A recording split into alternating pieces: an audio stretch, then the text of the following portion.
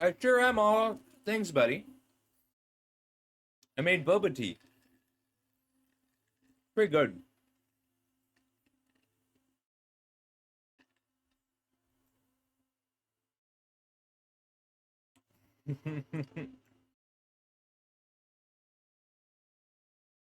We can keep this. It's a hunter's talent hand with a pawn prop. It'll be fine. If you ever run away together in pawn prop, you're pretty happy. Good day. I gotta caffeinate and probably take more meds, and then we'll do every deck ever explained. That happens every time MTJ or OBS updates.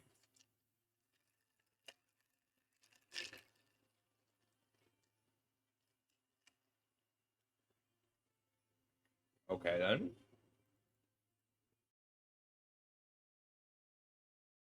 Hmm. I think I'm gonna kill this before it gets too big to kill.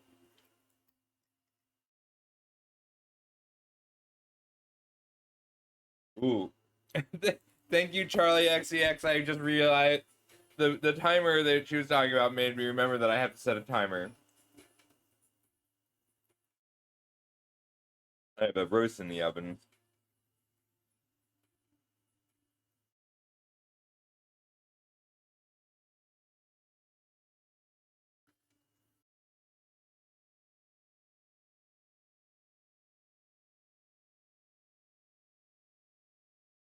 I could hold up Run Away Together as a tempo play. I just don't have a second creature. Hey, Dip, how you doing?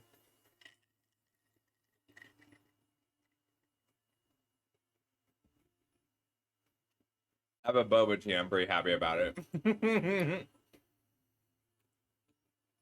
So I'm working Saturday, but I think I'm randomly off on Sunday.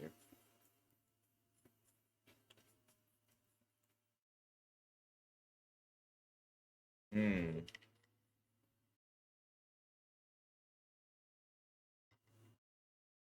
We're gonna level this up, hold up Runaway Together, and Dire Downdraft.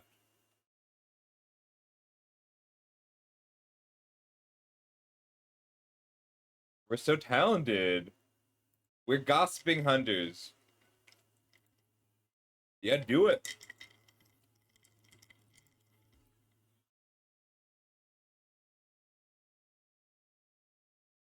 There's a downdraft. I'm expecting a throw up or something.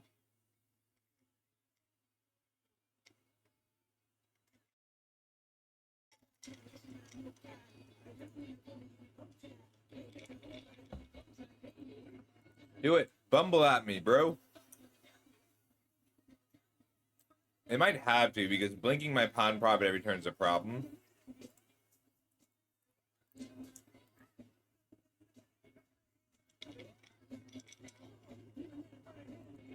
Which would I take out of what?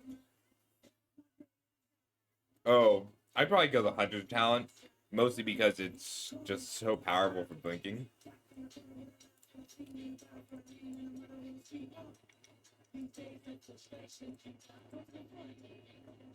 Mm. Probably the hunter's talent because of Sticky Tongue Sentinel.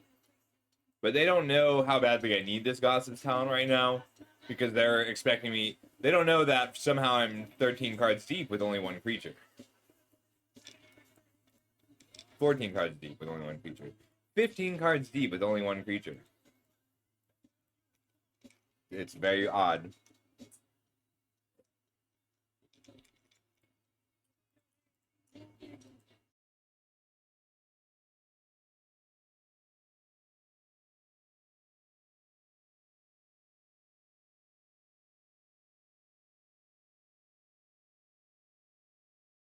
I can't believe I'm deep into this deck I am without a second creature spell.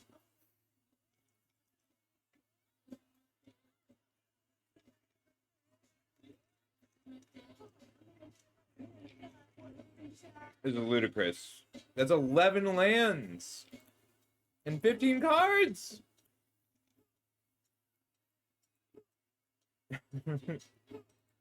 Hmm. I don't think it's very helpful. I know I've been complaining about the lack of creatures, but it doesn't help against this board at all.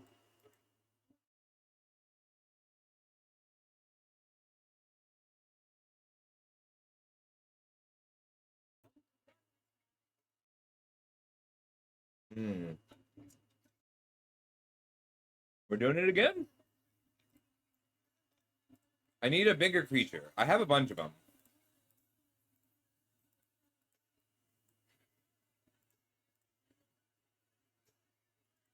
My opponent's probably so weirded out right now.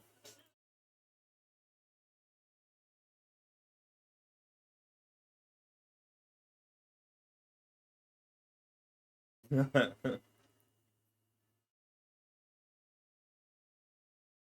may have had removal spells. I have engines coming. I have things to do. Hello.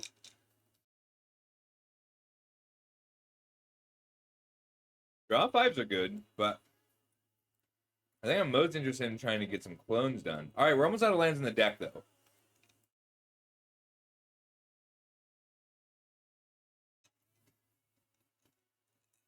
I think I have to kill the Curious Forager.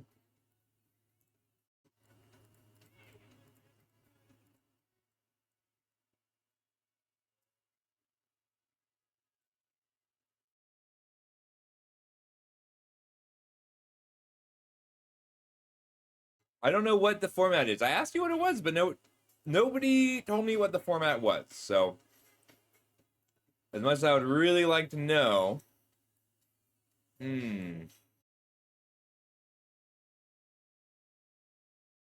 want this. No, this is a quick draft that I don't remember doing. We're gonna give him a fish to fight the forge.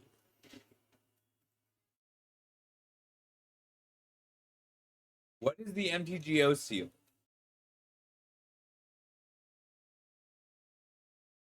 There we go. We're finally drawing some creatures.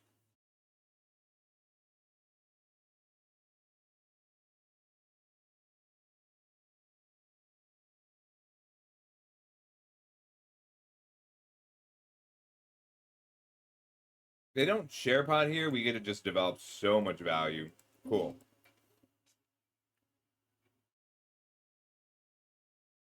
All right. 4, 8, 11, 12.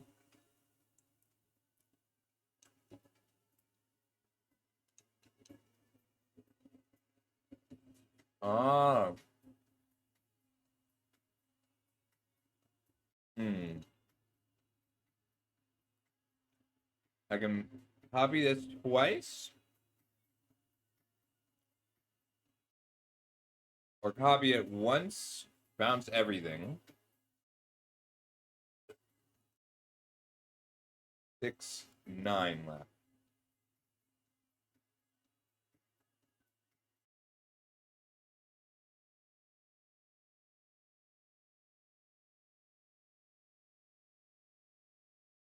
Four, 8, 11. So I block here. I go to 6.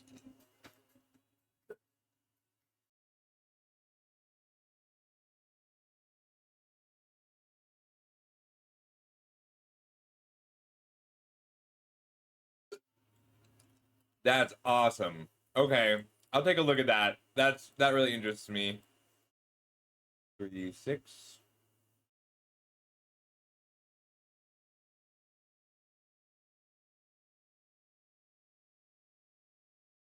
That's not very helpful here.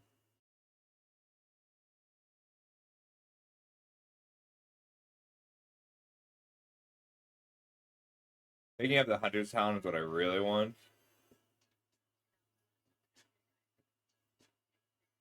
I'll drop first. Not a lot I don't want here. Oh, never mind.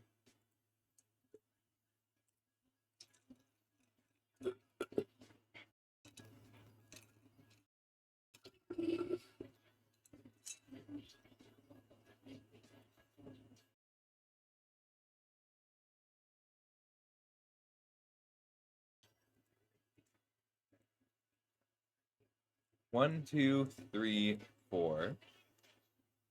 Three guard duo, Hunter's Talent. We'll Dowerport Mage first.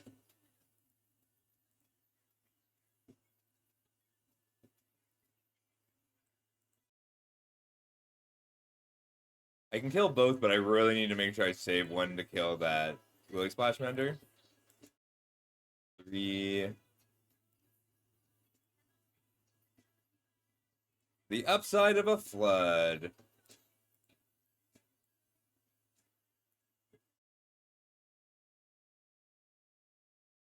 Row. Ooh, I want that.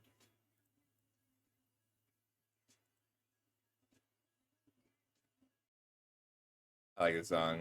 I'll take a look at it, Aster. I think it's pretty cool. I will shoot the flyer. I'll attack.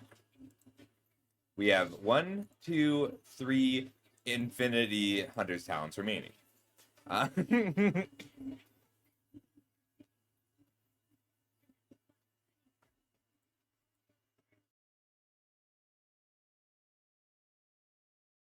they get this up to 4 power? They need a 1-drop to get this up to 4 power.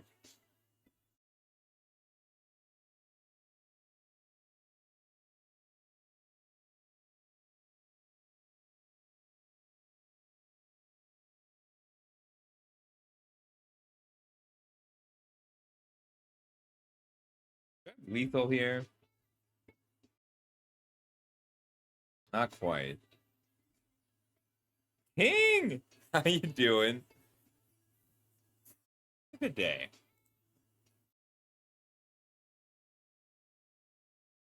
That's big.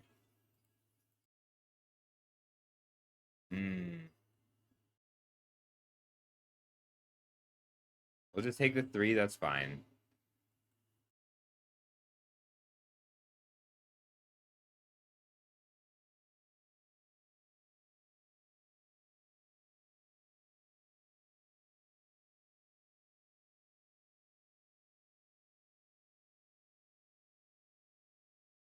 Could level this up first. Then Sticky Tongue Sentinel replay it. They're very likely to double block. I think I'm just okay with that. But if I let them untap, they get to play and replay the Mentor.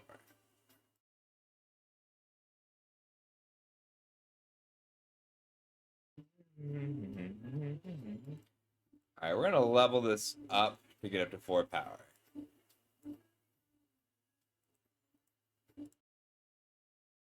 Yeah, they block. I need to take out this Tree Guard duo before they can blink it.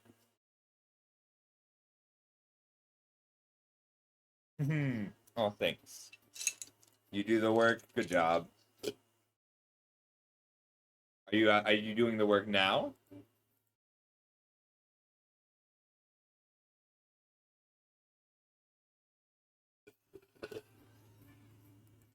We'll surveil. Pick up a Hunter's Talent. Cool, I need that.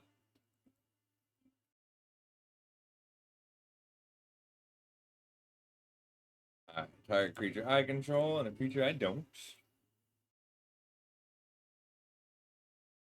Hey, Tyrant. I'm sorry you do the work now. I had to kill that because they could play the Lily Splash Mentor and blink the Tree Guard onto their Mentor. Heck yeah, King. That's a problem because they can get this up to 4 power at instant speed.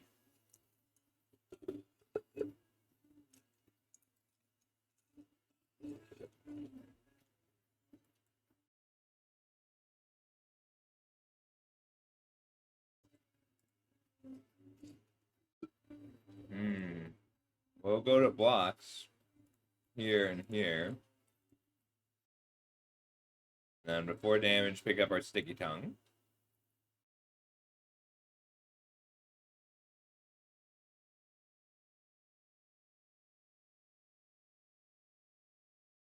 Useful.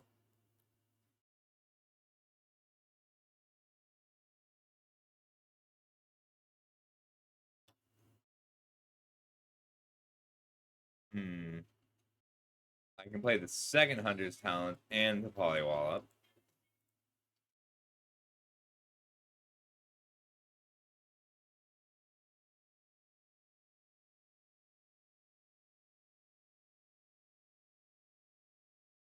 actually need the green source, weirdly, at this stage.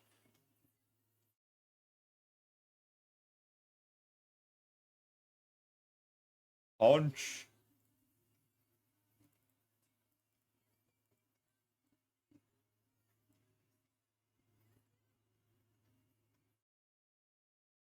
Tax.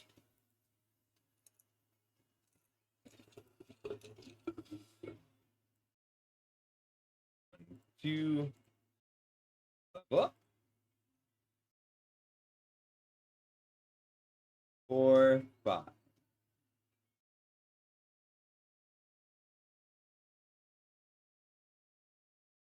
Oh wait, we just have lethal. No, we are green short of lethal. That's right. I didn't finish leveling these up.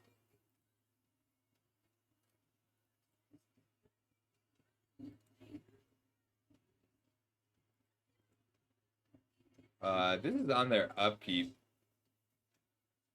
I'm gonna wall up it now.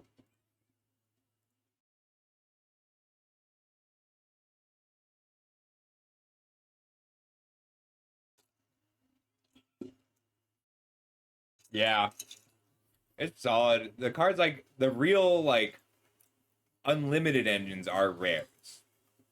Okay. Yeah, this is a known sticky town.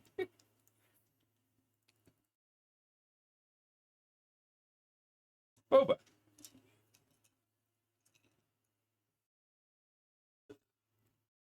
It's one of those weird days where it's too cold with the AC off and too hot with the AC on. There's nothing in between. Because it's not actually hot out, but where my apartment is, we're the topmost apartment, so we get all the sunlight. It's a low temp, high Sunday.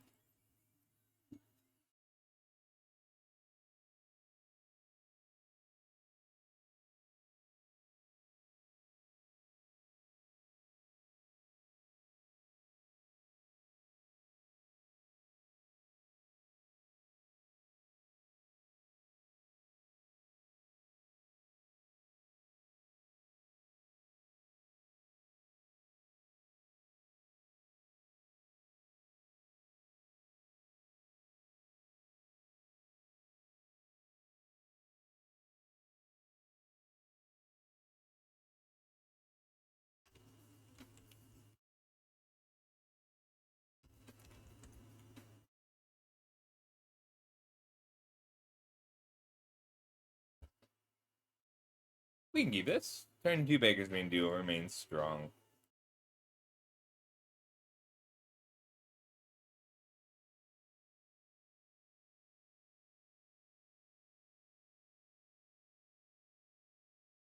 Oh. Hmm. Any reason to do anything other than play the Baker's Vein duo is what I'm trying to figure out. But nope, we're just gonna play the Baker's Vein duo. Frogs can do some scary things. Frogs is probably the best blue deck. I think all the blue decks are viable with the right combinations. No blocks because I would like to be able to hold up a runaway together.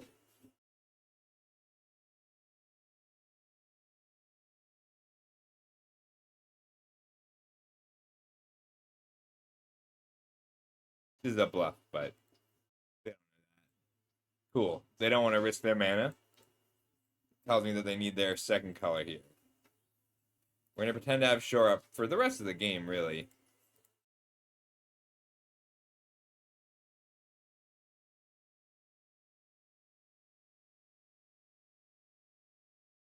They do have 4 mana available now. Let's see if they want to use it.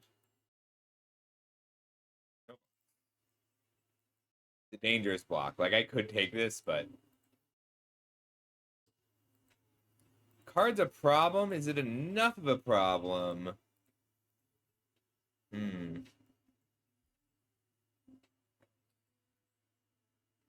I can attack for 6 here, taking 6 on the crackback. Then I get to run away together and dire downdraft in the same turn. Alright, we're gonna get this big hit in. plus 3 puts me up to 4/6. So I can hit for 4 or I can hit for 6. Hey, Liege. Hey, Christmas. It is an attacker's set. It rewards people who like combat and are good at tracking life totals. Like, I think Quick Draft probably has a very high percentage of frogs. Oh, sorry, Tyrant. One sec. So I'm only doing standard.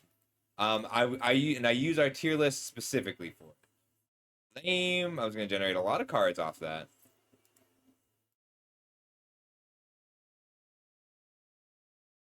I don't think they can attack at all. Cool. I was right. Lily Splash Mentor is the card I'm most scared of, so we're gonna fight that.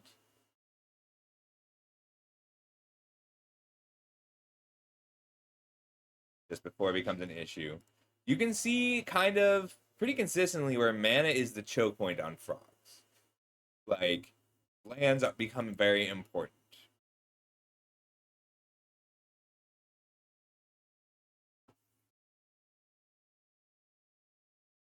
I like bluff attacks a lot.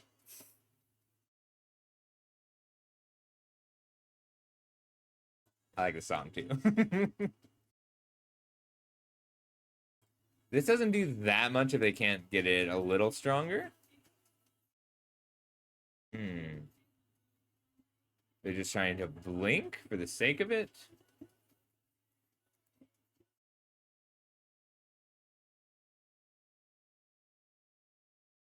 Trying to just sneak 3 damage in for the food here. Do I care about the food is the real question. Do I care about the food enough to bounce my own Baker's Bane duo? And I don't. We're going to let him have this because this isn't drawing them a card. 1, 2, 3, 4, 5. Although the runaway together does let me...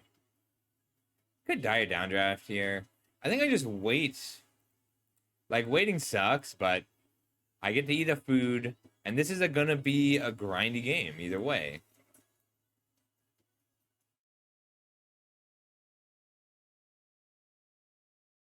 The duo getting in lets me still attack. Like, I just need to keep pressuring here. Try and steal a win with his Water Spout Warden. We run away together. I can't pay the ward on frogs right now, which is a bit of a problem. But not one I can't overcome.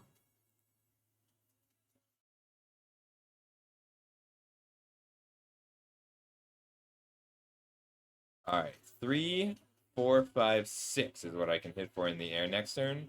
Not quite lethal.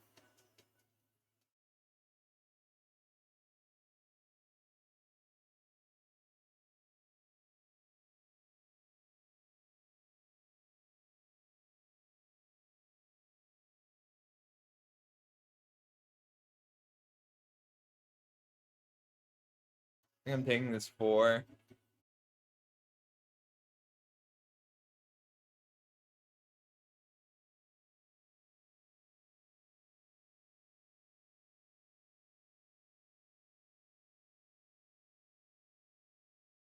I need to get an instant sorcery into my graveyard.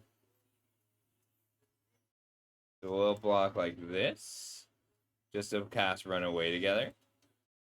Because I can't target any frogs.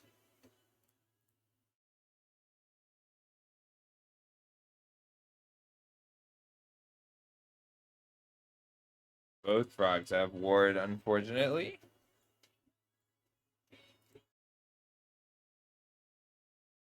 We're going to do this in their draw step so they can't draw it in the same turn.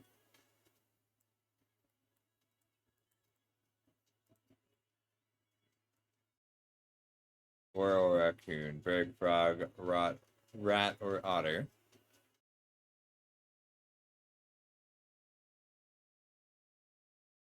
If I do this now, I can hit for 7. I'll have to block here.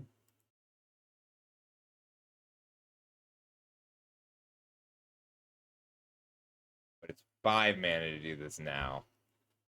Shoot.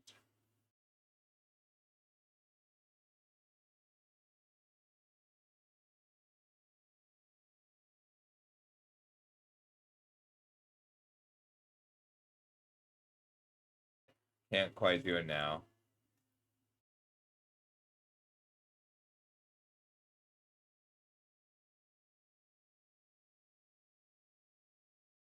I have to wait for this to attack. Oops, oops, oops! That might be a loss. I was clicking on the screen to move the arena back, and I clicked the food, and it insta-tapped my mana. And I think I lose now. Unfortunate. That's an unfortunate misclick. Because the food was created underneath my cursor, and it means that I don't get to take out the Lily Splash Mentor this turn.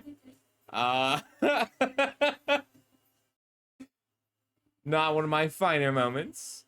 But, like, this turn was very key, because now they get to start eating food instead of replaying the Mentor. Alright. I was gonna steal the win with Eddie Merc Crab this turn, but I'm no longer gonna do that, so...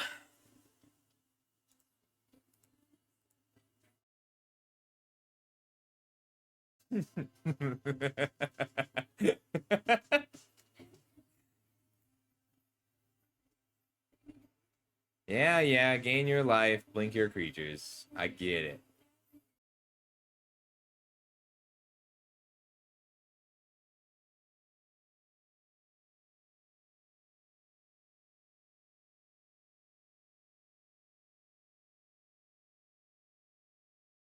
What if I flashed in the crab? 5, 6, 7.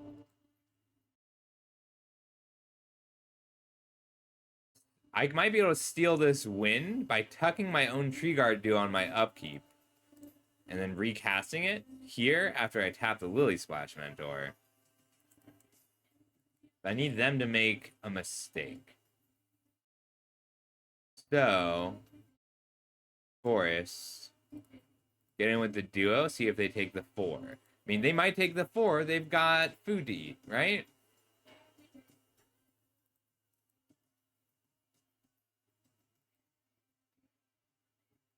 All right, we're going to try and steal this win. 5, 6, 7. So I can tap 2 frogs.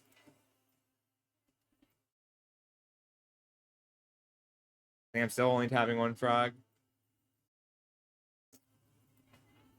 They eat. I can deal 7 with my Warden, which means blinking the Druid and eating a food. All right, so they're short a mana to eat 2 food and blink the Druid. We might be able to steal this win despite that error.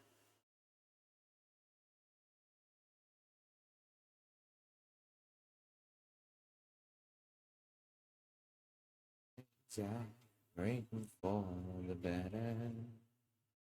When the wrong was after me to the storm. Lily Splash Mentor and Baker's Bane Duo. Pay the war.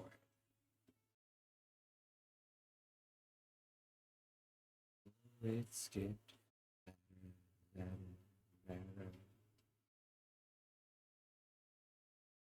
Lame. Never mind. They had a second reach creature.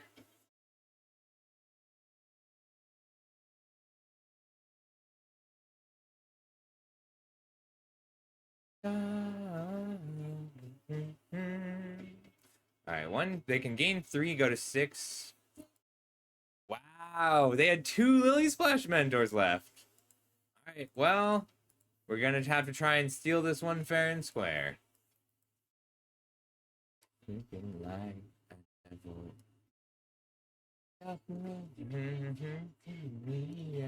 Zero in the level.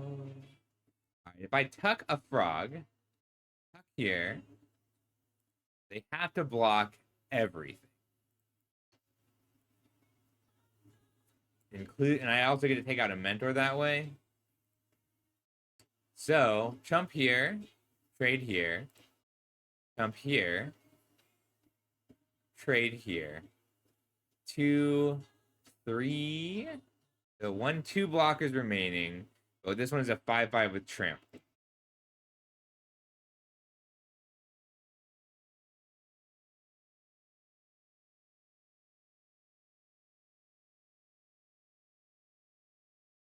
If they didn't have the double mentor, I think we were gonna take it.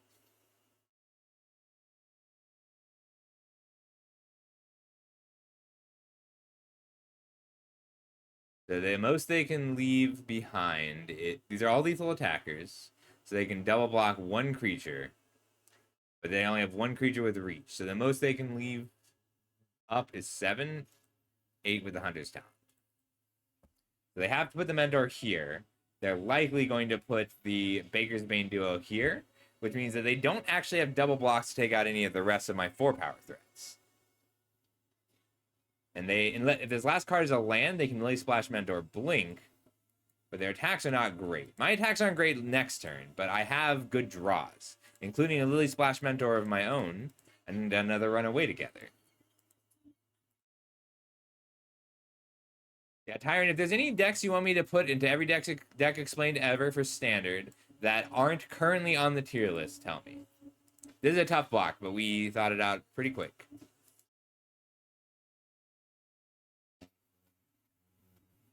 All right, so there was a chance that they kept the Sunshower Druid to start blinking with the Mentor. We're lucky they didn't. The problem now is that they block that correctly. So they can double block my Tree Guard duo with these two. If they attack here, then I can break through their Lily Splash Mentor. Why, deck? Why? Always when I need it most. All right, so now this is probably a loss because now they can blink the Long River Lurker, which blinks the Lily Splash Mentor. And they're at 2 cards a turn and infinite life. All right, great.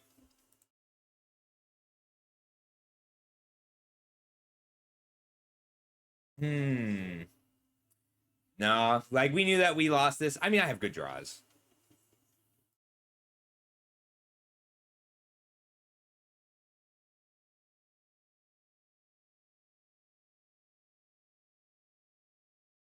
Next turn they can blink the long. I need to kill one of these, or at least force a block. That forces a block.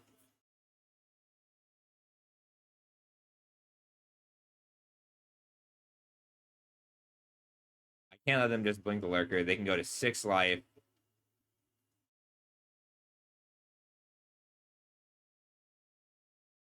So they go to 6.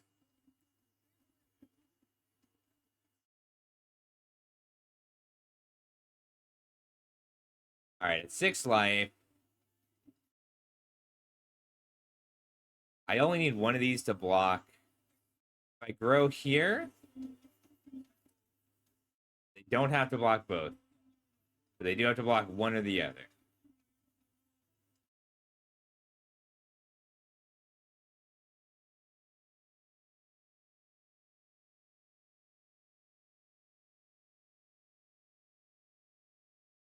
This is an interesting song. We do have a lily pad village to activate. This isn't a loss. We're only in trouble because they're drawing 2 cards a turn. So the longer the game goes, the more trouble we're in. But we did need that to happen because if they can just blink the Long River Lurker twice, they've got 2 unblockable lethal attackers.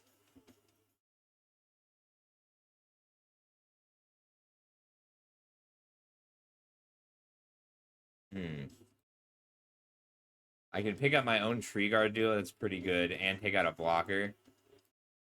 It's not quite lethal, but it does. I get to control what happens here.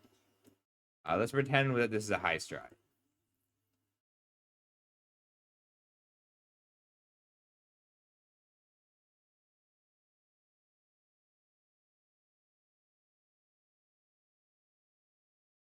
Can you stop playing food, please?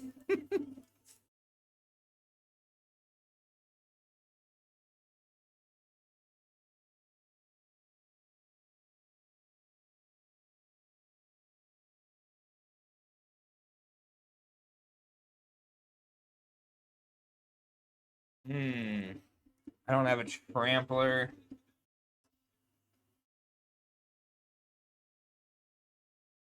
They're an effective 5. If I double block, I'm giving up 2 creatures. They're at 5. I can pump.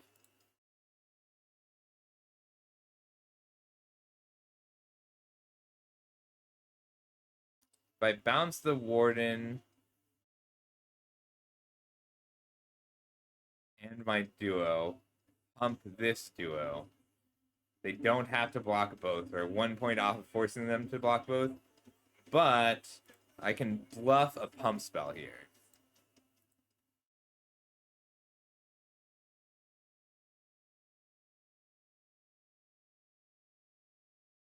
Also, hi, Steve.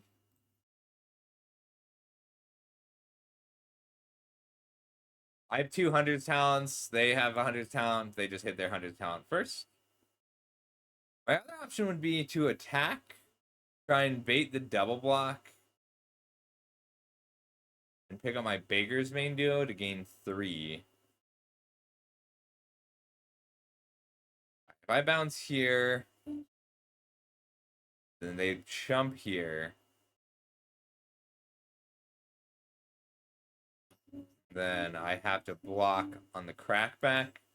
We're back to square one. But I can top deck Hunter's talent for lethal. But they get to gain 2, 4, 6. The problem is the gaining 2, 4, 6. If I swing with the duo, they block here and here. Trying with a flyer. I gain 3, take 4. Alright, we have to pre-combat to do this. Like this.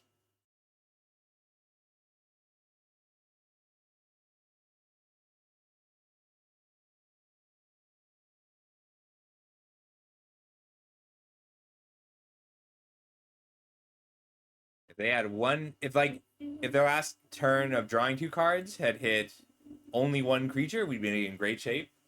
But they did hit creature that turn.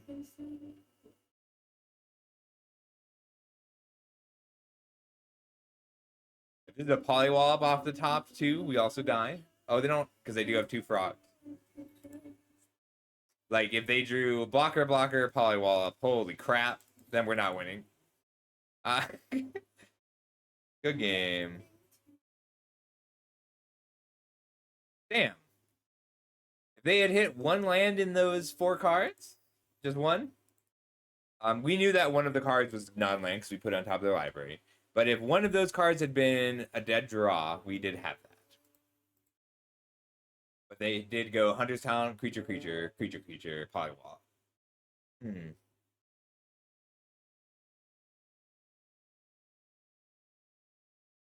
Yeah, but they were dead 5 turns ago to us having a single removal spell, which we played that game without any removal spells. I have 5 removal spells in this deck. Like, if we had hit one of our polywallops or Hunter's Talents, they were dead because we were just generating enough cards or any card advantage. Yeah, I mean, this is a good enough hand without a forest. We'll be fine. Oh, as soon as I give up on drawing a forest, that's when I draw the forest. I need to just give up on having my colors. It's the perfect plan. We want to go pawn profit, because I want to be able to... Ooh, great draw. I want to be able to Dower Port Mage and hold up Run Away together in the same turn. I'm a lot more interested in playing out the Dower Port Mage now that I have this Sunshower Druid.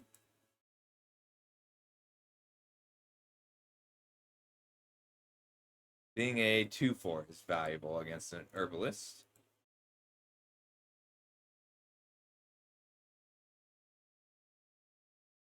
It just makes it a little harder to kill. They can't fight it or polywallop it here. Trivia is not happening. Damn it.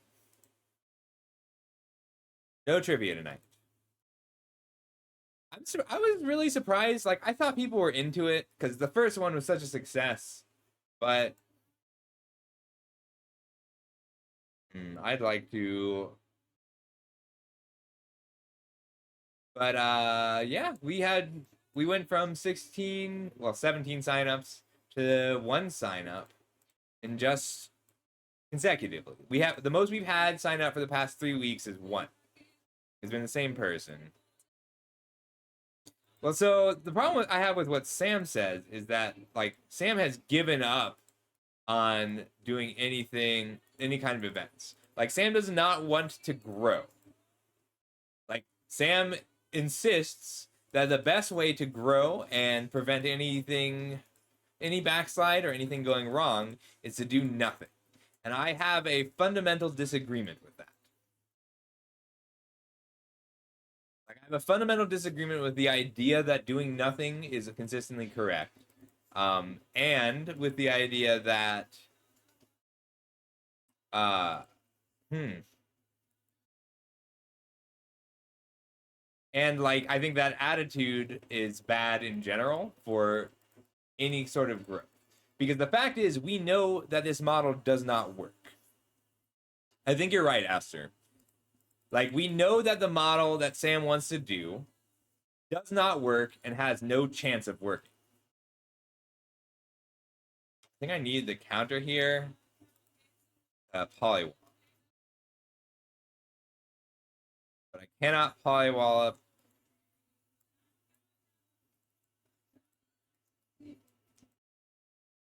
Like, we know it works because there's no longer enough Magic players who are interested in content. So if we give up on finding the niche or growing in a different niche, then we have already failed.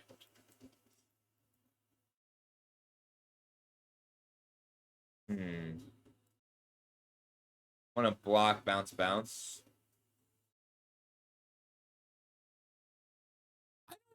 I mean, obviously I'm wrong because that has proven itself to be the case.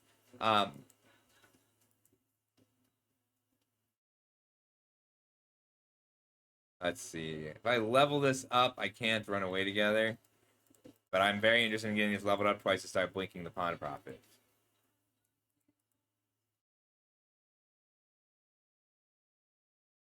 It's just so... It feels like people are so against doing anything that isn't the card game.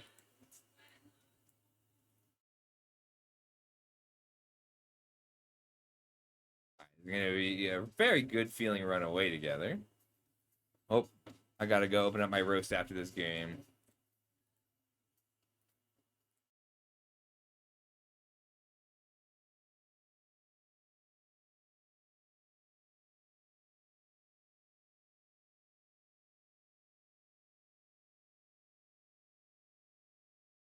Bounce, bounce.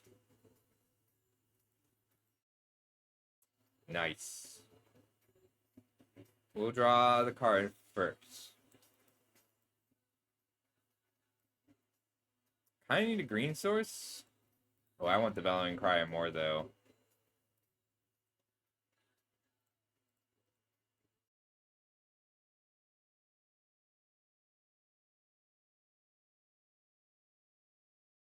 I do want a green source, but not badly enough to... Like, if I draw green source, I'm just putting it back. Polywall up here lets me shoot for 2.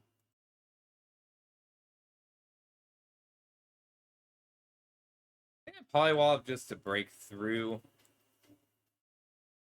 before they untap.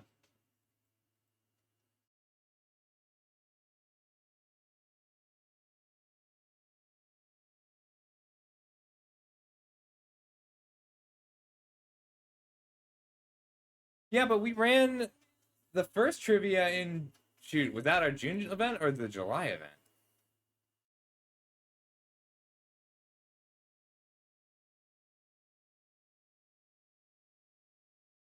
Hello. You're a problem card.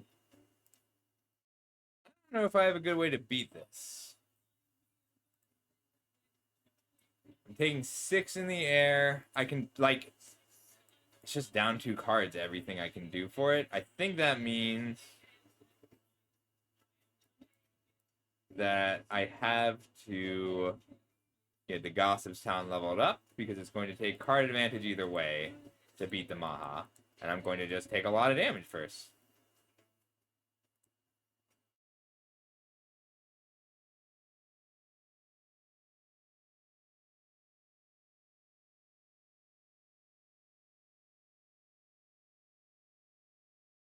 Okay. So, I mean, we can try again. It's just so much work. It's always demoralizing when something that takes more than 20 hours is something that nobody wants to do. That's pretty good here.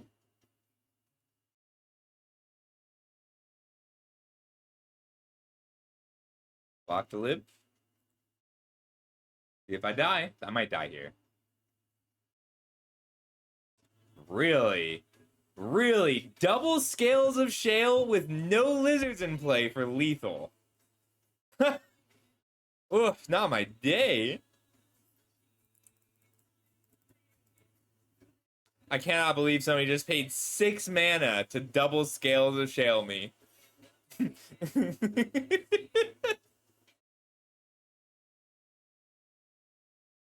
Yeah. It's just hard not to feel like, wow, I cannot believe this deck was 1 in 3. I can't. I'm on such a losing streak.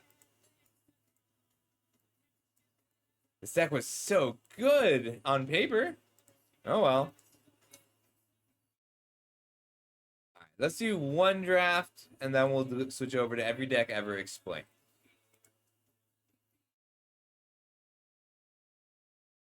I'm gonna take my meds. I'm gonna be. No, I know. I just want Magic to be different. I know that's not a reasonable thing.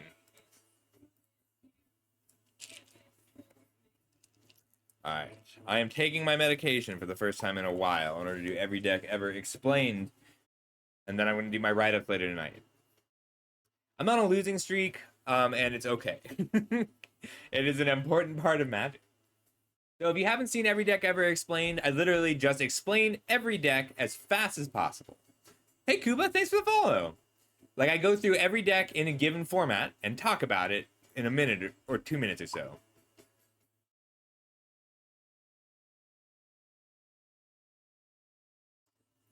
I get it. I'm expressing general frustration that other people do not like the non-actual play aspects of Magic as much as I do. And that's not fair to all of you. We're going to take Balin. I think the card's great if you get it first pick, bad every time after that. Banner is also worth a first pick. It's just what you want to do. Like, these are both... I could write a paper about the difference between these two cards as first picks. This one locks you into a very specific deck very powerfully. This one is a powerful card in any deck, but you have to, like, it leaves you open. However, passing the Balin means, so this actually locks us out of rabbits. Oh, thank you. Passing Balin here locks us out of rabbits. I don't think Balin is the best card in this pack, but I haven't gotten to... This is the correct pick. I haven't been able to play with Balin yet. I have a bad habit of really wanting to play with cards that I haven't gotten to yet. Strike Force is worth the second pick. So the thing about Balin is it's not a red card. It is a green-white card. We are green-white with a red splash. A little bit of red. I like Clifftop Lookout a lot, and so it's pretty close between Clifftop Lookout and Strike Force, these two cards. Battler is a little more aggressive. I know. Battler is really good, but it's a very aggressive card. Like, I kind of would rather be green-white with a red splash.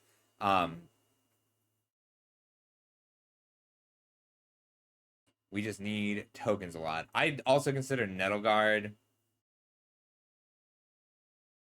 Strike Force is a better attacker. Let's take this. Trying to think of what I want to be. Let's take the Strike Force. Because then I can be red, white, red, green. Ooh. Yes. Balin's also awkwardly really, really good. Oh, I'm sorry, Haiku. Shoot, I missed it. I'm so sorry. What was the rare? I owe you one, Haiku. You can command any pick this draft. Wandertail Mentor, take out the trash, both excellent. I'm sorry, Haiku. You gotta redeem ahead of time. You want me to take Blooming Blast over Wandertail Mentor? You're crazy.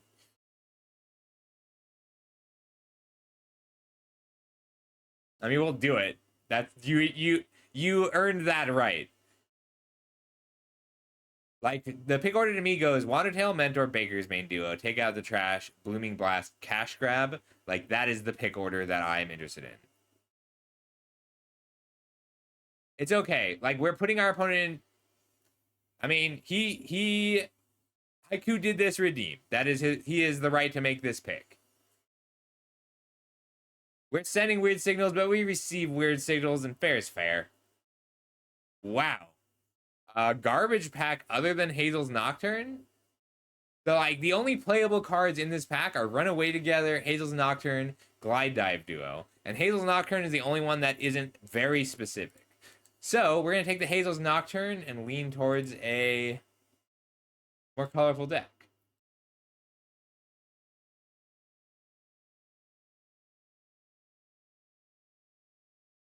Yeah. That was one of the weird...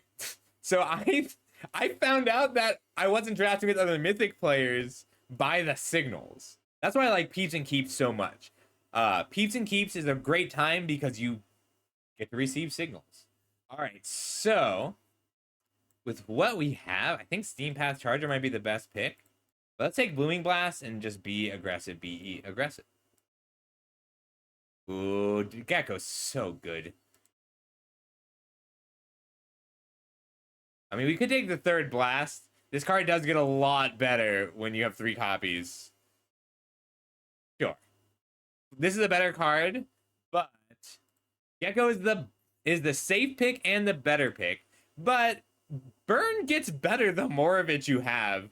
9 burn damage is a lot. Green weirdly our splash color. This is a pretty good Sun Shower Druid deck. Like, we do have 4 burn spells. Sun Shower Druid is better the more flyers you have, and it enables attacks. There's a real argument for Sticky Tongue Sentinel, but I do just like 1-drops if we're going to be doing this. Harnesser of Storms, this card only works in pure burn, which I did not think was possible, but when we have 3 Booming Blasts, it's suddenly possible. I do too, but we're not a black deck. I mean, we could just prepare to be lizards with 3 Booming Blasts. Harnesser is not good. Like, if we get enough Offspring, this will work. Late enough Gossip's Talent that I'm interested in it. I don't think this card's playable either, but if we have 3 Booming Blasts. I'm so mad we passed that Wandertail Mentor, though. All right, we're drafting bad cards today. What's 20 gems? Did not think this would ever table ever.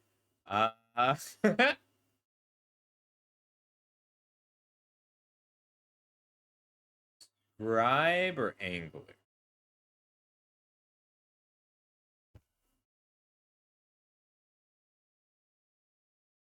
Yeah, because I'll play this. It's just a matter of likelihood of play.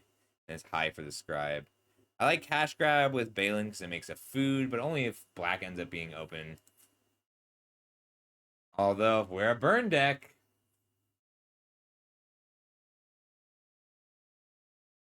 Alright, let's try it.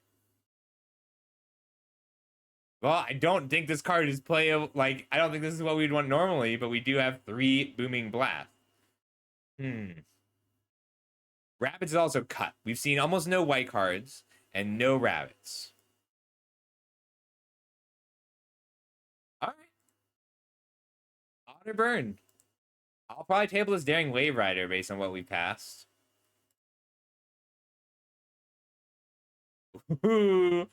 I do think the Mentor is better, but I think I can table the Mentor out of this pack because there's a looter if you're blue. If you're blue, you're taking the Shoreline looter. Otherwise, I can get the Mentor. Wild. That's fun. Like, I'm okay with this. Is what Haiku has done is the specific reason I put the redeem in. Like, I did not actually think people would be using it to make me do ridiculous things. I thought people would be using it to make me try new things. Suddenly we have a rabbit. So Carrot Cake is pretty good here. Right now, we're more likely to beat Grixis. Grixis burn. I'll take the Pearl. I'm okay with it. None of that was a complaint, Haiku. Take out the trash or might have been me. I mean, it's gotta be take out the trash. Um, Shore Up, Sugarcoat, both very tempting. Hop to it with Balin specifically if we want it, but like we can't really do 5 colors in this format, or I would. Even this Hazel Nocturne is going to be pretty tough to squeeze in. Wow. Angler is probably best. Wix Patrol is just good for us. Hmm. This is just a great pack all around. It's Burn. It's Grixis Burn.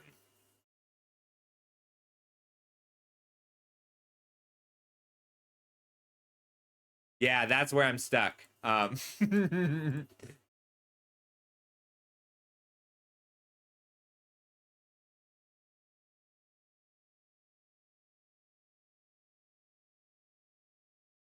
Like we are literally with an Alani out, we are going to try and burn them out with Booming Blasts. We are going to run. We don't want to play the Hoarded Overflow. If I can get enough pearls, I won't. But like Hazel's Nocturne is pretty good.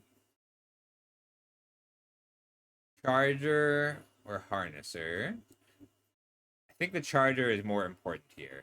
Like Harnesser is playable, but we need 2 drops and we need burn. Like we need direct damage. A 4th blast would be great. If we get a 4th blast, then this deck will actually work. The reason this deck doesn't usually work is that this is the only burn spell. Like this is the only face burn spell in the set. Hazel's Nocturne, arguably a burn spell. There's still a world where we end up. I do want to play this. That would be so good. I would love a Landfall Lizard.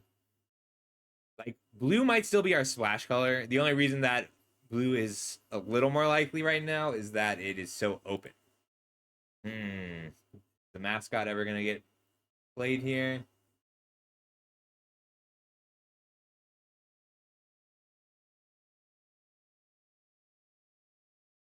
We'd be red-black with a little bit of blue. I think it's going to be the Valley Rally. Like, I like the Dire Downdraft and the Crier. And this card I don't usually take very high because it's just got diminishing returns. But when it's good, it's really good.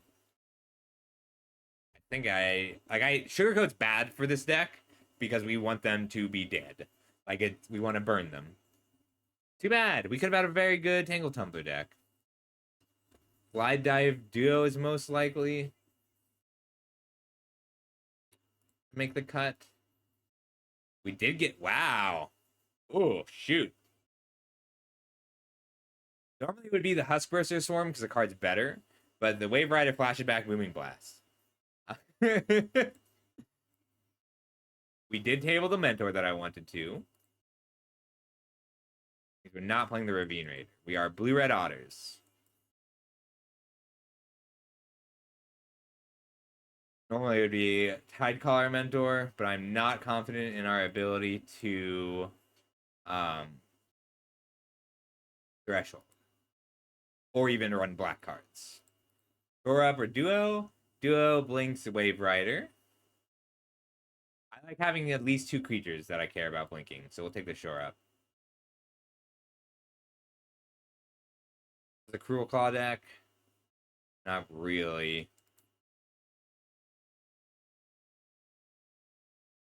We want Card Flow. Which one, Haiku? It's so bad, though. Cruel Claw's so bad. All right, Cruel Claw's good now. Cruel Claw just became good. Back to Lizards. Team Path Charger versus Swarm versus Cutthroat versus Spark Shooter.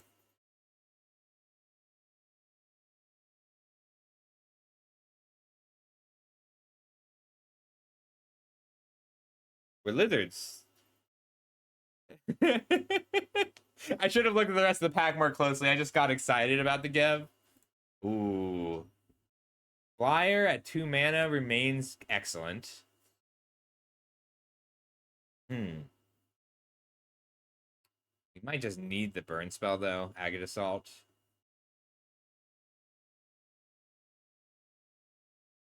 Still looking to pick up an Agate Blade Assassin. I'm okay with being 3-color bullshit. Yeah, we'll take this Cleric. A late Saver and a late Patrick Banner. Really late Patrick Banner. It's like Saver's tempting, but Booming Blast is that slot for us in this deck. Boundboard Bell or Marshstalker? Did I get any rats? I think I have actual 0 rats.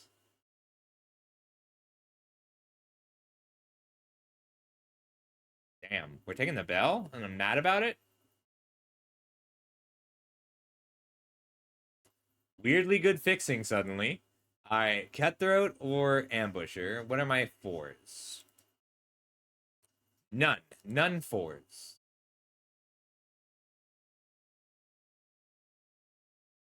Cutthroat's pretty good for us, but I think I'm still going to get one.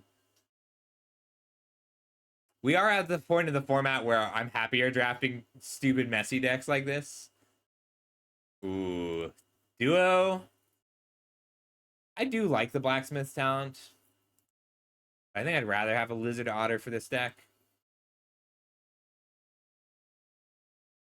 Scribe. Actual 2s. Actual 3s. Actual 4s.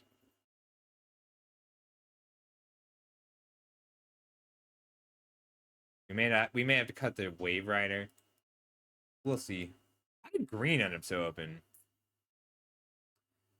It's the form and function, King. I love the way no, really fantastically difficult pick here. Yeah. So King, it's tough. I really love the way that I can say, hey, what do you think Booming Blast does? What do you think Daring Wave Rider does? What do you think Uncharted Haven is? How about a Starscape Cleric? Like, the thing I hate most about Magic is when the flavor and form and function don't mesh or don't match up. So I really love the so these two were both redeemed. So I have to play both of them. Which mentor?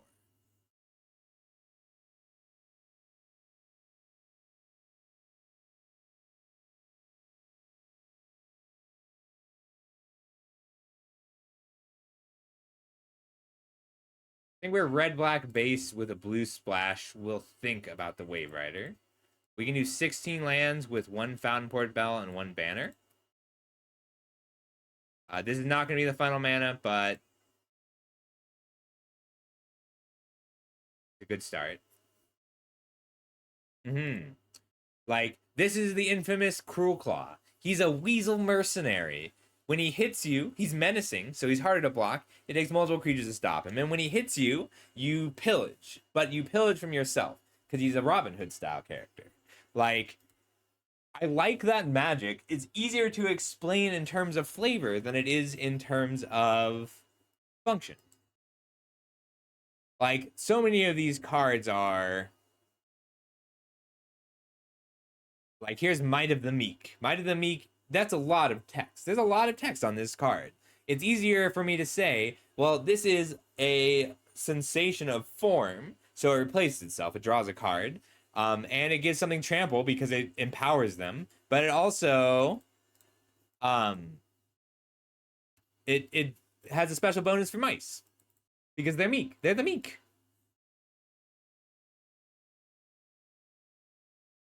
Let's be the burn deck. All right, we have 4 burn spells. It's pretty low, but could be a lot worse. Oh, Stormcatch Mentor. Yeah, the Mentor's probably out. We want to be lizards first. My blue splash is going to be pretty light inherently. It's true. And you will do better, your deck will do better if you build according to a theme than not. All right, 6 more cards we can put in. We could bring in Runaway together. I can bring in. I think I do want to bring in. Where did my otter go? Angler, which means I want this cantrip card. Valley Rally is a good finisher. I would have liked to play Pearls of Wisdom.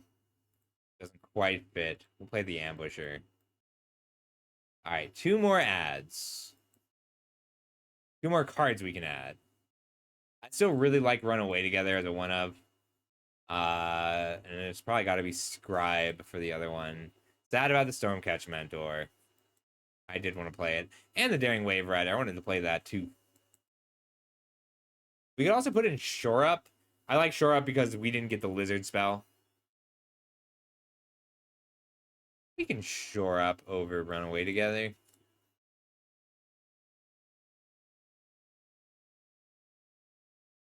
I like this. We could do... We're at 16 lands with 1, 2 cantrips, and a Patchwork Banner. Any secret lizards that I'm missing? So, but King, that's what's good about Magic is like if you were so like Foxy doesn't play a ton of Magic, but Foxy can make a Fox deck and it will function. It'll work.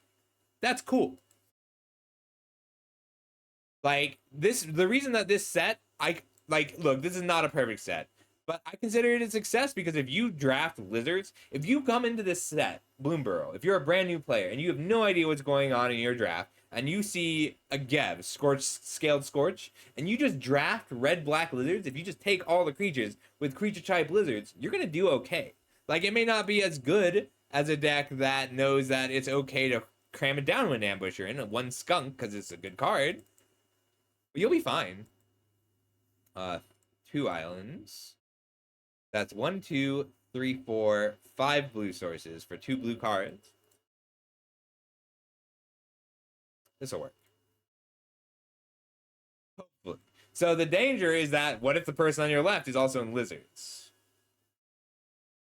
I'll tell you what, Aster. We're gonna do every deck explained ever after this draft, and then we'll do sealed. Well, I'll look at the seal. I'm not positive I'll run it. I forgot I had this emote. Thanks, Ghost Code.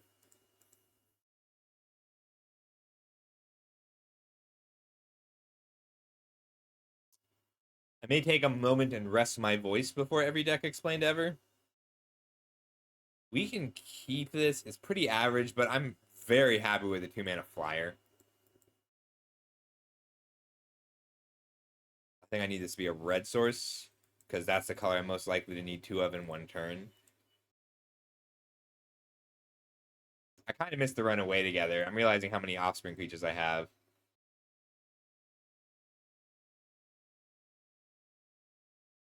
Like, for real, paper is the best. Like, it's really tough to compare to sitting down and playing a game of paper Magic.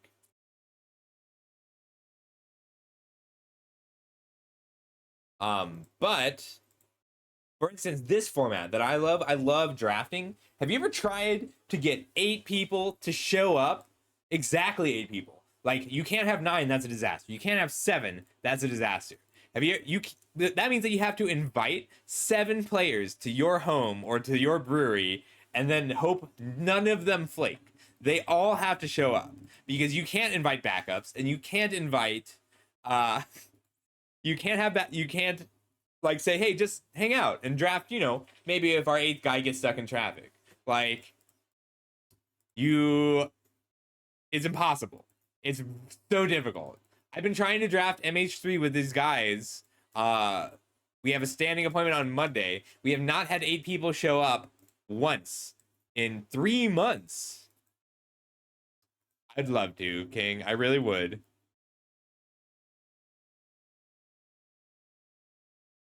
Hmm.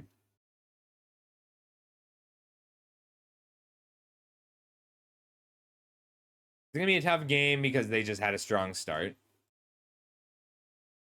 So yes, we can do that. If people are in Colorado, call me. Like, we'll make something work. We're just discarding, drawing. We're in trouble, but this is not unwinnable. Oh, game sounds unmuted? Huh? There was just, oh, okay, I know the problem. There was an OBS update, and for some reason, when either OBS or MTG updates, they are considered new programs. I don't get it why.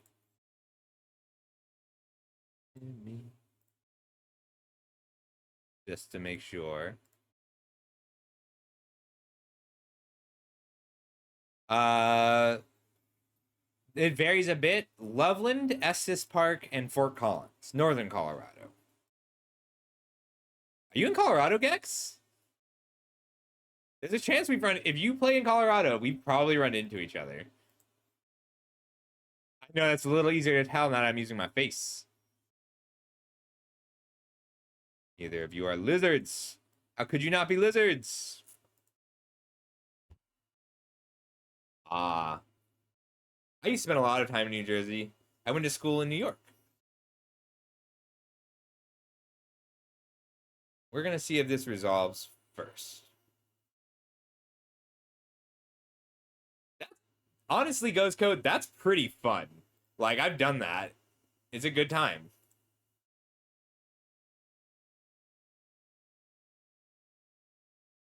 That's what so my buddy works at New Belgium. That's where I draft. Like, we go and draft at New Belgium Brewery. Um and he lets us try all the new beers. The new juice forces are so good. Oh my god.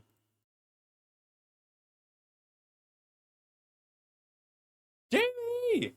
Hey, how you doing? It's a good time. Everybody check out Jamie Topples. She is one of my favorite streamers. She's one of, like, the only streamers I watch. Don't tell all the other people. How you doing? We just drafted. Haiku forced me to make some picks, which I kind of loved. And we're playing actual burn, like, with real burn spells. Hmm.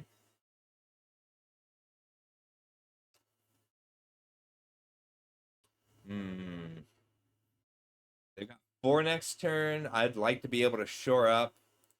This Nocturne isn't going to do much. So we're playing, like, Hazel's Nocturnes and a few other nice burn spells. Alright. 1, 2, 3, 4, 5, 6, 7, 8, 9, 10, 11. I think I'm going to Valley Rally for the 6 burn damage here. Use the shore up if they have a removal spell. If it's a counter spell, it's a counter spell, and I want them to use it now. If it's not, I want to be able to shore up. Because I don't want to play the Steam Path Charger into a counter spell. That takes the whole turn. Go to damage. Hot. Am I pitching a Steam Path Charger? Alright, 5. So this just countered. 5, 8, 12. I need targets in the graveyard to resolve a Hazel's Nocturne. Oh, you don't. You don't need targets in the graveyard. It's return up to 2 target creatures. That's my bad. Yeah, so they did a Nisa beer. Oh, hang on, I'll get it.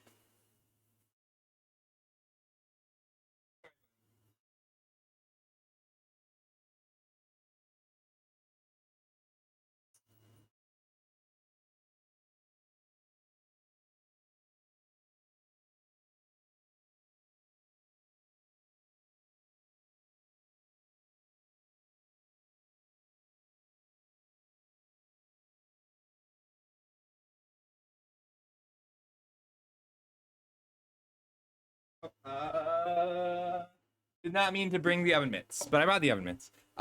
They did a Nisa beer, Voodoo Ranger IPA, Vastwood Seer IPA, and then they had a big free draft that everybody got to play in, where you got a case of the beer as well.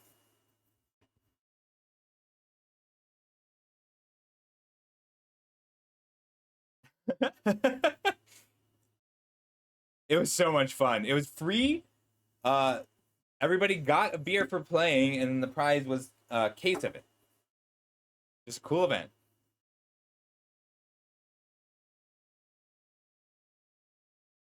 We'll play the swamp and attack and hold up the dazzling denial, the Hazel Nocturne.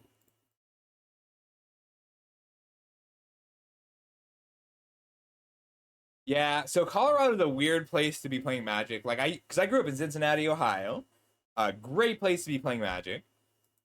Because like you're 90 minutes away from Louisville and Columbus and Indianapolis, which are all big where the big tournaments are. And then there's also like SUG does Cincinnati events. Colorado doesn't have as many big events, but they have a lot of really fun small events. I think the local game stores pick up a lot of the slack. Yeah, honestly, King, I always forget to dress up for the stream, but I keep a shirt hanging on my chair, so it's usually fine. We can keep this. Star Save Cleric is just a good enough to. On the draw, I'd be hesitant, but on the play, a 2/1 flyer is a great start. Because if you're on the draw, you play your 2-drop and your opponent can savor it. But on the play, I'm pretty happy to just get this down and pick it up later with a Hazel's Nocturne. Oh, so hi. I never said hello to all the raiders from Jamie. Hi, I'm Scuffle. We do educational content here. If you are after this draft, we're doing every deck ever explained for the standard format. So Jamie, if you're interested, this is what I do every time there's a new standard format to help people figure out what to play. Wow, that's so annoying right now. I think it's just Might of the Meek. Ooh, Cruel Claw is a great draw, though. Because if they have a removal spell, this will pull it out of them. I did teach for a while. I wanted to be a teacher for a long time. It's just very hard to be a teacher in America. Cruel Claw. This is Haiku's Redeem. Look at all these. They might double block here, and I can Booming Blast. It's not that likely, but I'll take a 2-for-1, especially if I can kill the Shoreline Looter in general. Like, these are both very valuable creatures for them to give up. That's awesome.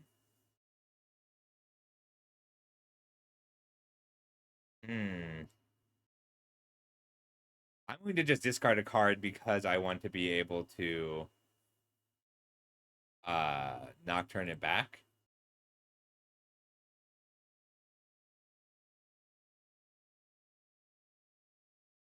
We'll grab our 1 island. Crack it now. Island, Ravine Raider, and we can hold up this Booming Blast. Looter is very, very good. It is worth killing. I don't think it's worth giving them a treasure here, though. Also, it is... The Looter is good enough, so I have Dire downdrafted my own Shoreline Looter in order to draw it again, if we are there. Thank you, King. I am pretty good at pushing my legal needs off for a couple years. I don't think I want to trade my Cruel Claw for this mascot, but I'll trade my Ravine Raider for this mascot. Actually, I will trade a Cruel Claw for the mascot because I have Hazel's Nocturne.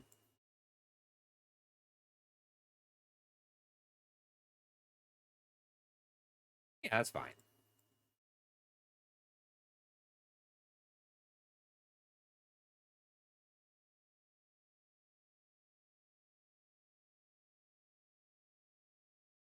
Oop. Pick up some cards. So they can Ruthless Negotiation me now, and they'll hit probably the Cruel Claw. Wildfire Howls is one of those cards that gets better in multiples. Like, because Wildfire's Howl is not a card that is good against everybody, right? Like, everybody has things that the Howl will kill. The trick is building a deck where you have creatures of your own that it doesn't kill. So that's annoying to do when you only have the 1 Howl, but if you have 3 howls, you can build around it and not lose out so much. Because like you can't play cards like Starscape Cleric if you have Wildfire's Howl, right? But and you'll pick cards like Infamous Cruel Claw. I mean, that's a rare. You'll pick cards like Mind Drill Assailant a little higher when you have a Wildfire's Howl.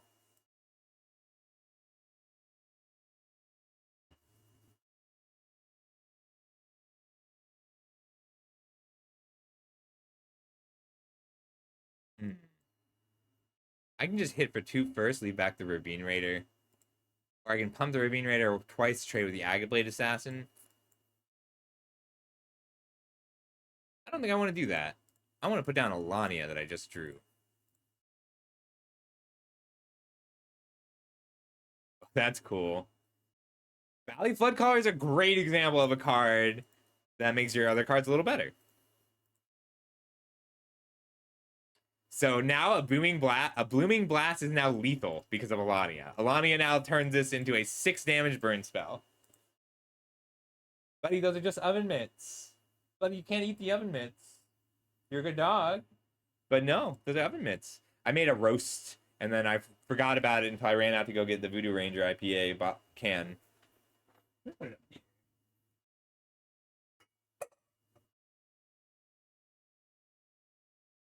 Is the shiny message thing new? I've never seen one.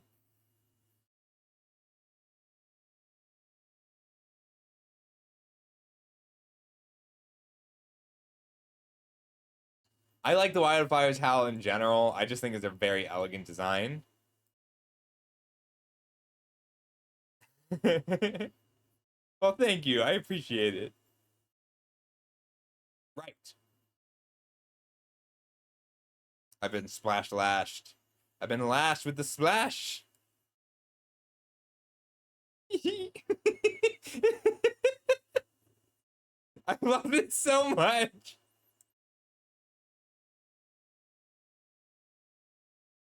Better to attack.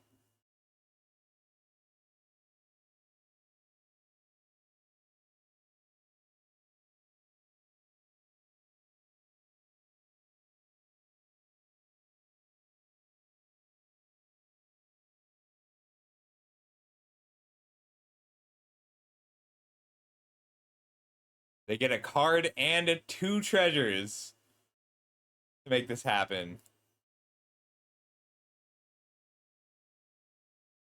The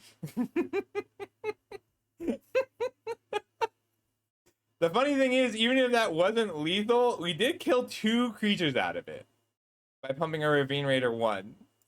We did though. We did the thing. Haiku, we used all your rares and we burned them out to the face.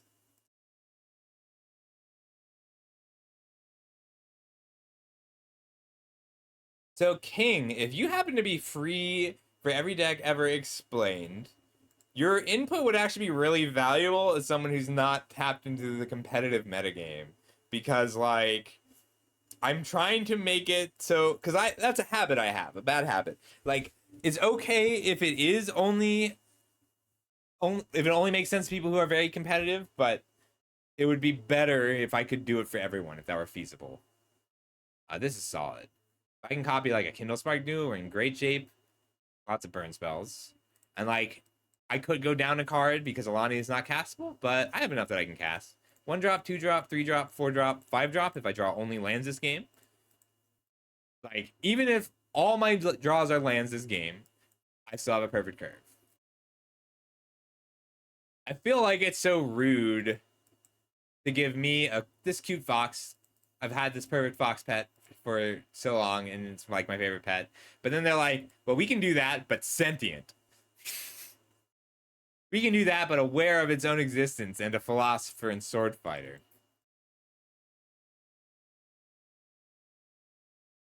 I think it's probably better to have the scribe down.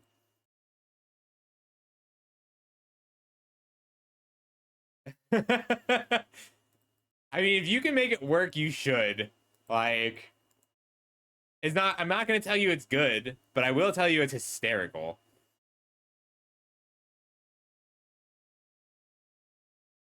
Island would be cool.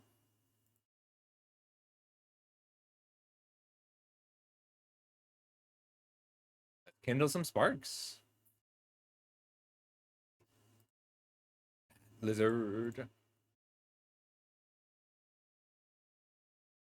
I'm jealous. I wanted this.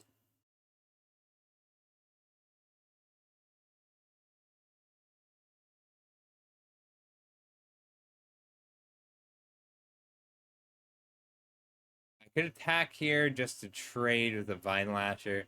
That doesn't feel worth it. We'll get Geb down. It's a good draw.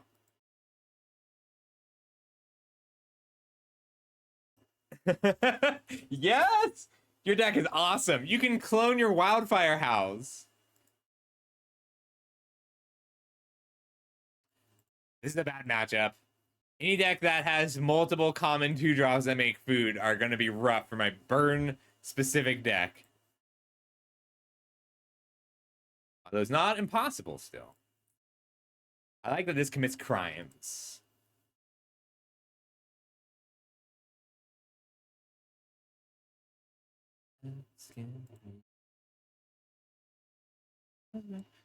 Yeah. I do think that people, yes, otters are tough, but people are undervaluing Alania specifically. Like, I splash Alania in so many decks. Like, I'll splash her in frogs. She just wins the game if you untap with her, but 5 toughness is tough to kill.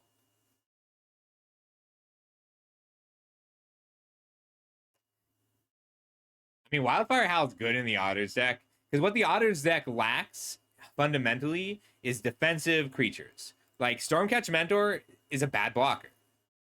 That's more annoying than a problem, but we have instant sorcery land creature available to put under the Curator.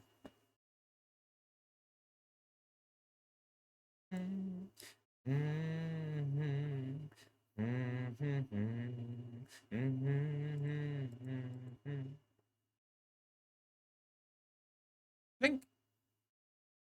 We just gotta keep pinging. Like, they are way ahead of us on life, which is a bad place to be in general.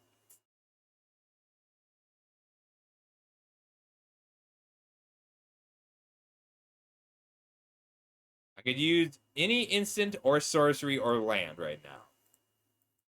We're pinging pre-combat so that it gets the counter from Gev. But they are going to have a 7/7 soon, and that's a big problem for me. If they draw a land, they have a 7/7 immediately. They didn't eat the food end step. I wonder if that was on purpose.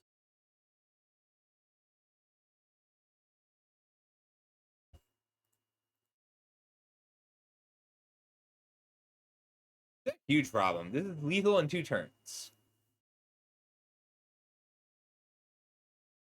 We need that 4th land. We're only 13 cards deep. We haven't drawn a land yet, but doesn't mean we won't.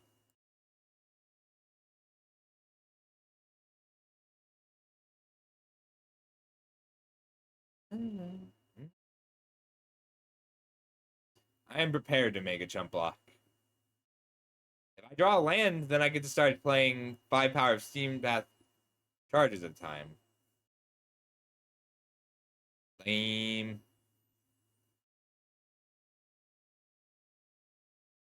They're giving me a food. They know I don't have time to use it.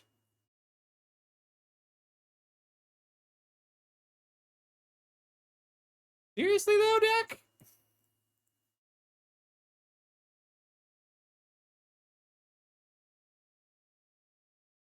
They can't stop me from killing a creature with Ravine Raider. That's a problem. Is 17 lands just not enough for an aggro deck? 4/4/5/5. I do only have the 1/4 drop and the 2/5 drops, and it's just bad luck that I drew all of them before my 4th land. They're at +6 life. They can make this a 7/7 on demand. I think I'm just taking it all.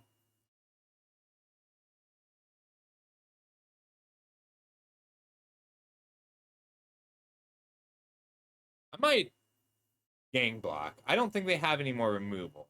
Because I think they top decked the Nocturnal Hunger, and they missed their land drop last turn, but played to their land this turn.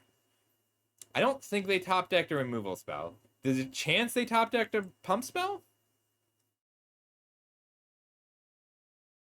3, 4, 5, 6. 3, 4, 5, 6, 7, 8. So I can leave back my Kindle Spark Duo block with these 4.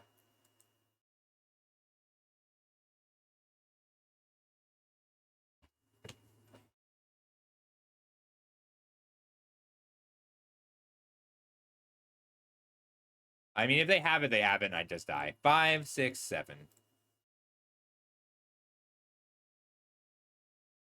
If their luck is that good, I'm going to lose. It's okay.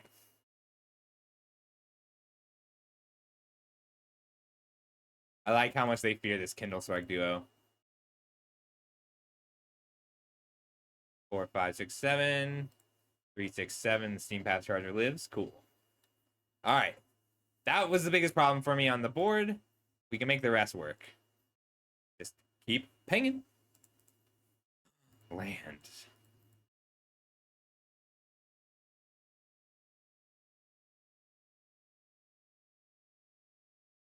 But getting with the Charger, I can kill this 3-tree Scribe. I think I'd rather just take my time and burn them out here. They're at an effective 18. They've already eaten 2 food. So we have dealt 14 damage so far.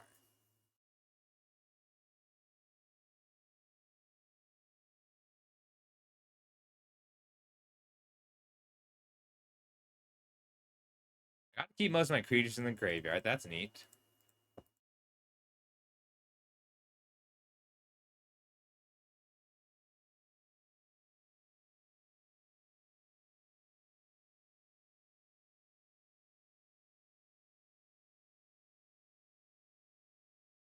Neat. We'll have to use a downwind ambusher this time.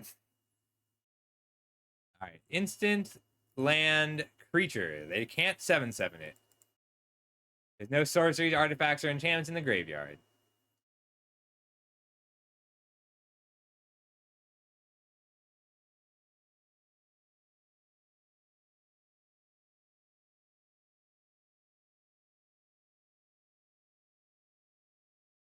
This 2/4 has just been doing so much work this game. Ooh, a 5th land.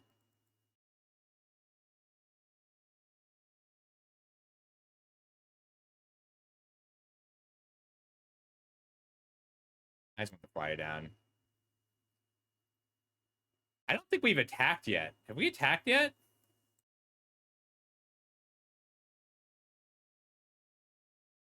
I attacked once with the Ravine Raider. My opponent also has dealt 2 damage to the 3-tree Scribe. The other 8 was from these Vine Lashers.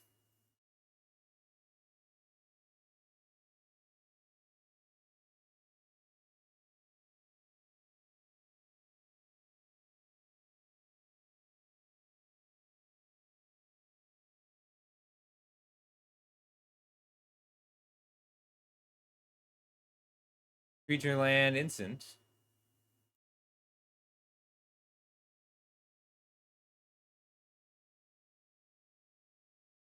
Blink. We just keep plinking. Keep plinking away. If I play the mountain, it lets me eat the food and use my downwind ambusher. Puts them to 8. They can block here, but they'll probably block with a 3-tree Scribe first.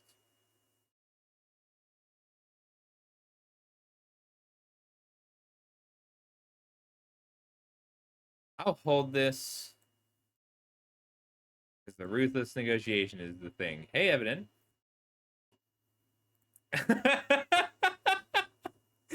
I think you're right, Evident. That does seem to be what's happening. Just peaceful otter squirrel raccoon relations. Everything's fine. We're just doing some forest fires. Just a few.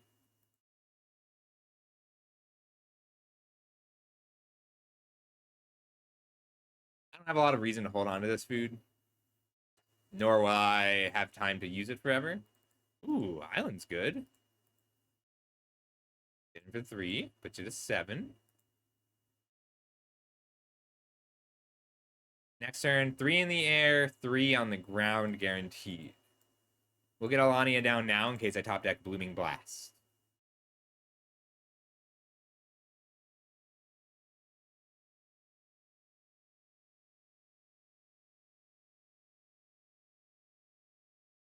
Joke's on you. I don't got removal. I do, but it's all Blooming Blast.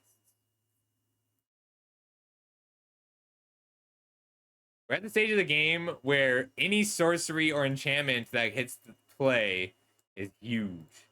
All right, 3 in the air, 3 guaranteed on the ground.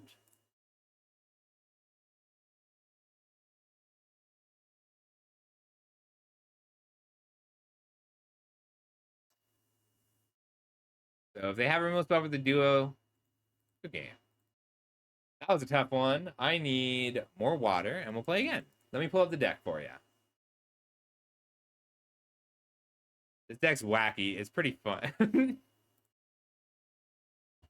What a silly deck. I like this a lot. Got my cup.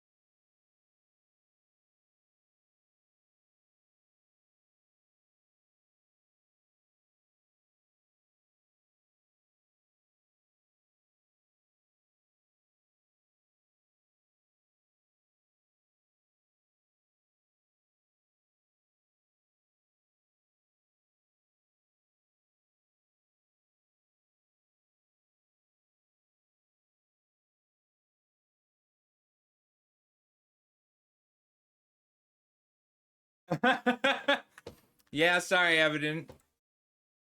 We had a redeem. We had some redeems to make me take Alania and the Cruel Claw.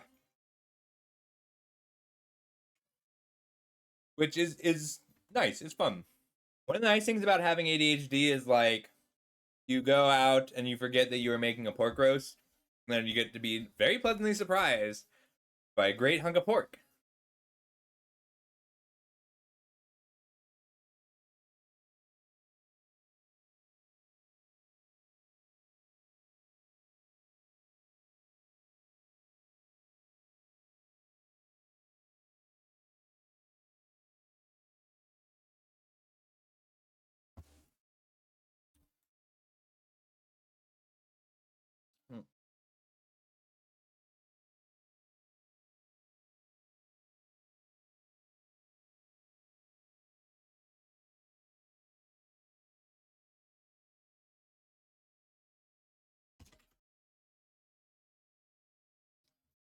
We can keep this.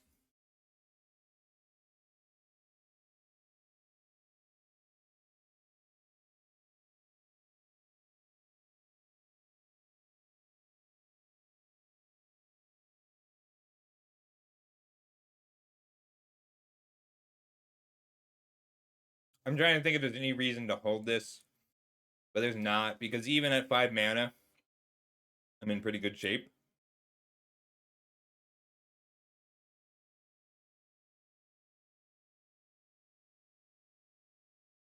I'd like to kill this, but I can kill it next turn and take it out as a blocker. Do not give your opponent a treasure on turn 2. Ever. Ever, ever.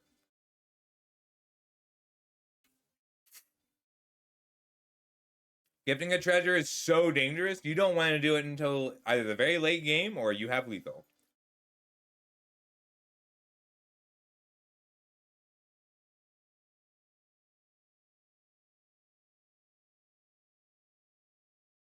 There was a chance they blocked there, but it wasn't not a high chance.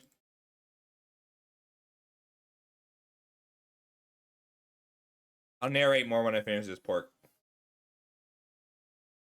My dog is just sitting next to me very patiently. I'll take 7.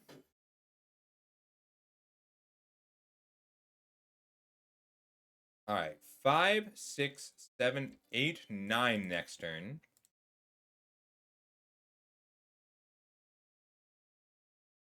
I can burn them for 3. They can trade, so they'll take 5.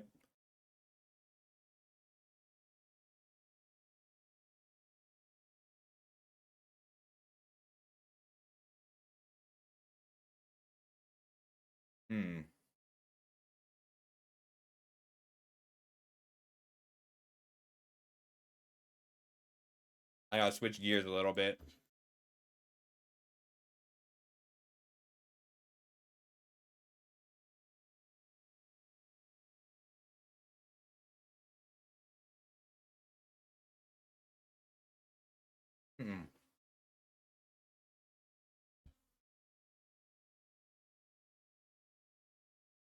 I have to do a little writing today.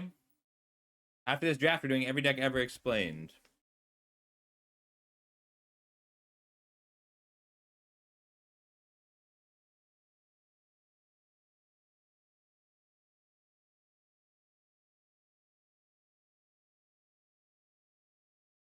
I'm pretty sure this is a rabbit response, which this is lethal if I don't block at all, but it's a lot less dangerous to just block here.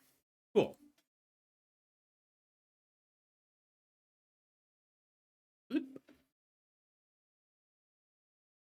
Well, if it is a rapid response, there is nothing I can do to stop it. However, 3, 4, 5, 6, 7, 8, 9, 10. 3, 4, 5, 6, 7, 8, 9, 10. It's 10 either way. 3, 4, 5, 6, 7.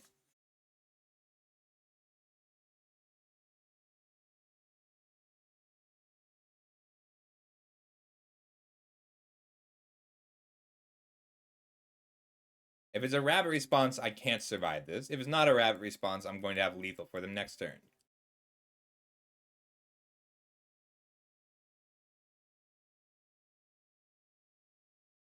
Hop to it into rabbit response is very scary curve here.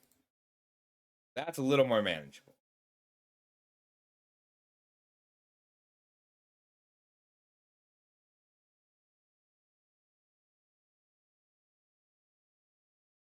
All right, so block, burn, 3, 4, 5, 6, 7. I have to block, burn, 1, 2, 3, 4, 5, 6. 1, 2, 3, 4, 5, 6. Block like that. And we're going to give him a treasure. Try and get him with the trample. 1, 2, 3, 4, 5, 6. If they have another come and get it, or I'll die. No lizards. 2 in the air puts them to 4. So they have to double block. Alright, if I swing, that puts them to 4. I don't have any lizards. So I need to draw the last booming blast here. If I'm lucky, they only block with the rabbit. But they're probably blocking with both because that's the right play. Booming blast off the top one time. No! Damn.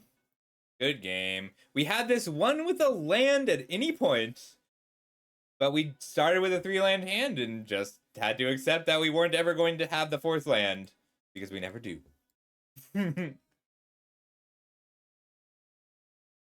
Damn. I really thought we had that one. I really thought we'd draw a 4th land within our top 15 cards. That's on me. That was a foolish assumption. All right.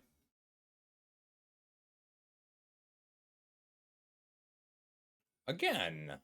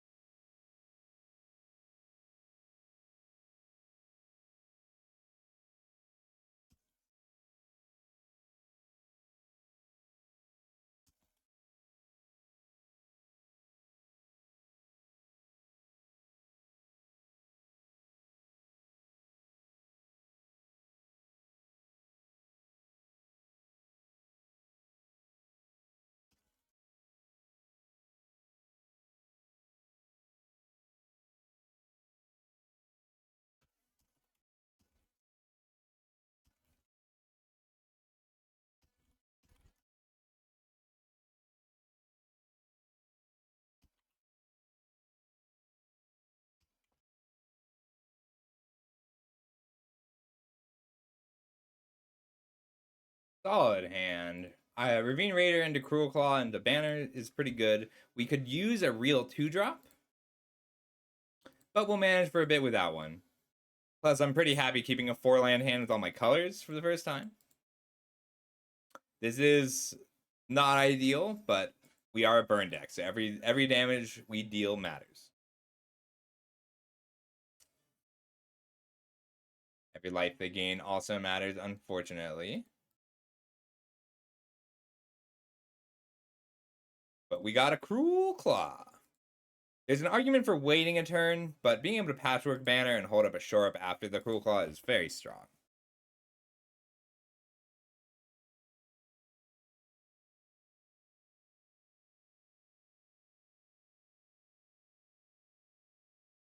We're going to surprise them. They're not going to expect a shore up from our Black-Red Lizards deck. Do it. Do it. Try it, you fool. That's right. Red-Black Lizards just shored you up. Well, cast this. We don't need this Fountain Horde Bell right now. The good turn 3. Turn 4. Good turn 4. I didn't expect to hit a 5-drop. Cruel Claw is really just a looter. Like a 3-mana 3/3 menace looter is very good. It's worth having. It's not worth warping your deck around.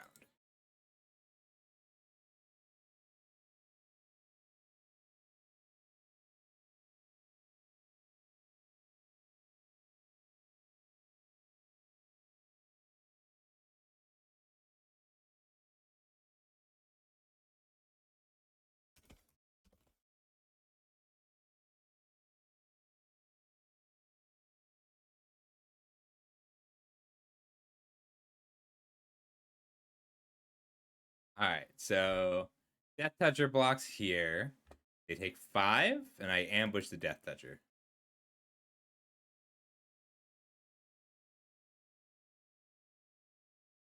Interesting.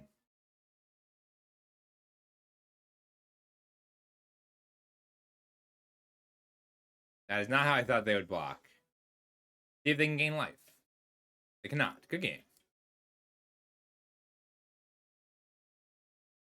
If they gain life, they both grow.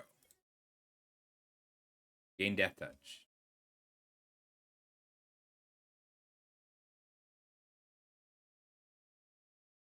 Ranger, if you do want me to build... If you need to do the sealed, you can redeem it, but I'll also build it later if you're interested. I think it's kind of cool.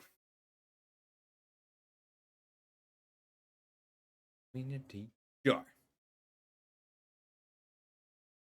Yeah. Totally fair. But I'll be happy to take a look a little later. Because it's a pretty interesting build. I actually thought it was one of the MTGO sealed whatevers.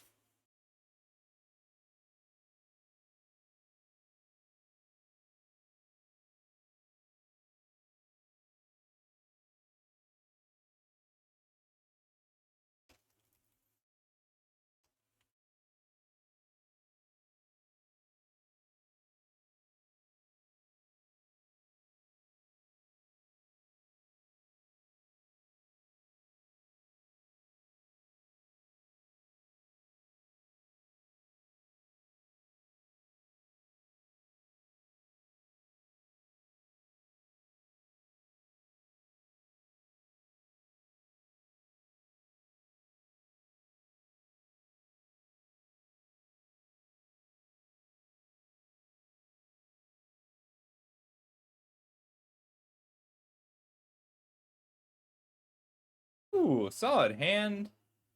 I might turn 2 charger, we'll see.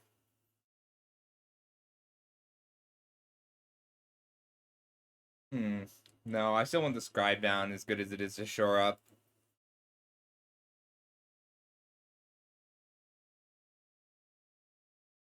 I just don't have much I want to discard yet. Also a lot more interested in kicking a Steam Path charger when they've got a 2/2 or 1/1s that block it well.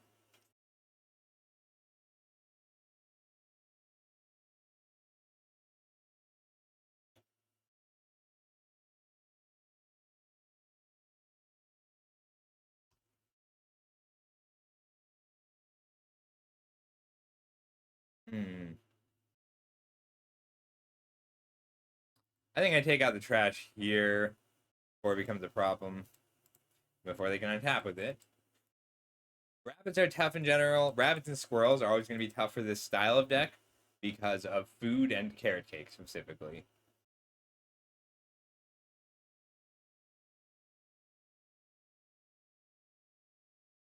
This is a telegraphed shore up. They know I have it. Conversely, if you have an island, hold full control. Pretend you have a shore up. Effectively a 3/2.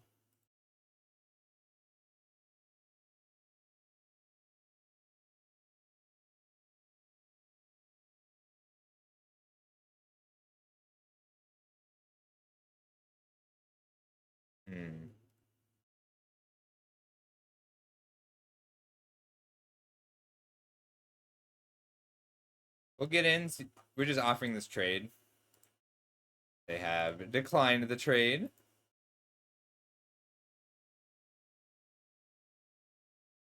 I want to try and get them to block with the channeler and then kill whatever they try to put the counters on.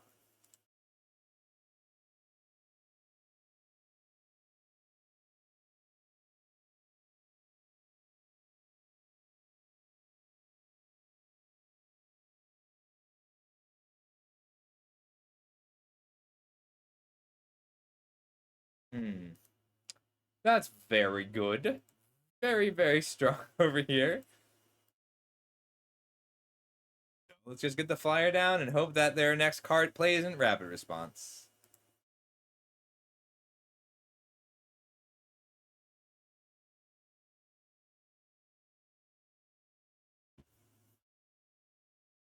Put on headphones for a bit. Lame.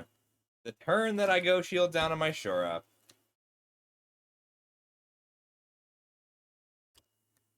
I missed the music, and I can't hear it over this AC unit.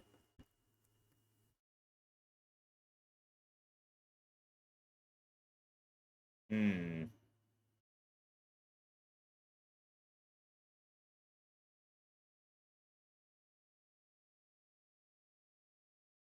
We'll get in with the scribe and see what they do. We just don't win this if it goes too long. So we're gonna have to kind of sneak a lot of damage in.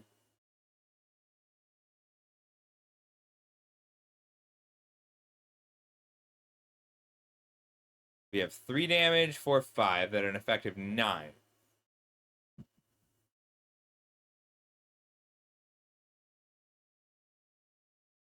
I'll shore up. It makes it a good blocker, even if they level up the hunter's talent.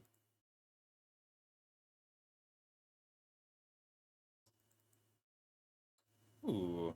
On the lizard, we lose the ability to downwind ambusher, but gain the ability to booming blast. But it also removes the ability of these rabbits to block my steam path charges for free. That's worth it.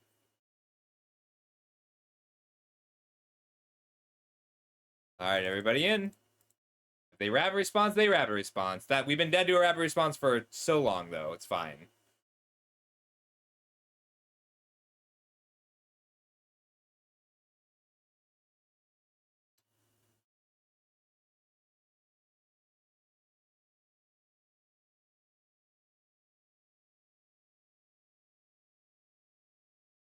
We'll gift him a treasure now. It's late enough. Just to keep our cruel claw alive. Button of scars on my soul, on my soul, on my soul, on my soul, on my soul, I am so infinitesimal. We know they don't have a rabbit response, because there's no way they make that block if they do. Lame more! Wow, what a draw! They drew one of these two. Now it's a 6-5.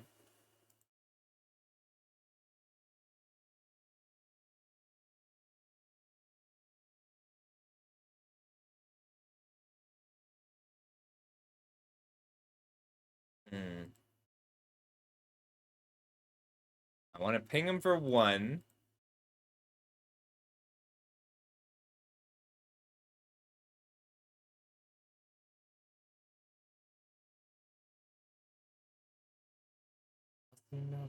What a draw. Can't get over that.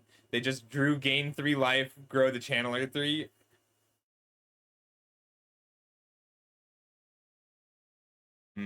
I can't save the cruel claw here.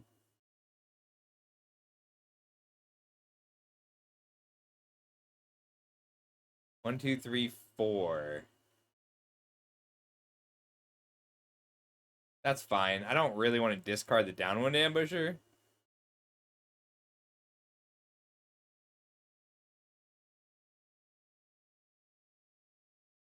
They get to draw an extra card this turn. If they play a creature. If they swing out, I can downwind ambusher, kill 2 rabbits. They can't really attack with either rabbit, though.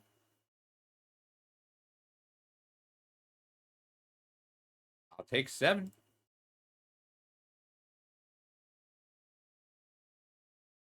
We just need to draw a little bit more burn. Maybe another Blooming Blast. Blooming Blast would be... Number 2 would be very strong.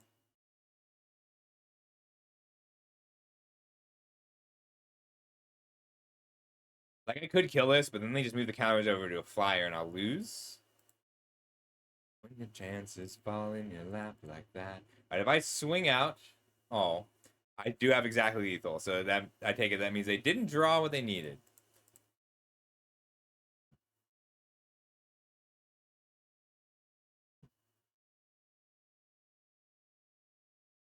We're 5-1 with burn. I do feel like the wacky decks tend to help out.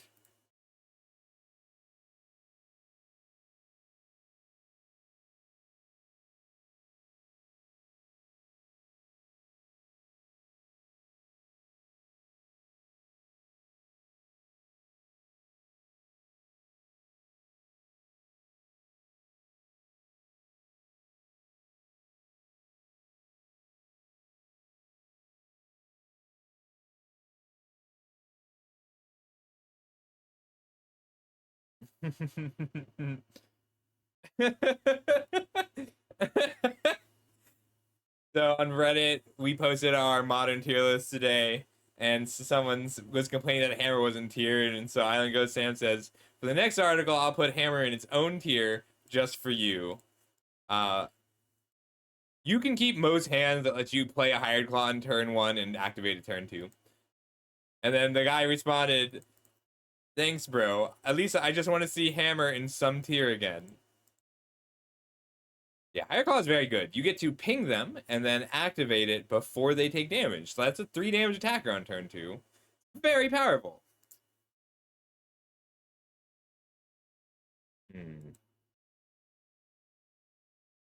think I want a second black source from this Uncharted Haven.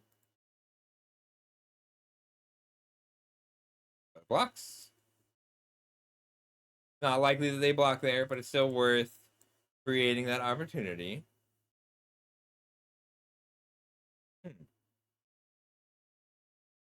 Yeah, black, black, red, red, blue. I could have just played the island or the second mountain that I had a land to discard if I draw some of my rummage effects.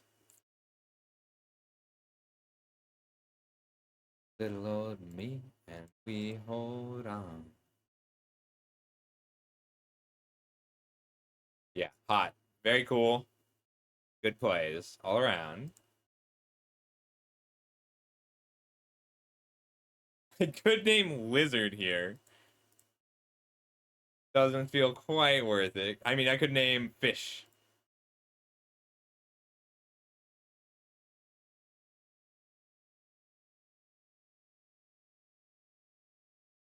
They dealt with my Hired Claw, but it's done the 7.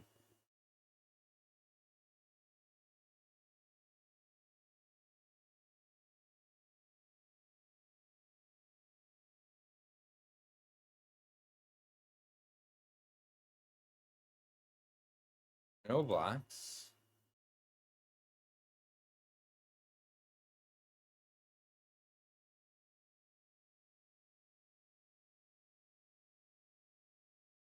We're in a bit of trouble. We need to draw a non-land card. We haven't yet.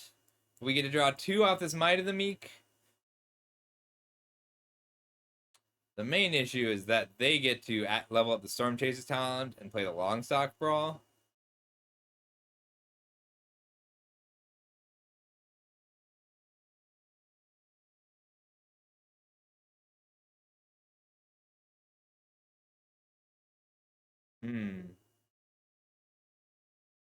Looks like they did promise the gift.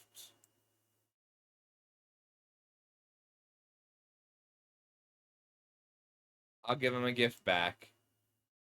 But this is also not looking good for me.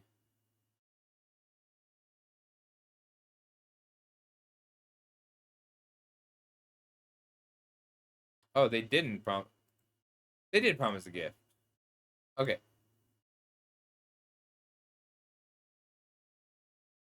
No blocks.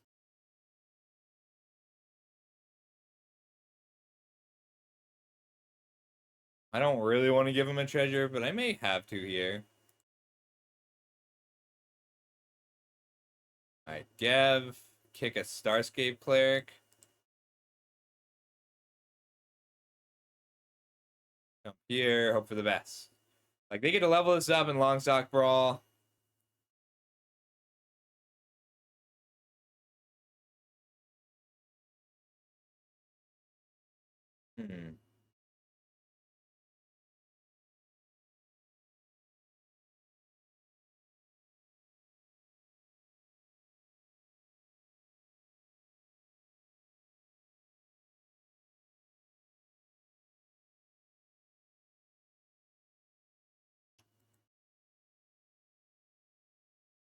Trying to decide if I want to. I lose the ability to do both. Like, they get to double fight here is the problem. So I need to double burn to stop it. But the ward, I can let the ward trigger resolve first. I'm kind of surprised they didn't pick up the kidnap, but I'm okay with it.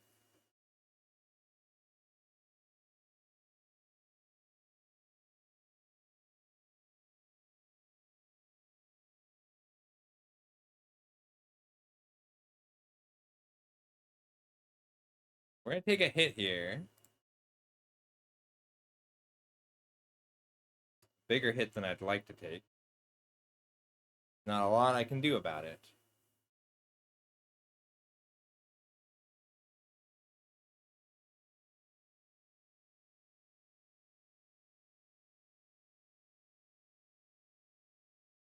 Maybe not. Maybe we're not gonna take this hit. We'll burn this out.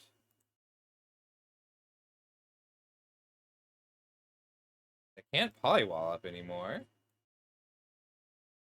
That's 6 damage of burn. 1, 2, 3, 4, 5.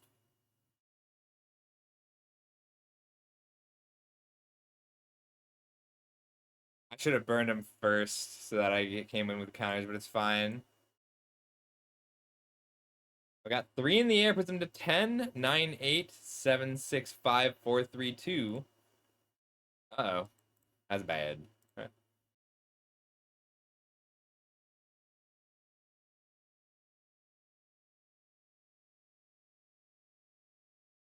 least it wasn't an otter.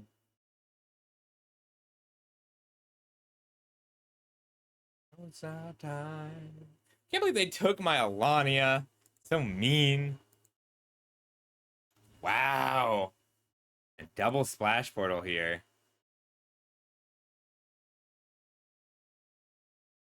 They didn't double the splash portal, though.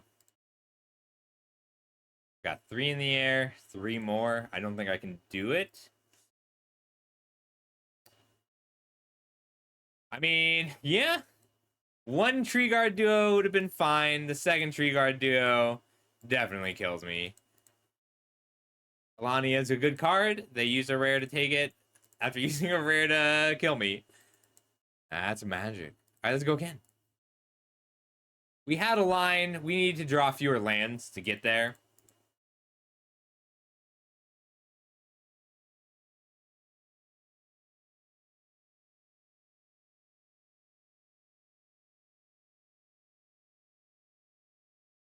Down on love, 'cause love. Why do people hate Magic Trivia so much? Like, they deleted the mods from all the MTG. All the MTG subreddit moderators removed all the information about our trivia. What did I do? On the draw. It's a really slow hand for an aggro deck. I mean, a 4/4 flying lizard on turn 4 isn't bad. We have a lot of really live draws. We'll keep it.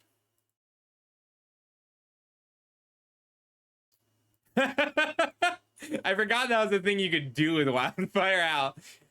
3 mana, deal 1 damage, ping someone. They draw a card. Very reasonable. Ooh, Zwilus. I really like Zwilus. Ein Zwein Draw. Well, I was pretty happy to put out the Cruel Claw, but the Beast Binder makes that a little more difficult. On the other hand, it also turns Patchwork Banner into nothing. So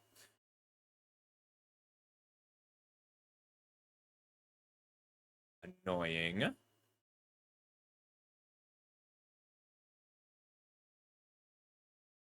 I naming Bat this time? I think I'm naming Bat this time.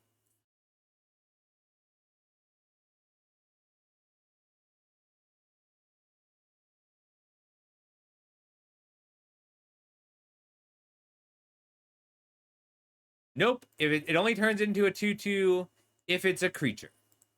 Beastbinder is a very good card and really good against Patchwork Banner. Ooh, but luckily my opponent doesn't know that. Looks like a... Oh, they can't Dazzling Deny.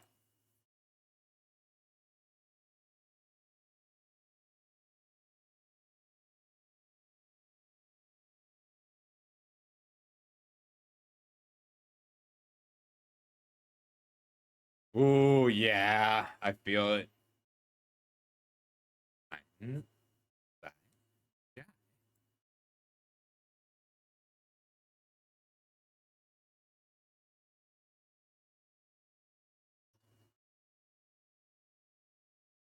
Aha! I can block now. This is actually a great block for Beastbinder in general.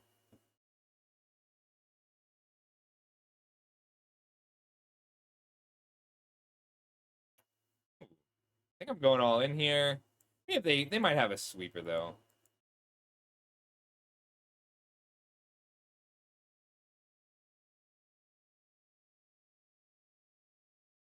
If I play out Gev, I can still block the Ravine Raider.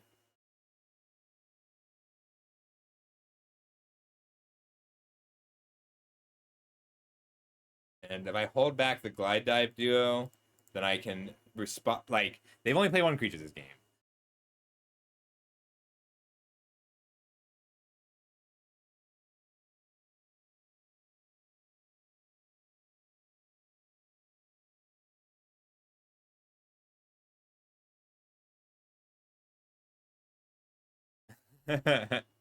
Ah, I feel your pain, Ranger. I really do.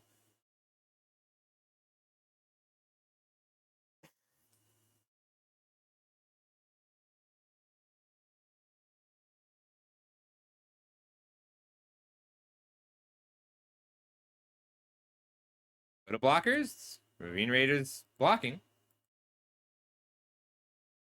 Yeah, defensive Ravine Raider.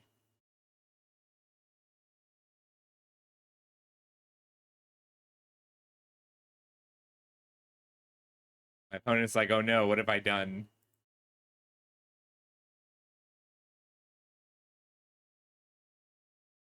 I don't know. Ravine Raider's eating my rare. It's probably a sweeper. I'm gonna guess a sweeper from them. Yep. Okay, that's why you played it this way. The old 3-for-1. Oh, the 3-for-2. I still have a shore up, and this is a 4-4. It ends the game in 3 turns.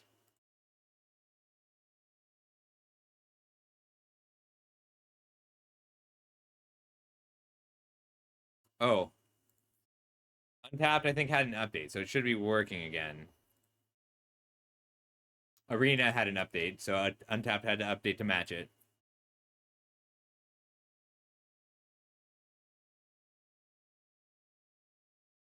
Uh, no, it's here it is, Lily Pad Village. Bird, Frog, Otter, Wrath. How? I mean, I drew 6 non-land cards this game. I can't complain. I can and am complaining. Uh, it's really annoying. Why can't I draw non-land cards? Come on, deck. 3, 6, 7, 8, 9 lands deep. I have 7 lands left. Out of 25 cards, less than a third. However, I don't have a lot of late game left. They did wipe the board pretty good. Wow, Kestrel remains really good. Damn. Yeah, I mean, sometimes your opponent goes Starfall Invocation into Kestrel. We'd be in good shape if we had drawn, like, we had 3 free turns, right? Of attacking and hitting him. I have removal. Counter unless they pay 4. I mean, I can trade here. They swing out, I can block. I have to resolve Alania. So I can't play her into a Dazzling Denial here. I'll pass.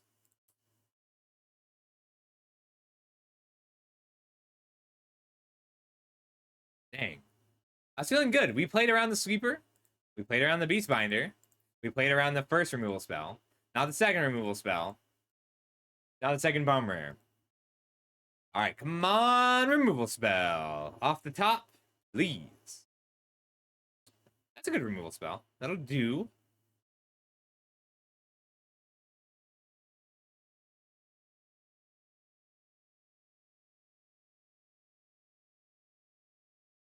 See if they have a third Repel Calamity.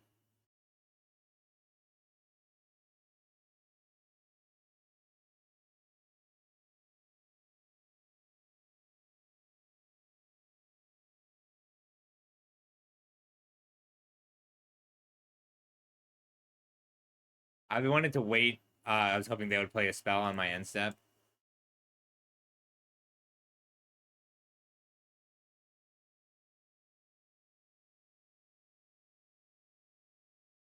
I think if we had a creature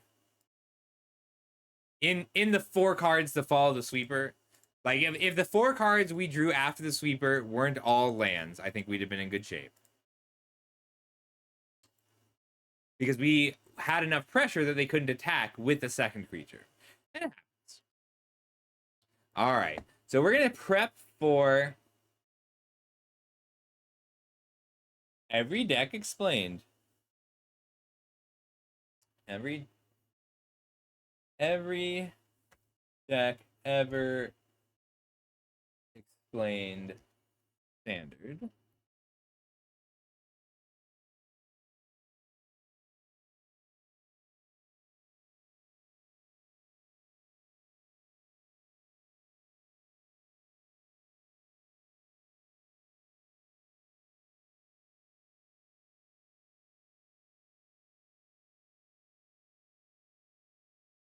All right, we'll play 1 game of standard while I get set up and people have a chance to arrive.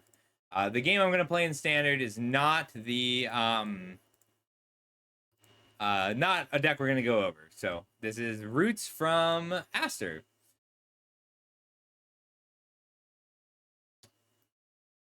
King, if you happen to be around,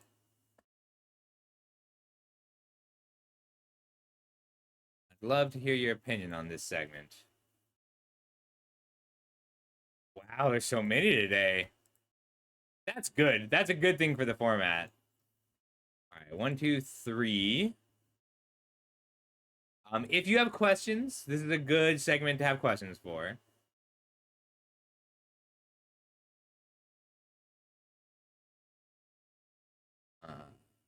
Trivia, write-ups, all of you. We're gonna mulligan until we hit some good digging. Yeah, I like this hand. Is Untapped working now?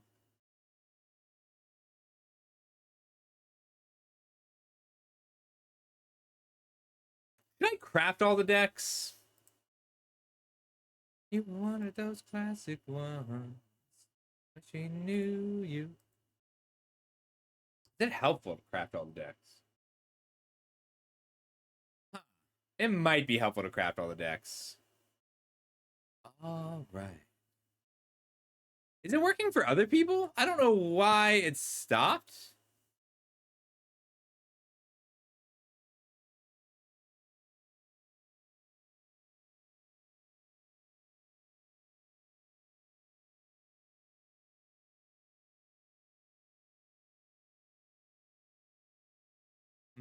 Maybe it's helpful to have the deck open in Arena.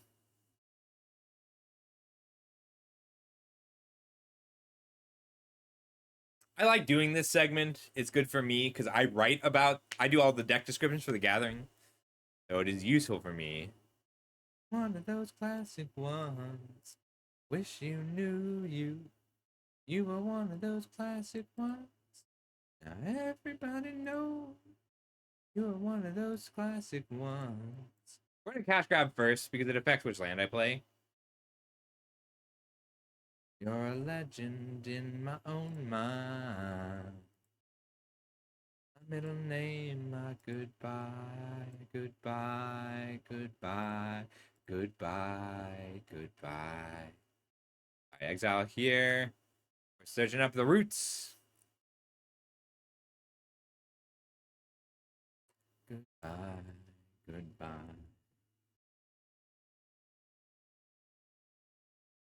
All right. You're a legend in my own mind. My goodbye. That's just rude, okay?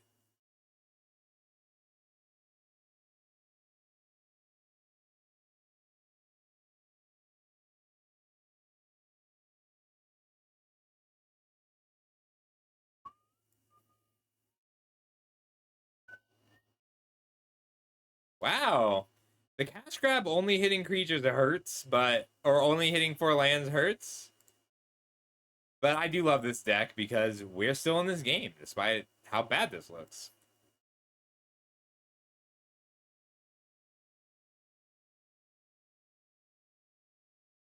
I could upkeep Pylon, doesn't even feel worth it.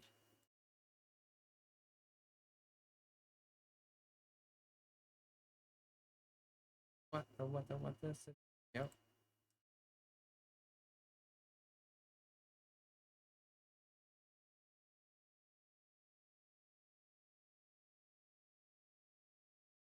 Zoraline, nice. Love that card. Just a good card in black-white mid-range. Like 5 mana or 3 mana, it's solid. It gains life. It's a good blocker.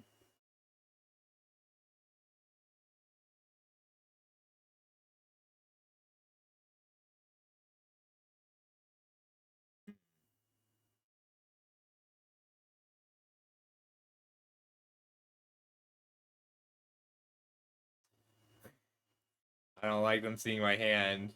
Feel naked.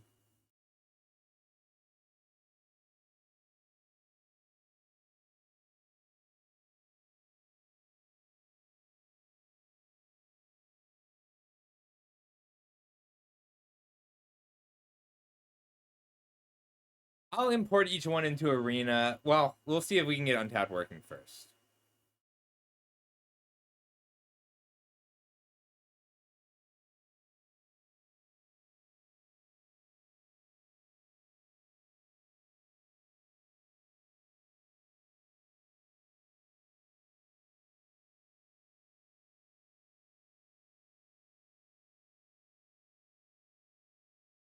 Deactivate. The people who watch other streamers, is Untapped working for them?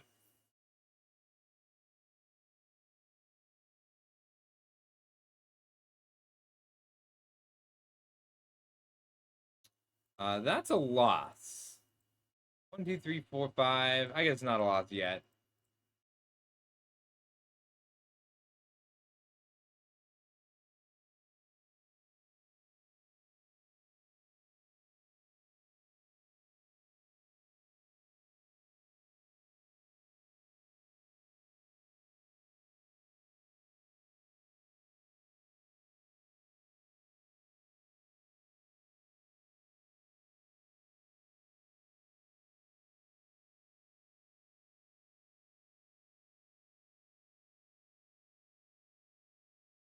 I need Tivar.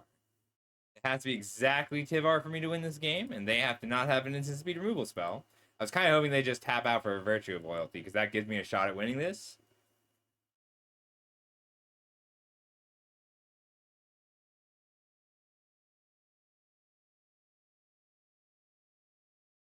Good game. All right, I think we're ready. If Untap's working... Okay, let me see if it works for the deck lists. If someone could check in just a sec.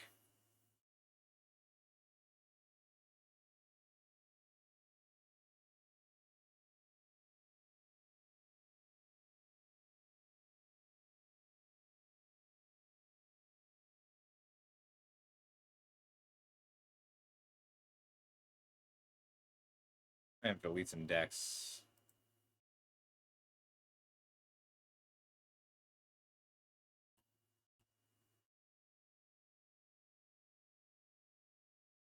All right, is Untapped working here? Can you mouse over a card and see it?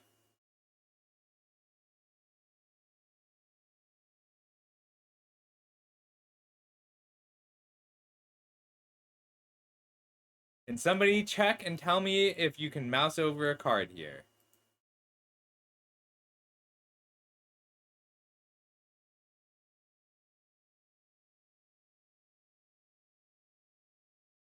Oh, I always thought it did. Okay, thank you. That's enough of a reason for me not to thank you. That's enough for me of a reason for not to do it in arena. That's what I wanted to check. All right.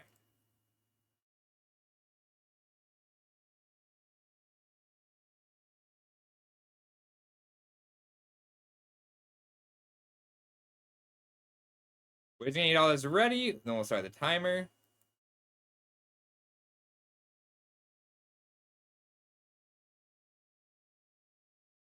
I think that size looks good. I'm trying to do this more for the purposes of Oh,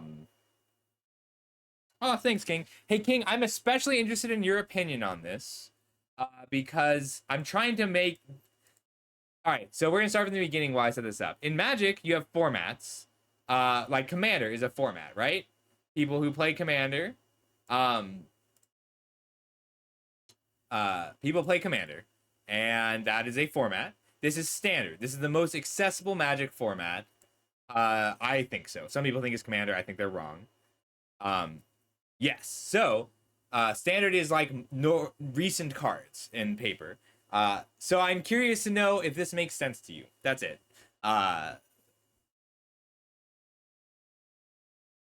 yes, I'm curious to know if what I'm about to do will make sense to you. You know what? Let's dupe this.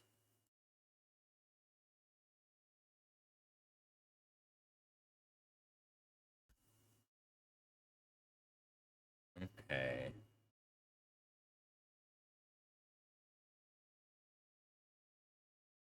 I'm gonna get swole for this part. I have to remember the hardest part is remembering not to sing along to music that is not being recorded anywhere else. Stay with you. I mean, this music's not here. There's no music. All right, I think this looks good.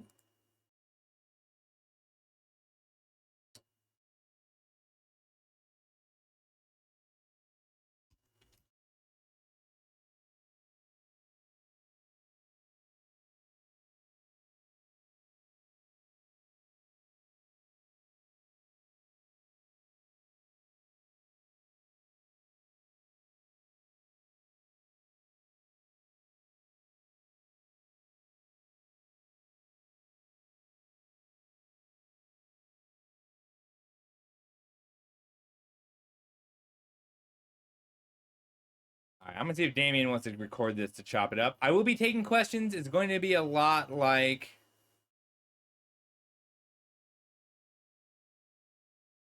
Oh, thank you. Like that. I want the cards to be visible when I mouse over them.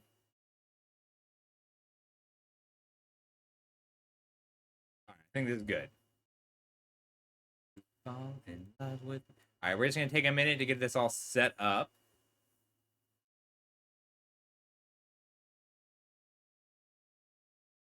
Right here. Oh, you got the tabs working. Nice work, Tyrant. I didn't even notice. Look how many decks there are in standard right now. I'm pretty hyped. It's a great format. Uh, Tyrant, if you're here, do you happen to have a rabbits list? I do think that's worth. I think it's worth talking about rabbits. Like rabbits is a kind of rabbits is not tiered because really it is a it is an arena only format or it's an arena only deck. And that's because it's a best of one deck. It's very good in best of one. It's not good enough in best of three. So I'll talk about it. It would probably be between C and D tier if this were an arena specific format. All right. I'm going to reorder these a little bit based on tier.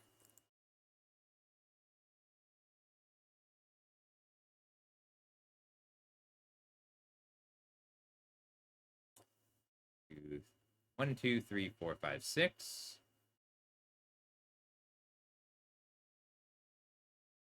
One, two, three, four, five, six. Oh, okay. I messed up here.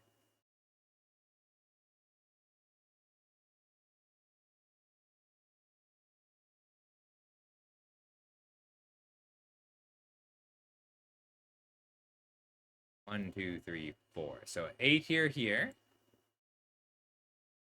B tier. We're gonna end on Golgari mid range. So Orzhov mid range next. Rakdos to mono red to Boros to Jeskai to Boros. Then into Rule, Rakdos, mono black Boros, Azorius. I did that in reverse order, but that's not going to be a problem. I do like doing these. I think this is like, it's a really good way for me to learn the format too. That's the order.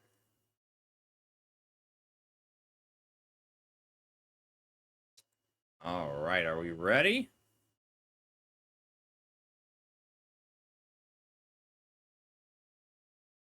I don't have a good way. Like, is there a way to anchor the clock so that it's always on top?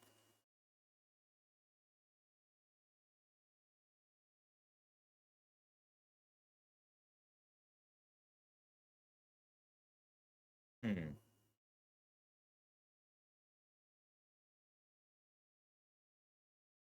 Oh well. I can make it so that you can always see it, but I'm trying to make it so that I can always see it.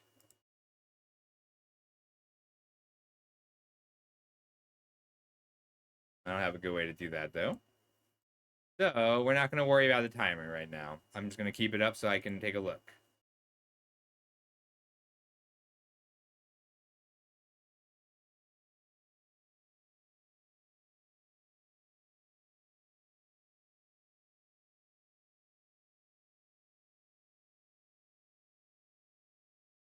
Sunny falls sometime. Remember that. That's all right.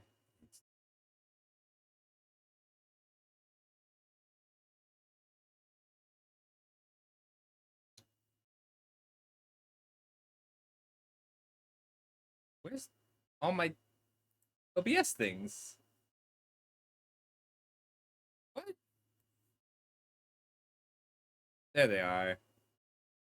Sorry. No, I thought this would take less time to set up, but apparently there's a bunch of OBS updates.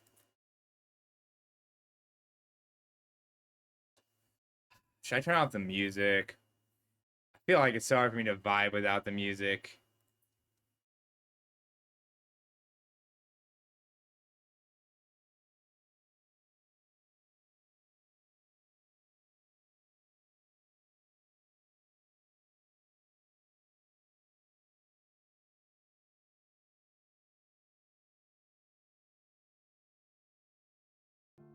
All right, royalty-free piano, slightly different energy. Tell me if you need things to change. We are doing some testing for the new stuff. Good call.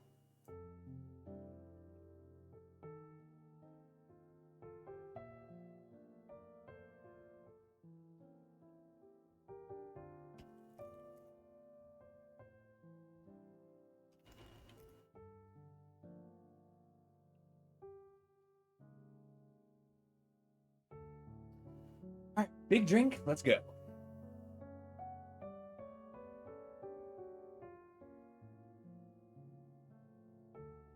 Oh, this is perfect because the first three decks we're going to be looking at are the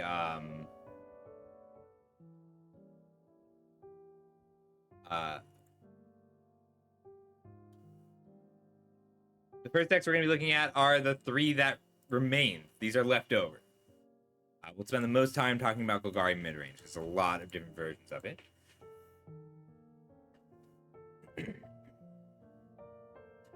Okay, so... Oh, gotta start the recording. So this is Every Deck Ever Explained. We're going to be talking about every single deck in a given format and telling you how it works, what it's good against, why it's good, why it's tiered. So these are our tiers. This is the gathering.gg. This is the website that I write for. There will be descriptions here soon. That's why I'm doing this video. These are all the tiered decks. So these are all decks that have performed well enough in recent events that they deserve a spot on the tier list. And I'm going to try and talk about them as quickly as possible. Some of them will take a little longer than others, but we're going to do our best. So up first, we have Azorius Control. This is a classic control deck. It's something that we see in most standard formats. In this case, not a lot has changed, and it's more about what Azorius Control has lost than what it's gained. Hey Okami, good to see you. We're doing every deck ever explained if you're interested. This is every standard deck available in Magic, all the tiered ones right now.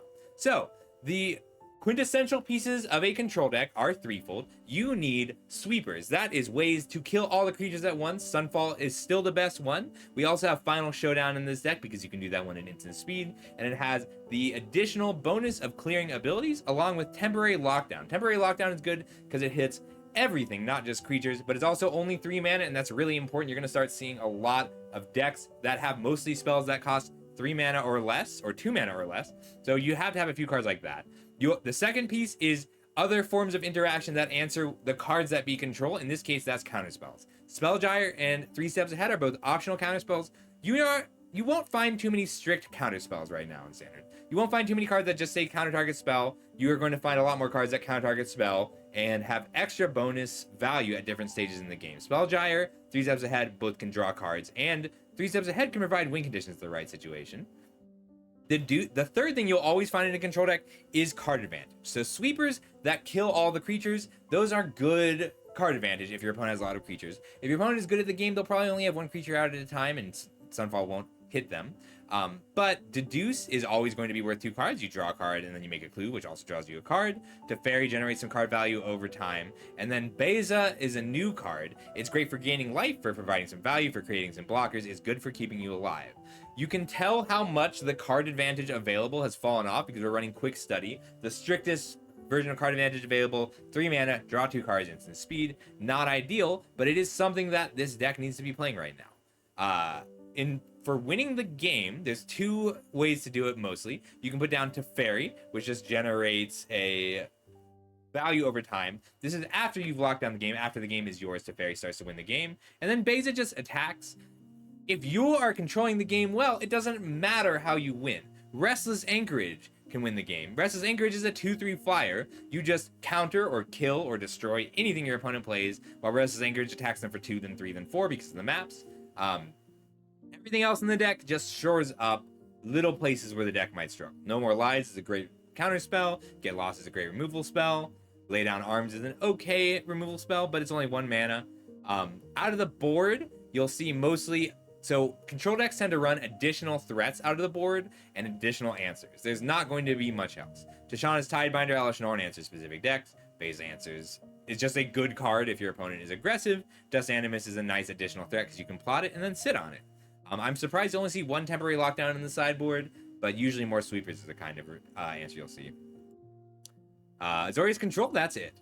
Look how cheap this is. $200, I know seems like a lot, but that's so cheap for a control deck. Hi, Miss Okami. I'm doing really well. Thank you for the raid. Sorry, I'm doing all of the stream stuff between talking about each deck.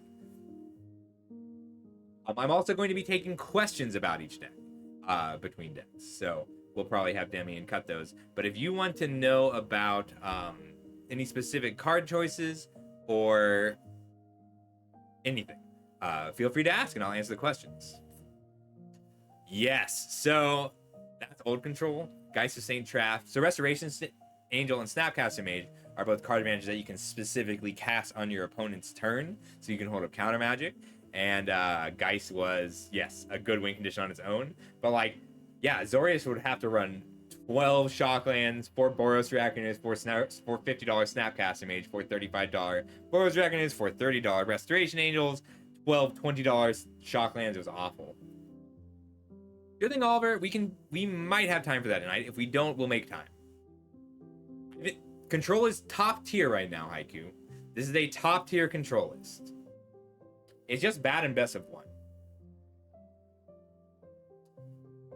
It lost a lot of tools, Haiku, but it gained Beza.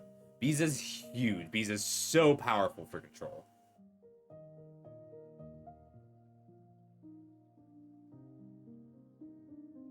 Oof. Doing that runs me out of energy so fast.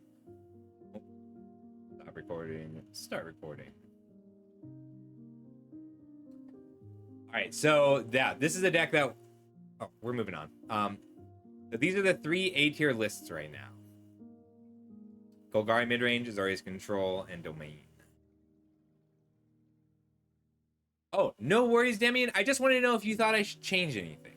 Like if this is what things will look like for the videos I'm going to send you, and there's no hurry on these. This is just something that I do every new format. Um, but I just wanted you to stop in and say if there's anything I need to fix or change about this setup. So I.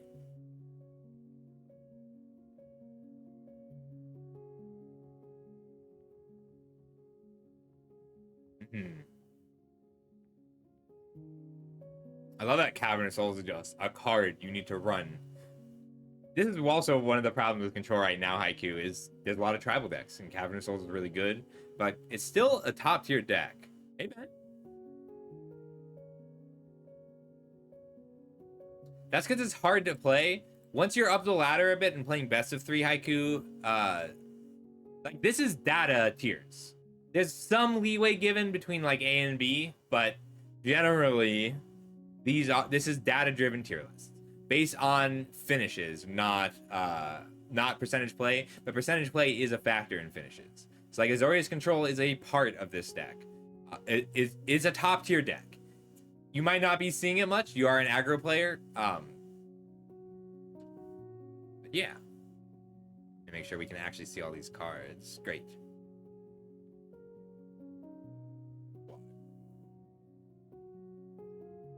Okay, Domain. So you might recognize Domain from before. Domain was a huge deck the whole time that Domain was a legal keyword since Dominaria has been printed. Domain as a keyword is do a thing based on the number of basic land types you have. There are 5 basic land types. We all thought that this deck would go away when Streets of New Capenna rotated, because that is when we lost the lands that had 3 basic land types. But it turns out that 1 mana to exile any permanent is just that good. So the only real Domain cards are Leyline Binding, which is 1 mana to exile target permanent, non-land permanent, and Herd Migration, which is 7 mana, make 5 3/3s, or 2 mana, go get a basic land and gain 3 life. However, what we've seen is Domains survive in the form of basic lands. So this, you might notice this isn't actually a 5-color deck. This is mostly a green-white deck with a little bit of blue, and a little bit of blue, and a little bit of black, and a little bit of black, and a little bit of red. And that's because what we gained is Fabled Passage. Fabled Passage is you sack it, search for any basic land. So the deck only has to run 1 mountain, 1 swamp, 1 island, and then it gets to run forest, plains, and then these surveil lands: forest, plains, blue, plains, island, forest, island. The deck is less dependent on having Domain on turn 2 or turn 3, but it does have a lot of the key cards that you'll recognize, and a friendlier meta. There's less punishment for being a Domain deck. So you have Atraxa and Archangel as your main angel finishers. It's convenient that they're both angels, because that means that they can't be countered if you play Cavern of Souls naming angels, and the rest is going to look a lot like a traditional control deck, just the pieces have been swapped somewhat. So Leyline Binding and Get Lost are good catch-all removal spells. Sunfall is a great sweeper, and it's running Temporary Lockdown as well, same as Control. Up the Beanstalk, though, is where the card advantage comes from, because your 1 mana Leyline Bindings draw a card when you cast Up the Beanstalk. They also draw a card with things like Herd Migration, Atraxa, but you care a little less about drawing a card for those. And then you have Heaped Harvest. So between Heaped Harvest, Herd Migration, and Fabled Passage, you can get the missing basic land types later. The difference between this and Control is your win conditions are better. Like this and Azorius Control. So Atraxa Grand Unifier and Archangel Wrath are both much swingier, giant late game plays than like a Biza or a Restless Anchorage that beats things down. But you lose counter spells. So you are better at answering things once they're on the board, and worse at answering things that have strong enter the battlefield abilities. You also have a few points of weakness, like your opponent can destroy evil on your Leyline Binding and free up whatever you hit later on. But your life gain is good. You get to literally gain life by eating food or by discarding a Herd Migration while you fix your mana, and you're a little bit slower. You do, however, have access to any sideboard options you want. So the sideboard options are going to change a lot. We'll talk more about why Obstinate Baloth is good against discard or Tranquil Frillback. you have better sideboard options and you have a more expansive set of sideboard options. So you can use like this is a pretty standard set of sideboard options. You can bring in negates and you'll just have to fetch your island a little sooner. You could bring in long goodbyes. You could bring in specific answers to specific things. This is a standard sideboard, but you'll find a lot more variation in domain sideboards. You'll also find different sets of win conditions, like Imidane's Recruiter is a popular creature because it lets you play a herd migration. Like, you'll get to 10 mana, play a herd migration, and then play Imidane's Recruiter. You'll find Invasion of Zendikar because that's 4 mana, go get 2 lands. Heaped Harvest is 5 mana, go get 2 lands, but gain 3 life spread out.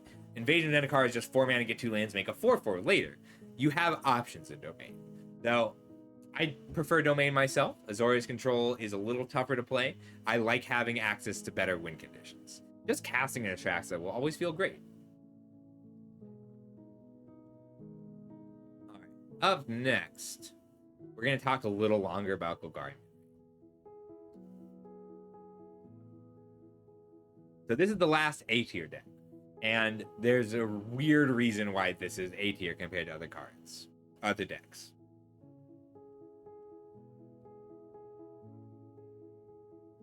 Ranger, I don't think you should be.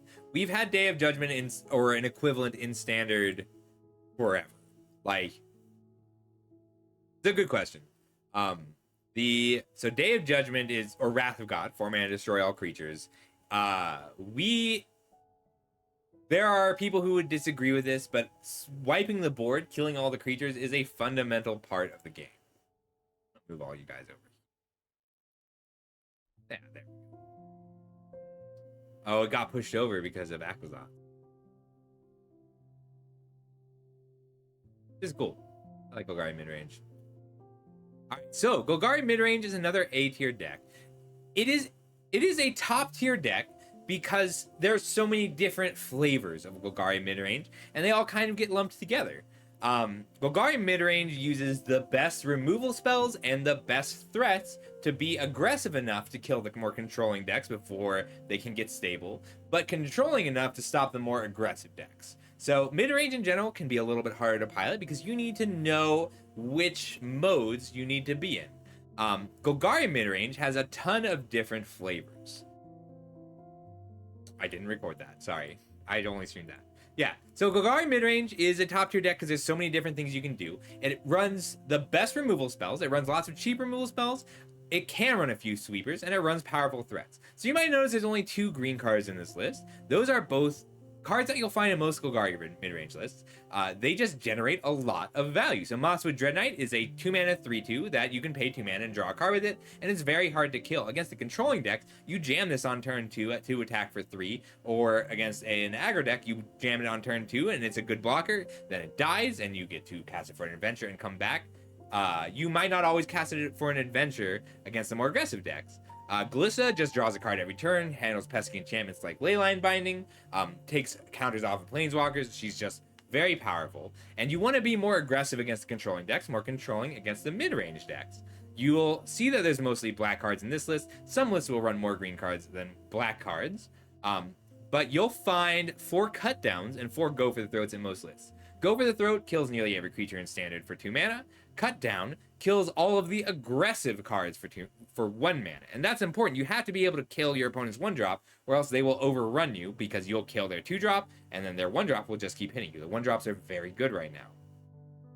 Generally, you'll find flexible threats specifically. You want cards that are good in multiple matchups. You want cards that generate additional card advantage. So Hostile Investigator, they discard a card and it makes a clue. It's almost always going to be a 2-for-1. It's often a 3-for-1 or more. Sheoldred is just a great threat. Aquazotz is hard to kill. Mosswood Dreadknight and Glissa both generate cards on attack. Cosmic Bronco generates a card on attack. Preacher of the Schism generates a card on attack. And then the flex slots tend to be just more different kinds of interaction. So go for the throat, cut down Gix's command. Gix's command wipes the board and picks up creatures. It's a flexible card. Flexibility is key to that kind of deck. And then Liliana of the Veil, but they're in little packages, right? So like Hostile Investigator, they discard a card, you make a clue, but it triggers every time any opponent discards a card. Well, any player, but it's 1 or more. So like Liliana of the Veil is a better removal spell when you have hostile investigators. You might have all 4 Caustic Broncos, and then maybe you have to run fewer 5-drops to make that work. There's Terra Sunder is a card you'll see sometimes, Scrap Shooter. There's a lot of different styles of Golgari mid-range decks. I've been playing Golgari mid-range Landfall. That's been a lot of fun. You'll see a lot of people playing Insidious Roots as a mid-range way to generate value, or more legendary creatures with ways to protect them, or more lands. There's so many flavors of Golgari mid-range. You have a lot of room to play around with, and you're not always going to know what your opponent drops as a threat. You should expect removal, evasive threat. You should expect removal, value threats, recursive or resilient threats, creatures that generate card advantage, because that's where the card advantage has to come from, and flexible and different removal. So like I like Karavek here. You won't see Karavek always because it's really bad against the aggro decks, but it's great against control decks. The mana base is also pretty powerful.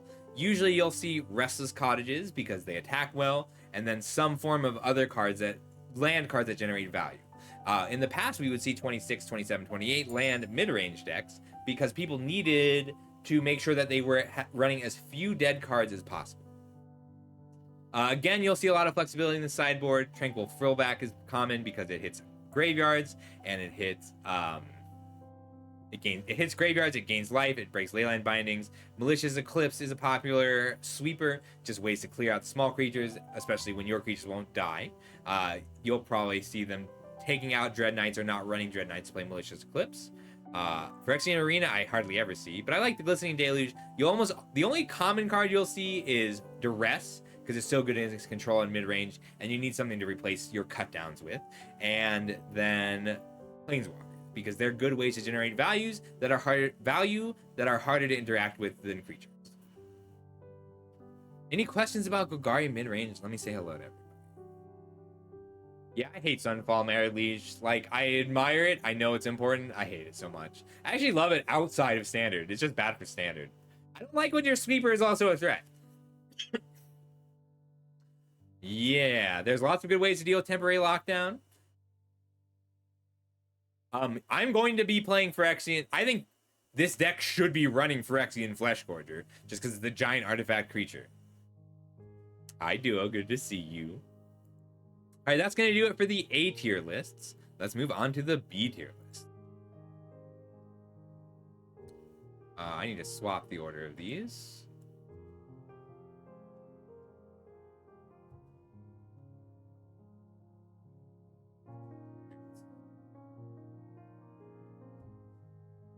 We're going to talk about so many different flavors of aggro soon, but I think this is the order you want to talk about the B tier lists. Oh, within a given tier, they're not necessarily in order. They sometimes are.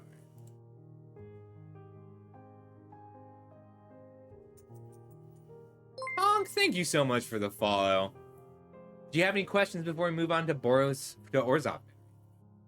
This is thegathering.gg, by the way. This is our website. We update the standard tier list every Wednesday. I update the Bloomburrow Limited tier list every Monday, and we do tiers for lots of different formats. We'd love to see you. We're pretty good. This is a good website. Tyron puts a ton of work in. And other people put some amount of work in. I'm annoyed with some of the people who don't put as much work in. Don't tell them that. All right. Water. I need to remember to hydrate every list.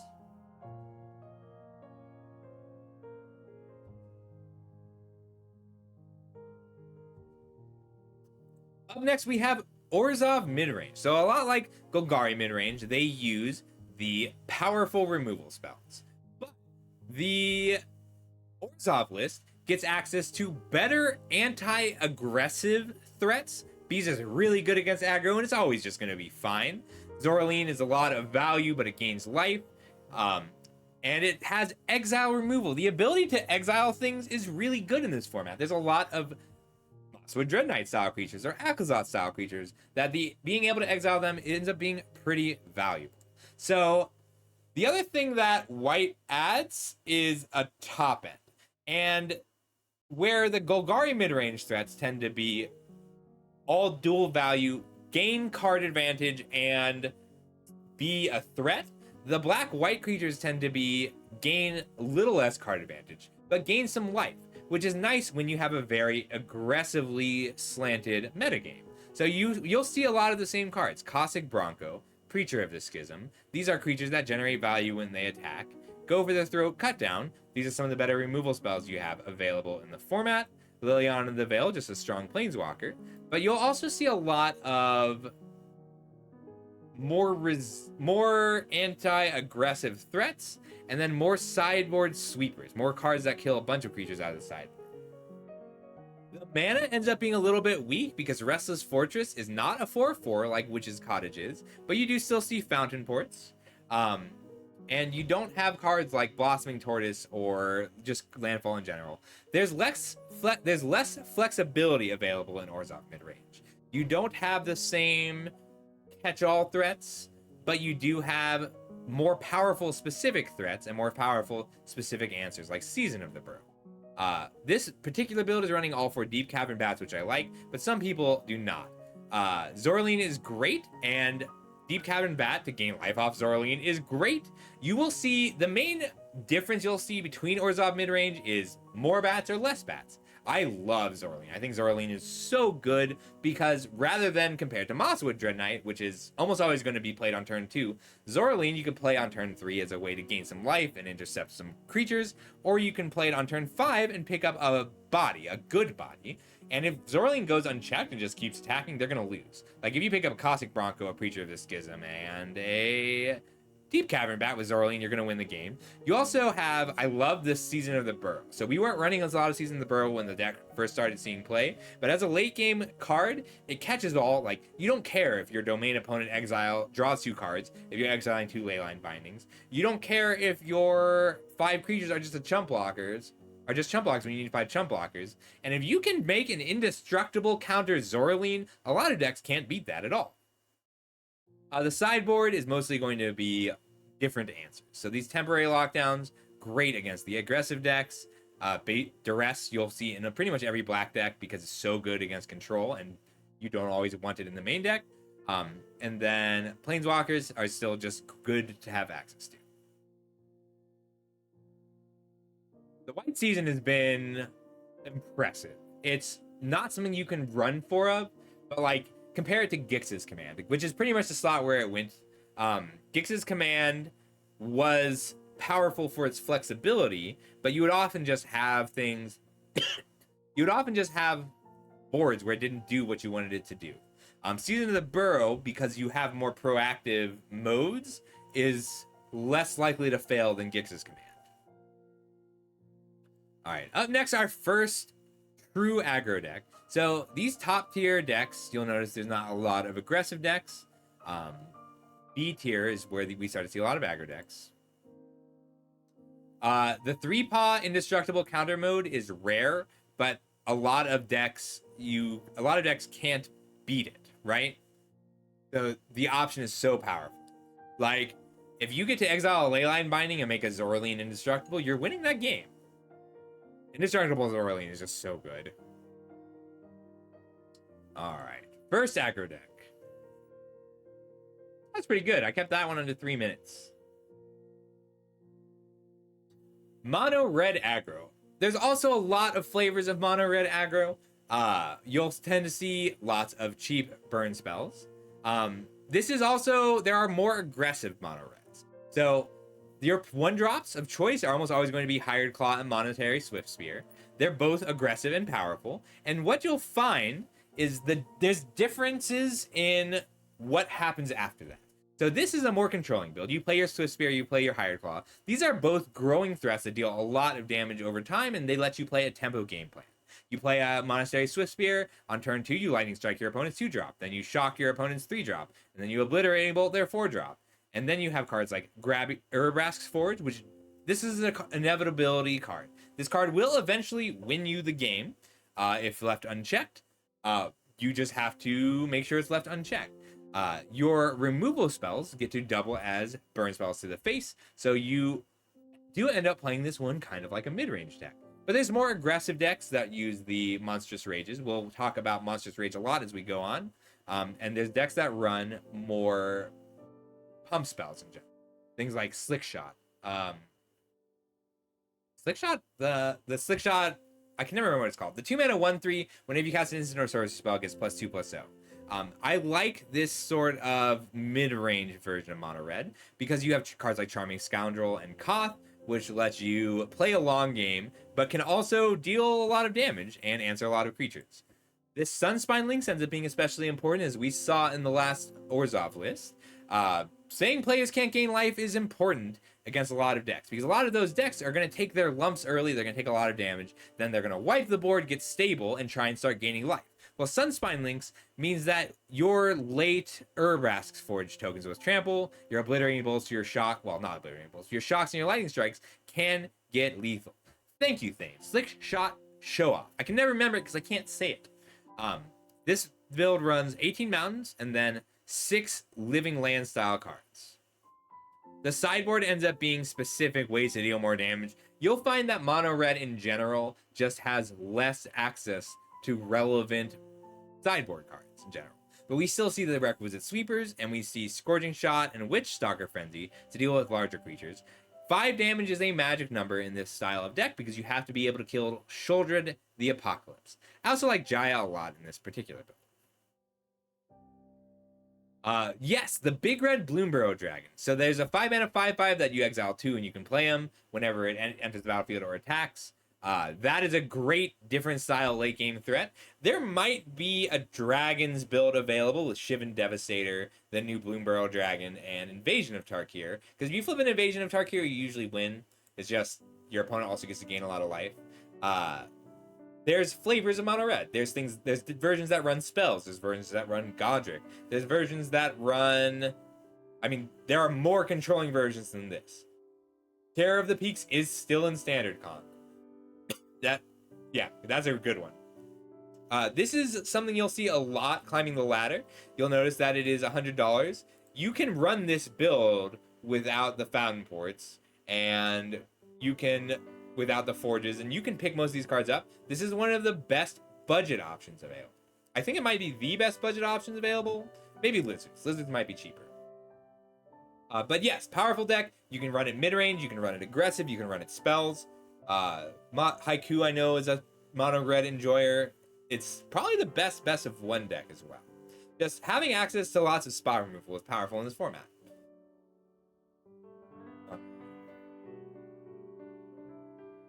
Moving on, the Rakdos Lizards. So, Rakdos Lizards is a red-black aggressive deck. It runs Hired Claw, just like the last deck. It also runs Iridescent Vine Lasher. These are both 1-mana creatures that ensure that you deal damage if they get to attack. And that's very important because you have Bloodthirst. You want to be able to play Flame Cash Gecko on turn 2 because you can play Flame Cash Gecko and a Gev in the same turn.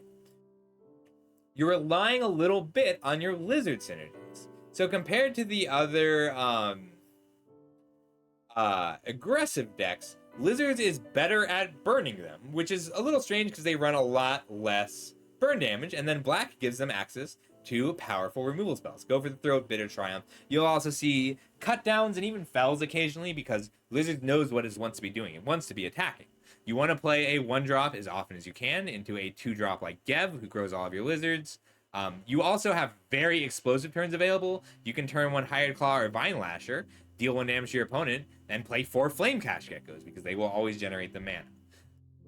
Lizards is one of the reasons that Cut Down and Shock are such prevalent spells in this format, because killing your opponent's 1-drop before it can deal damage to you to trigger your cards is so important. Ravine Raider is something that not every list runs, but you'll see it pretty often just because they want a little bit more to do with 1 mana. And then the 3 mana slots are pretty contested. So Laughing Jasper Flint is worse in a lot of matchups, but it's great against control and mid-range. It gives the deck some late game staying power. It generates a lot of card advantage if they can't kill the turn it comes down. And compared to a lot of other aggressive decks, your opponent really wants to kill your 1-drop and any number of your 2-drops. So Laughing Jasper Flint can survive. Thoughtstalker Warlock is a 3-mana 2/2 menace creature that thought seizes your opponent is so powerful. Being able to thought seize your opponent to take their sweeper is how this deck wins very often. And then Valley Flame Caller is essentially just another lord. So your lords are Gev, which makes all of your creatures come with a +1/+1 counter and ping them, and Valley Flamecaller, which makes all your creatures deal 1 more damage in all situations, which means that if I have a Flame Cash or a Gev and a Valley Flamecaller, every lizard I play deals 2 damage on cast. Gev, it increases the damage that Gev deals. If I offspring an Iridescent Vine Lasher and have 2 Iridescent Vine Lashers in play with a Valley Flamecaller, every land I play deals 4 damage because it's 1 damage that gets 1 more twice. And every time a lizard attacks, if I have a Flamecaller in play, it deals 2 damage. That adds up so fast. You also have situations where you don't play your Flame Cash Geckos on turn 2. You play your Gev on turn 2, and then on turn 3, you'll play a Flamecaller, and on turn 4, you'll play 3 Flame Cash Geckos. Fireglass Mentor, Flame Cash Gecko, and Laughing Jasper Flint all give the deck a lot of late game staying power. It'll draw cards over time. Like, they generate a lot of card advantage, and you can dig for those removal spells to punch through. And then the mana is mostly going to be cards that produce 2 colors of mana. And then Mudflat Village, which picks up lizards in the late game, is very handy. Sideboard, you'll see the cards that are good against the controlling decks, because even if your opponent Sunfalls you, you still have a card generating creatures every turn. You have your sweepers for other aggro decks, specifically rabbits in this case, your cheap interaction, and Duress. Duress you'll see in pretty much every black deck. It's just a good idea. Duress, it's a good idea. That can't be all the A tier decks. It's not. I just moved my tabs around wrong. I want to talk about these 2 decks at the same time, so we're going to swap these. Any questions before I move on? All right, up next, Gruul Prowess. So this is that Slickshot show-off deck I talked about. This deck almost works in mono red. Really, you get 3 cards from adding green, and it's not a huge cost. So the 3 cards you get: Audacity, it is a card that replaces itself and grants trample. Royal Treatment, this one's important. You're putting a lot of investment into singular creatures with this deck, so being able to protect them is very important. And Questing Druid, that's one of the creatures that you're putting a lot of investment into, but it also has an adventure that draws you 2 cards 99% of the time. I should have said this first. All right, this is a deck that wants to play creatures with prowess, or an equivalent, prowess but +2/+0, prowess but it's a +1/+1 counter, actual creatures with prowess, 1, 2, 3 actual creatures with prowess, 4 actual creatures with prowess, and then you just play spells to trigger them. You make them really big. So if I have a Slickshot show-off, whenever I cast a non-creature spell, it is +2/+0, and then I play a Monstrous Rage, that's another 5 power. And I play a Might of the Meek, that's another 3 power. And then maybe my opponent does have the Lightning Strike and I Royal Treatment it. That's another 2 power because the Royal roll replaces the Monstrous roll.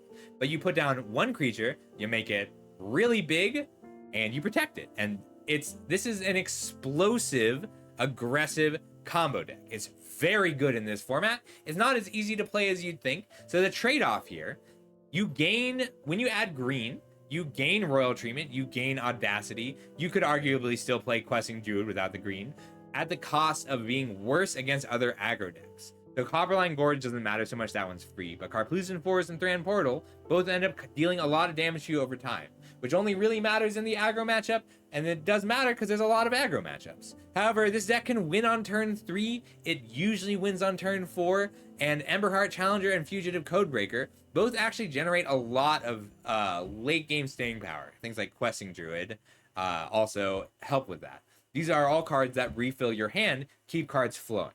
So this deck will struggle if your opponent runs enough single target removal, but if your opponent's trying to Sunfall you as their main way to deal with what you're doing, they're going to lose every time. I like that. So Haiku says they're playing Snakeskin Veil over Royal Treatment. They both do very similar things. Snakeskin Veil puts a +1/+1 counter on it. Royal Treatment puts a Royal Roll on it. Royal Rolls are worse than a +1/+1 counter because you can't have a Royal Roll and a Monstrous Roll. Functionally, they're going to be very similar. I actually like having access to both, even out of the board. I'd probably be on a 3-1 split, 1 Royal Treatment, 3 Snakeskin Veil, and then I'd run more of them in the board, just because this card ends up being so important. Yeah, you just play out your aggressive creatures, you start growing them, you start protecting them, and your opponent often just can't do anything against this deck.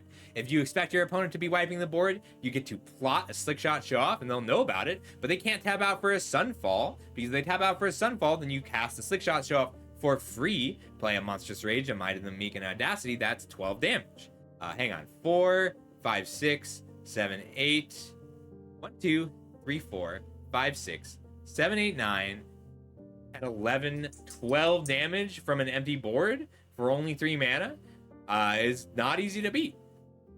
The sideboard is kind of where the deck is weak. It runs Witchstalker Frenzy to deal with slightly larger creatures, Urbrax's Forge to have some late game against control, and the Pick Your Poisons and Obliterating Bolts are just more specific answers. Tectonic Hazard is good against Convoke. Generally, this deck is great in best of 1. In a best of 3 match, you're going to try and get game 1. It's got a fantastic game 1, and then you'll probably lose game 2 because your opponent knows what you're playing. They get to sideboard aggressively. You're not going to probably lose game 2. You're just not favored in game 2, and then in game 3, you get to be on the play and kill them. Yeah, this is a game. This has a huge advantage when your opponent doesn't know that you're on it. Our next aggressive deck list. Might of the Meek is not for every list. There's a lot of things you can play over it. I wouldn't stress about not playing Might of the Meek. All right, I'll take a short break. No, because I got to do these two at once. So we'll switch these up. Nope. All right, I need water then. I'll be right back. All right, short water break, and then we'll get back to it. I'm gonna leave this list. I'll leave this list up. Be right back. I think that's correct for best of 1 for sure, Haiku, and I like it in general. Like, actually being able to kill whatever your opponent plays is so valuable. Like, the only removal spells, that's the weakness of the deck, is the only real removal spells it runs is Shock. You're so zeroed in on killing what your opponent is playing. All right, I need more water. I'll be right back. I'm gonna start a pot of tea too.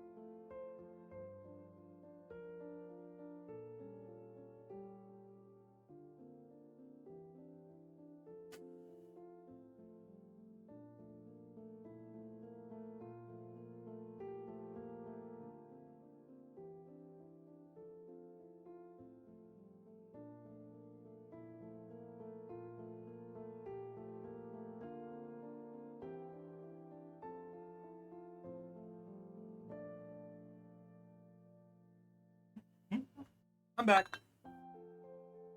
Let's go.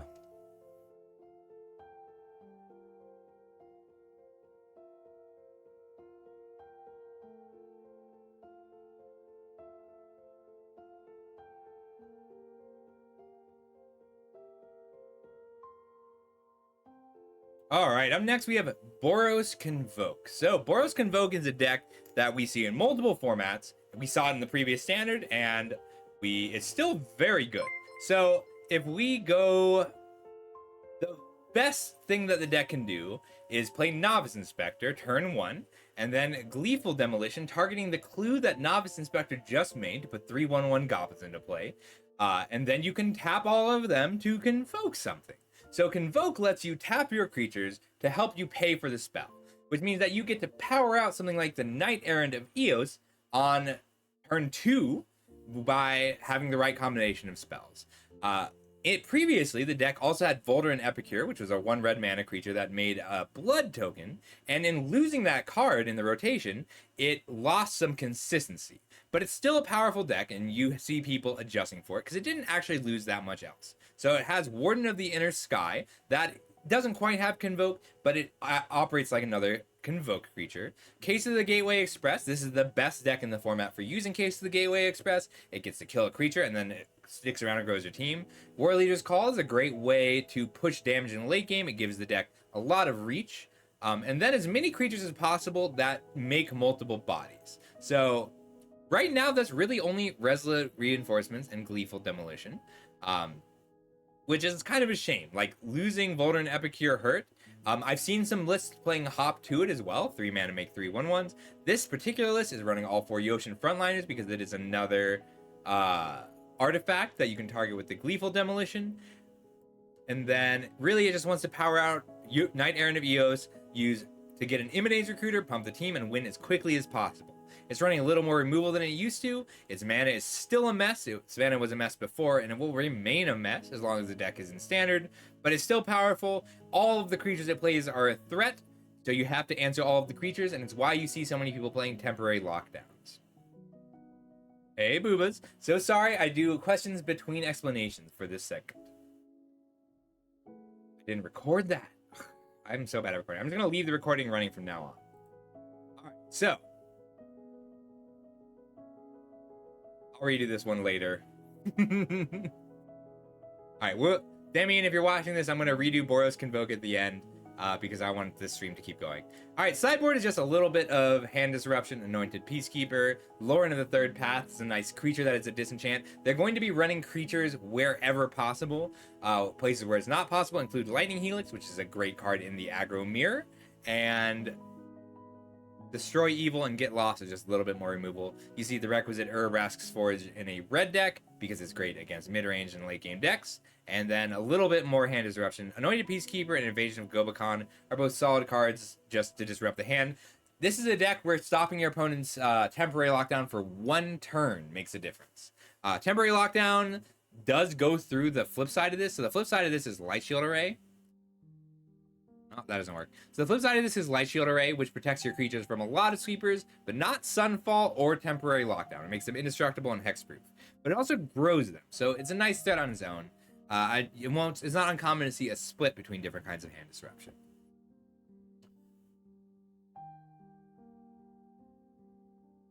All right, up next we have Jeskai Convoke. It's a lot like Boros Convoke. You may think it's even identical to Boros Convoke. All that Jeskai Convoke does differently is it adds Spyglass Siren. So earlier I said, well, this deck used to have Voldaren Epicure to make blood, to make those Gleeful Demolitions more consistent. All Jeskai Convoke does is add 4 Spyglass Siren to be more Voldaren Epicures.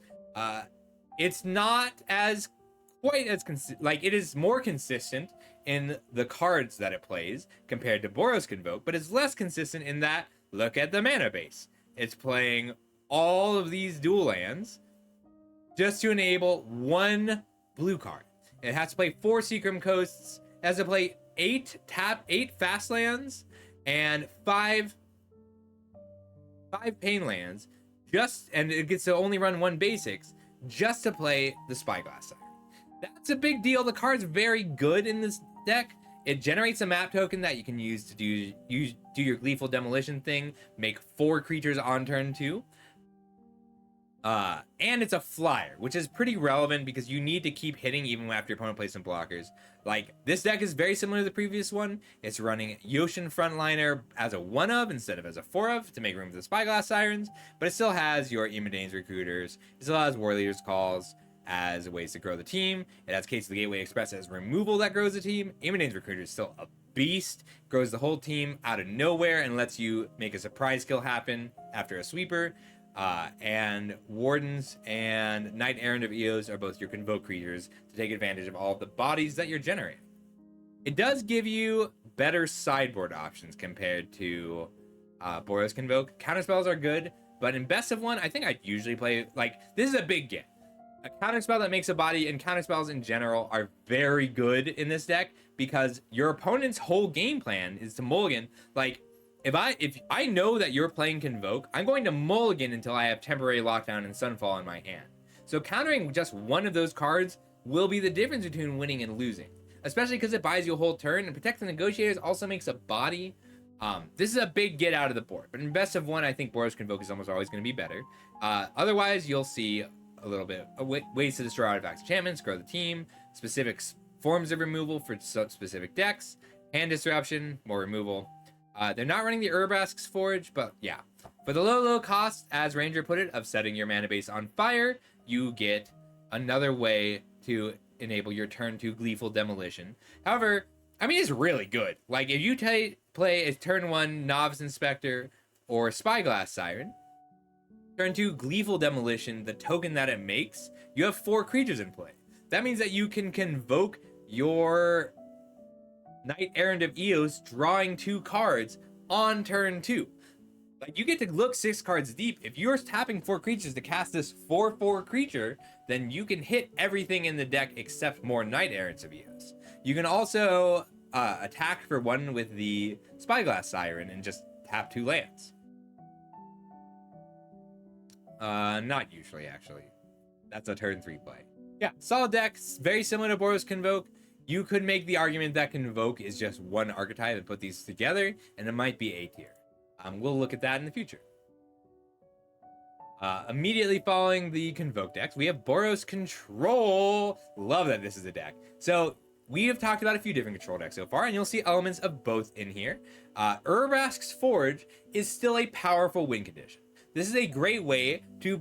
This is a card that grants you inevitability. If this sticks around long enough, it wins you the game. There is not a way to stop it short of killing the Forge. Like, there's no good way to just kill the token it makes every turn.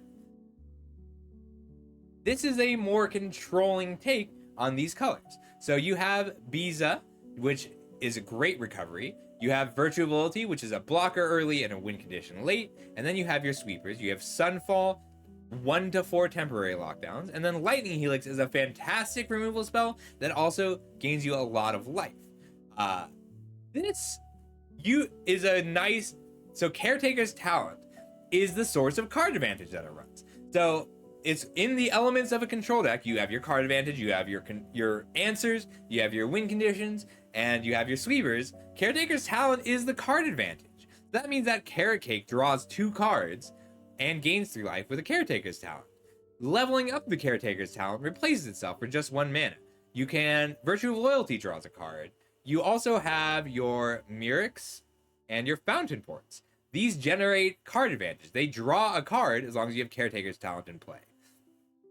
It has fewer individual sources of card advantage, but the card advantage sources that it has are so powerful, and they turn all of the chump blockers, the ways to just intercept your opponent's larger creatures to keep your life total up, into much better cards. The life gain is really good as well. Urabrask's Forge Caretaker's Talent, great little combo. Every time Urabrask's Forge ticks up, it draws you a card. The losses that this deck has compared to the other control decks are, it will struggle against other control decks. It struggles against decks that are good at answering permanents that aren't creatures. So, like, if your opponent can Leyline Binding out all of your Caretaker's Talents at instant speed, or just deal with your Urabrask's Forge, you're going to struggle a little bit. But overall, it's much better at closing the game, at making the other player dead, and it's better at surviving against the burn and super aggro decks. Like, this is one of the few decks that I think has a good Gruul Prowess matchup, because Lightning Helix is just so powerful at instant speed, and you have blockers. So, like, you want to make... You get to play creatures as part of your control gameplay. And that ends up being very valuable when you're also gaining a little bit of life and drawing a little bit of cards and just doing generally everything pretty well. You're doing everything a little worse than the decks that are doing it in a dedicated way, but you are doing everything. I love these Torch the Towers too. Like, you have extra tokens lying around to make this just 1 mana deal 3, scry 1 often enough. And the Exile, we've talked about how valuable that is against a lot of decks. I think this is one of the better decks in Standard that is going to continue to improve. Like, I love mana bases that generate value. Fountain Port, Elegant Parlor, Mirex, Demolition Field, Restless Bivouac, all very powerful. And you get to use Sunken Citadel with your Elegant Parlor or with your Fountain Ports because you have time to play them. The sideboard, a lot of cards we've seen, it's more sweepers against the most aggressive decks. We get access to both Temporary Lockdown and Brotherhood's End, both powerful cards. More Biza, some disenchant effects, and then Sarah Paragon has a little bit more grind potential, ways to make a long game end up in your favor. I like these Jayas. These Jayas have been popping up a lot. It makes a token every turn, and it kills a creature on attack. All right, our next black mid-range deck is a doozy. This is called Rakdos Midrange. It plays like a mid-range deck, but it operates more like a Discover combo deck. So, Discover as a mechanic is you reveal cards until you reveal a card that meets this criteria. In this case, has a mana value of 5 or less that isn't a land, and you cast it. So you run your Carnosaurs, you run your Geological Appraisers, you run Infamous Cruel Claw out of Bloomburrow. These are all cards that let you cheat specific cards into play. So, the rest of the deck is cards with high mana values, like Harvester of Misery, but cheap effects. So Trumpeting Carnosaur is 3 mana, deal 3 most of the time. Harvester is 2 mana, give a creature -2/-2 most of the time. Decadent Dragon is 3 mana, you steal 2 cards from your opponent, and then it's a 4/4. And we talked about how good Phyrexian Fleshgorger is, but Virtue of Persistence, 2 mana, -3/-3, gain 2 life, and then Cruelty of Gix. You'll notice how high all of these mana values are. Your Discover 3 will always put the Infamous Cruel Claw into play.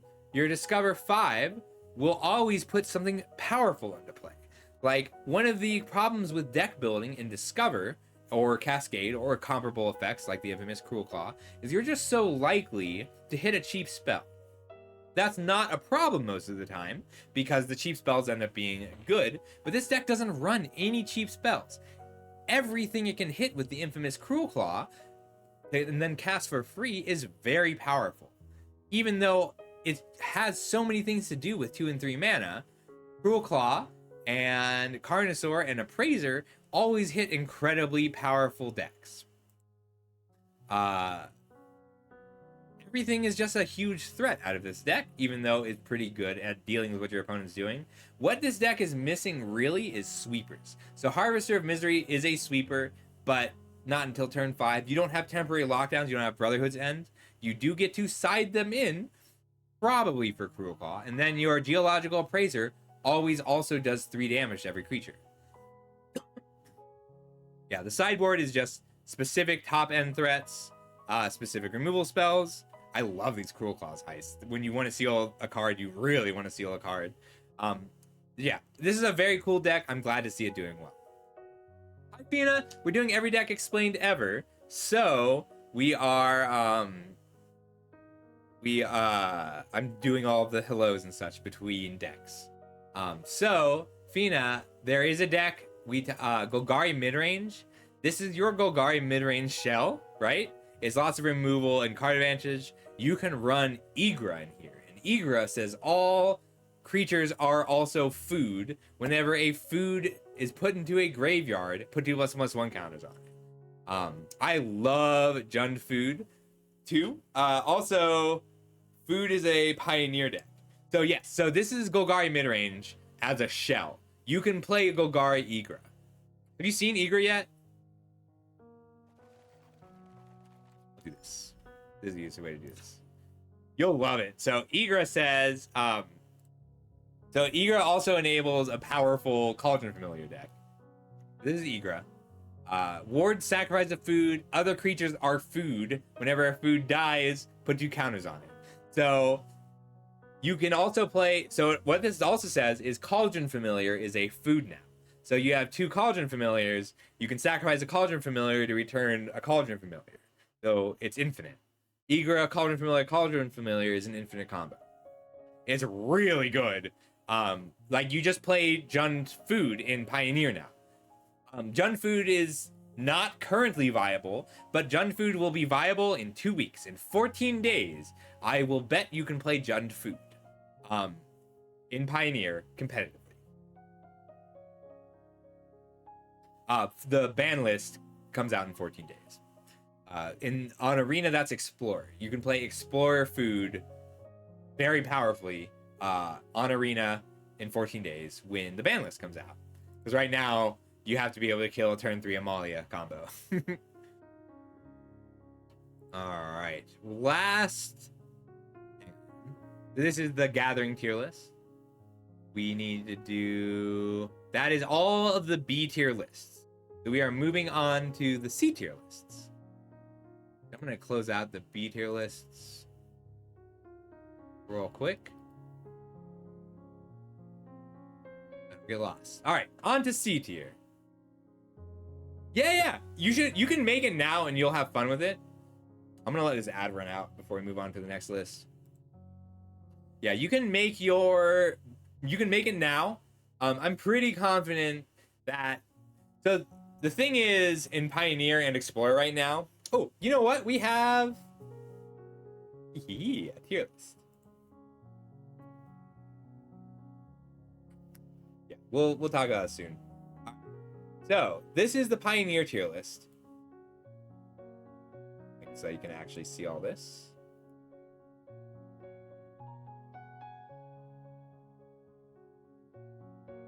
Yeah, this is Pioneer right now. So you can cut all this out, Damien.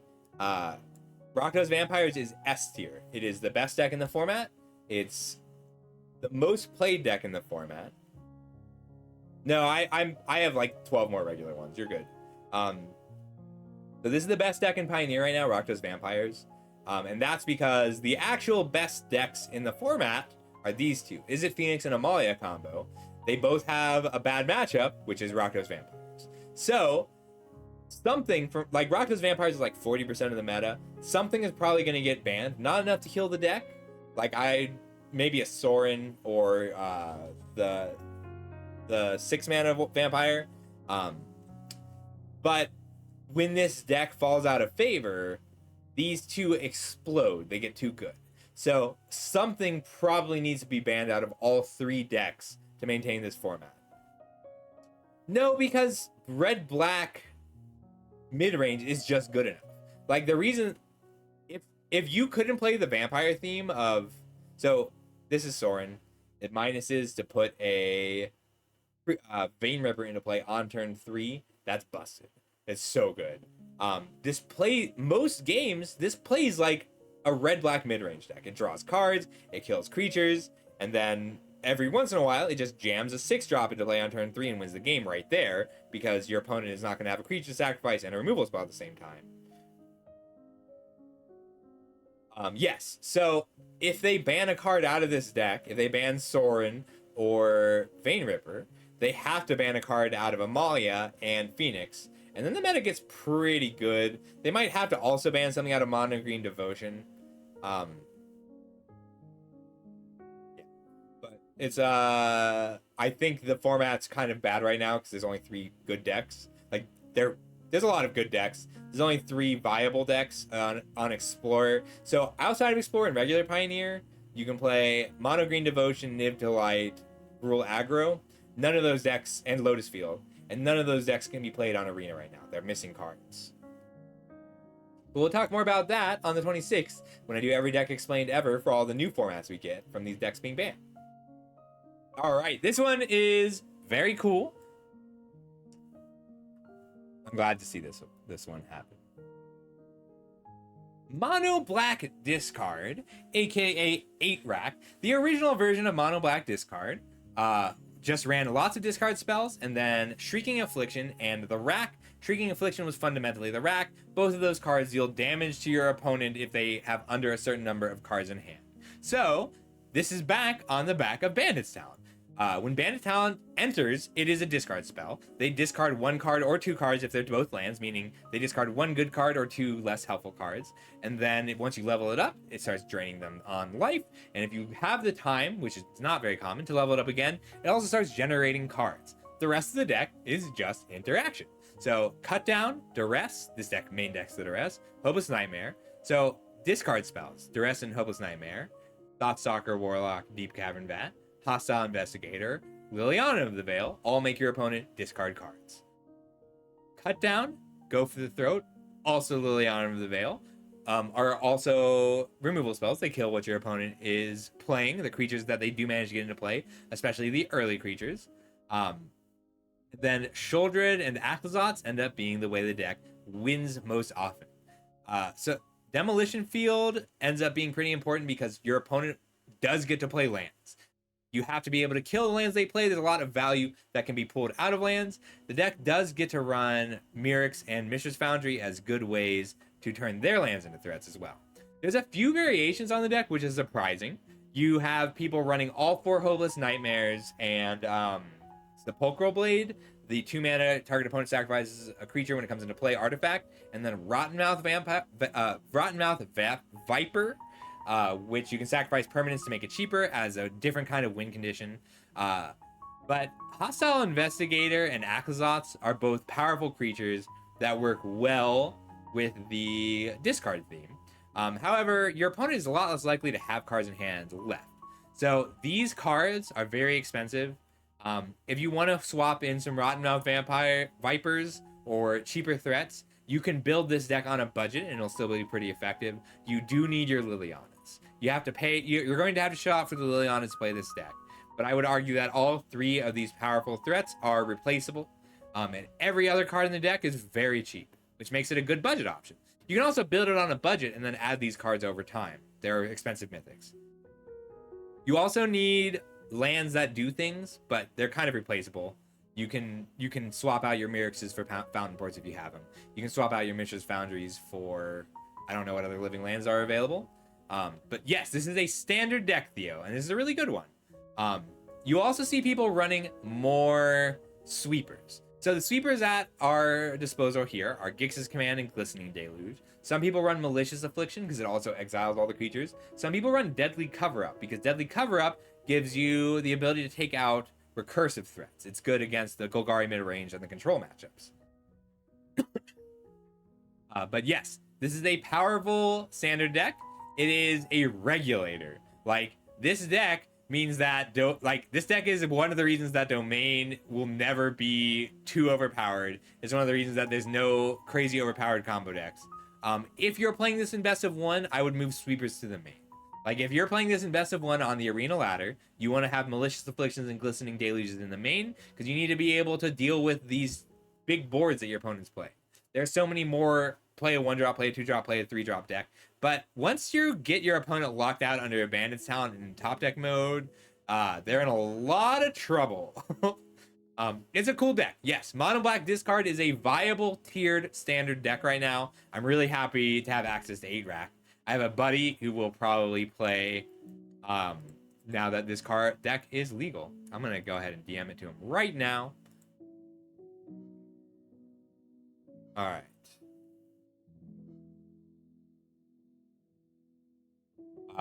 That's how excited I am that he can play. So I don't look at these decks until now. I don't know if I should tell you that. I figure out what the deck does as I'm talking to you.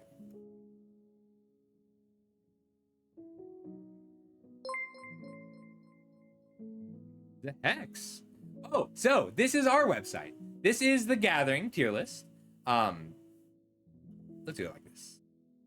So this is the Gathering tier list. We do it for not every format. We do it for all the good ones. So I'm in charge of the limited format, but I also do all the write-ups for all the, like, if you go over to Pioneer, you can look at the Pioneer tier list. Rakdos Vampires, Amalia, I give everything away. This is not going to be comprehensive, but it is enough of a description that you can hopefully get an idea of what's going on.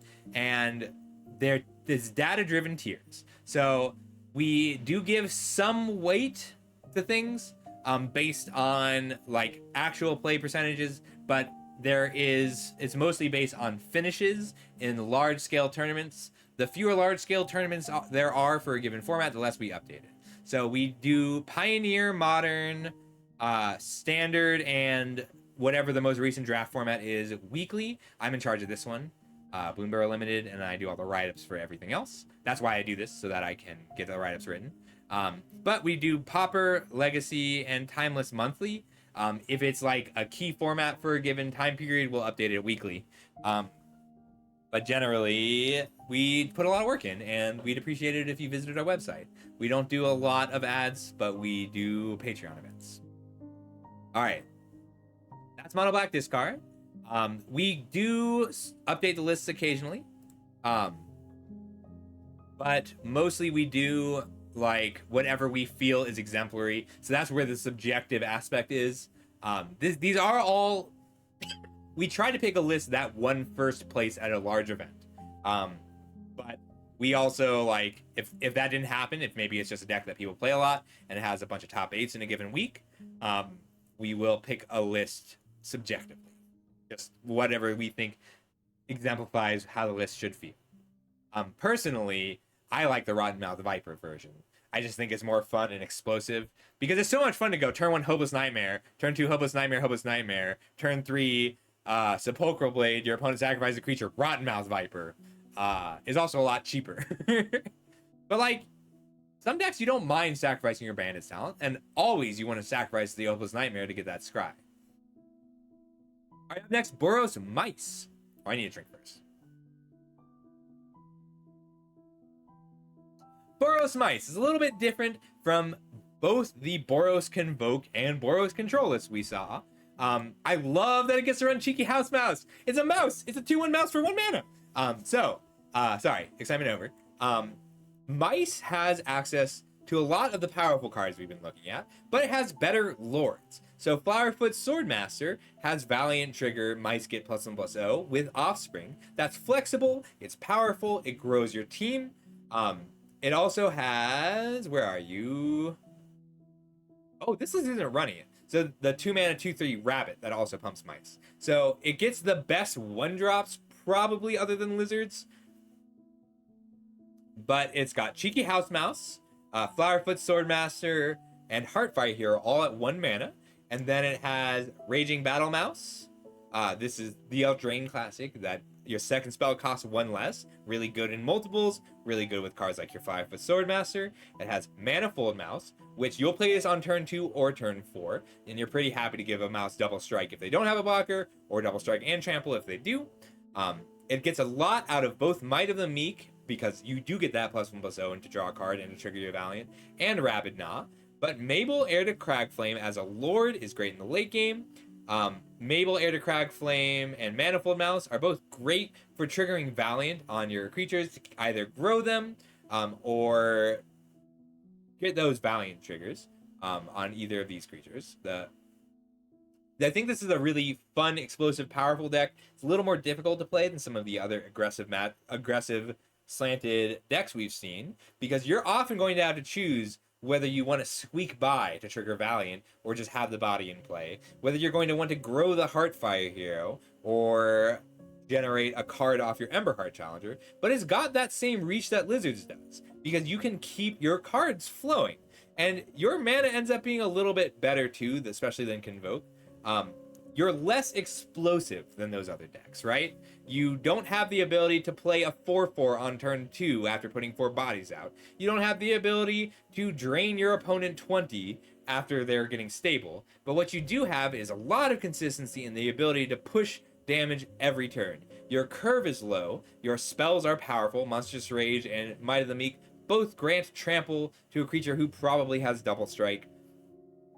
And your opponent can't kill Heartfire Hero most of the time.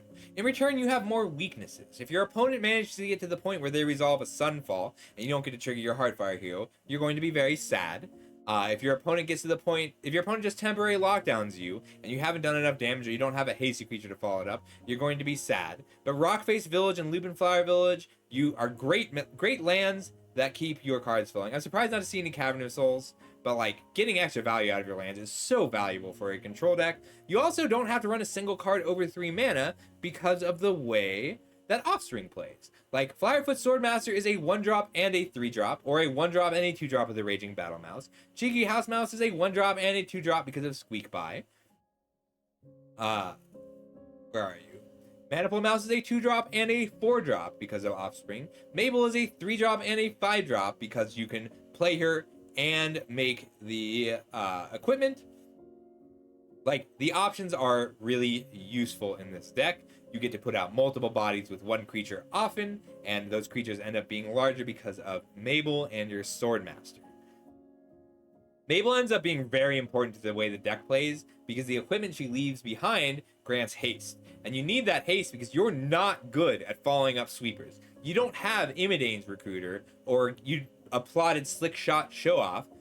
You have to play these cards that let you top deck the last few points of burn. But it's really good having the last few points of burn. Your opponent is going to be better at stabilizing against this deck, so you need to make sure that you have you need to play a little more carefully, right? You need to hold on to your last Firefoot Swordmaster if you think your opponent has a Sunfall, because you need to be able to follow up that Sunfall by playing your Firefoot Swordmaster, putting a Crag Flame on it so that it has haste, or targeting it with a Rockface Village so that it has haste to deal those last few points of damage. You have to be very conscious of how you're dealing your last few points of damage. But this deck has a much better matchup against the other creature decks. It's great against Lizards and Convoke because you get to push through their creatures. You get to outsize them, you get to make your creatures harder to block, and then your creatures just keep growing.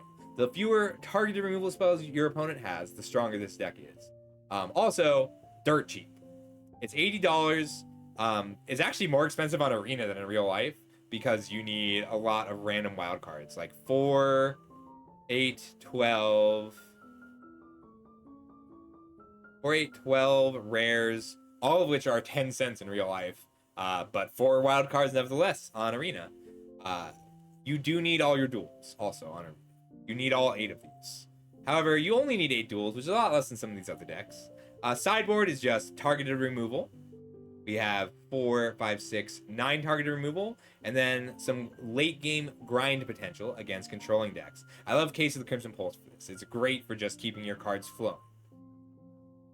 I'm glad that there's so many cool and interesting Boros Mites. So I've said this before. I think that one of the fundamentally awesome parts about this format is the diversity of aggro. Your aggressive decks are so different and diverse in how they play, and that makes them interesting. Like, this isn't a format with one mono-red aggro deck that everybody's playing. This is a format with Simic Cookies, and Boros Mice, and Gruul Prowess, and Azorius Ensoul, and Jeskai Convoke, and Boros Convoke, and Rakdos Lizards, and mono-red aggro, and Rabbits. All of those are viable aggro decks with totally different play patterns. I think that really gives us a good format in the long run. Also, your control decks are different. Like, we have mono black discard control, we have domain control, we have Azorius control, we have Boros control. Like, the flavors that they put into the same archetypes are fascinating and really cool. Ooh, very surprised not to see Simulacrum Synthesizer in this list. Do we have any judges in the audience? I need to know how Mockingbird works with Ensoul. If I Ensoul a Subterranean Schooner or a case or spring-loaded Saw Blades and then copy it, is this going to be a creature? We're gonna come back to this one because I need to ping a judge. Because this is the first one that I don't know. I don't know. We'll come back. All right, Gruul Ramp. So this is also known as Smuggler's Surprise. I mean, we're coming back to Azorius Ensoul, so we can start right here. Gruul Ramp. So We used to see this pre-rotation as Smuggler Surprise. Smuggler Surprise is 3 mana, mill 4, and then you can pay 5 to put 2 creatures from your hand into play. So this is 6 mana, put 2 creatures into play, but the other modes are pretty useful. You'll use them both reasonably often. This might look like a very high curve to you. That's because it is. So this is actually a 6 mana spell most of the time, or 3 mana spell if you're digging for lands. But we've got Glimpse the Core as ramp, Outcast Trailblazer as ramp, and then some cards that are functionally ramp. So Spinewood's Armadillo, not quite ramp, but it goes to your graveyard. You can pick it up with a Smuggler Surprise. You can put it in with a Smuggler Surprise. And that 3 life is very important in this format. And then Roxanne is not always ramp, but it's ramp for cards like Volporn Tyrant that cost 7 mana. This is a mid-range attacking deck that has a combo kill. If you pay 6 mana into Smuggler Surprise and put 2 creatures cards from your hand onto the battlefield, if one of them is Calamity Galloping Inferno and the other one is Terror of the Peaks, you can saddle your Calamity with Terror of the Peaks. So Terror of the Peaks and Calamity see each other entering the battlefield.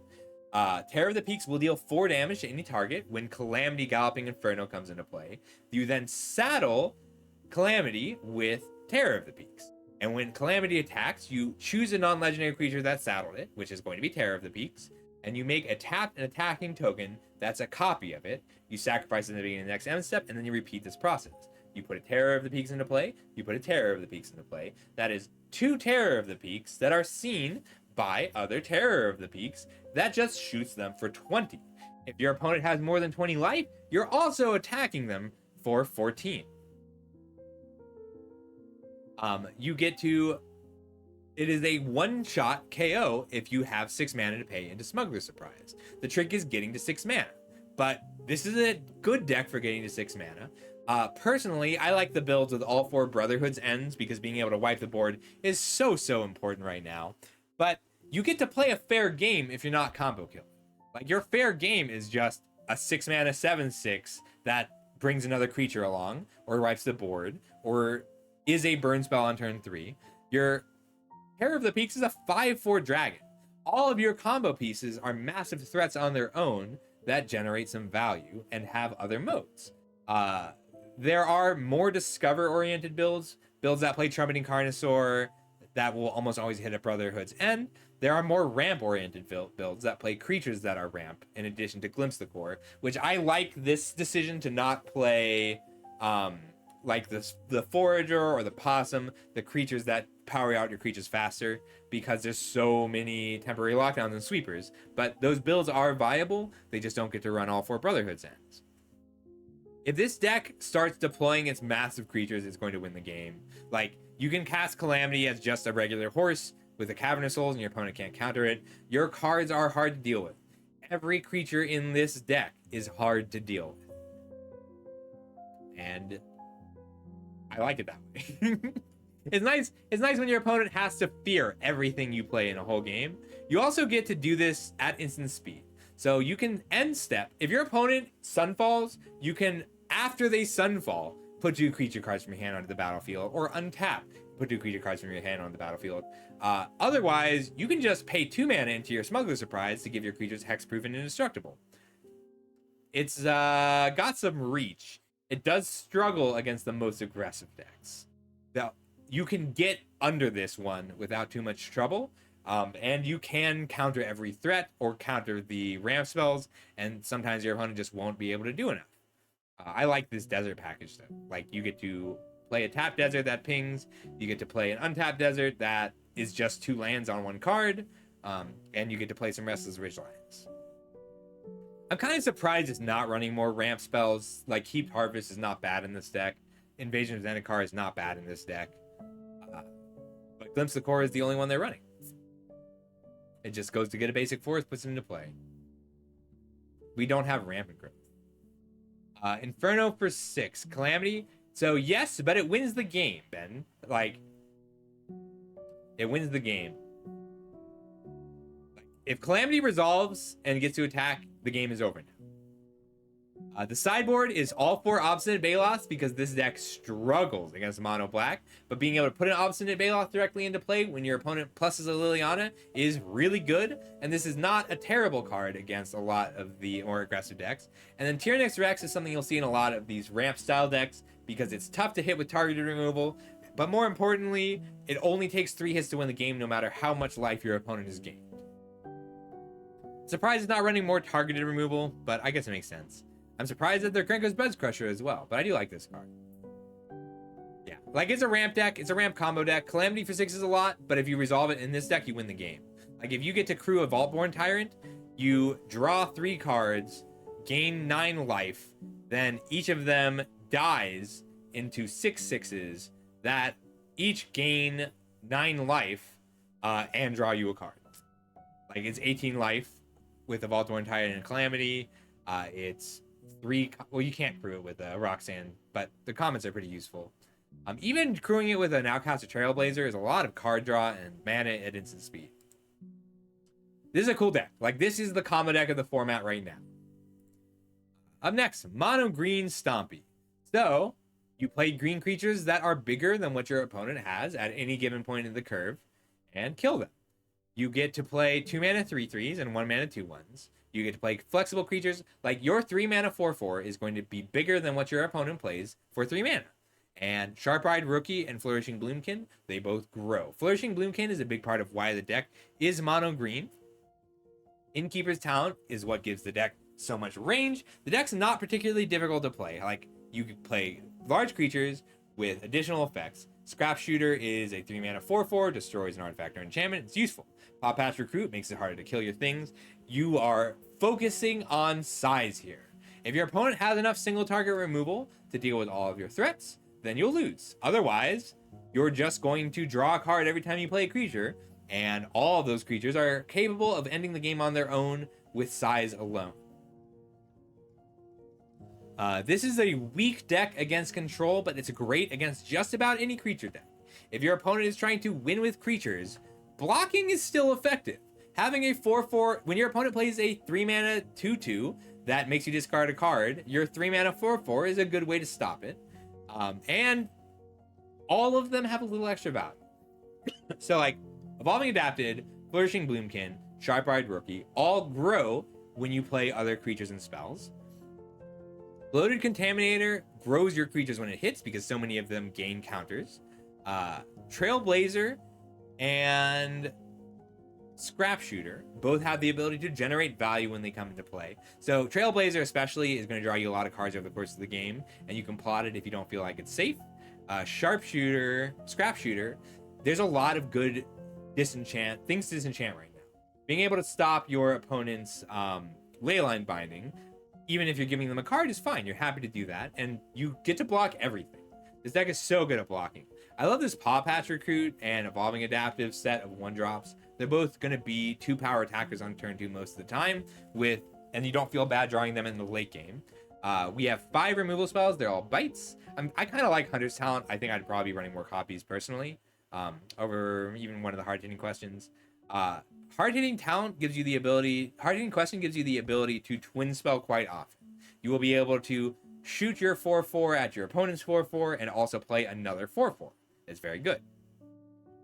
You could think of it a little like Scales. It's got counters and your creatures all grow. I also think that Keen-Eyed Curator is in a very good position in this metagame. There's so many good things hit out of the graveyard, and it's going to be a 7/7 that you played on turn 2 more often than not.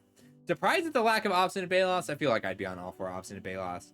But otherwise, we've got Removal, Sweepers, Specific Answers, and Sandstalker Moloch I love. If this is a 3 mana 2-for-1, you're very happy, and you get to dig for cards like Hunter's Talent.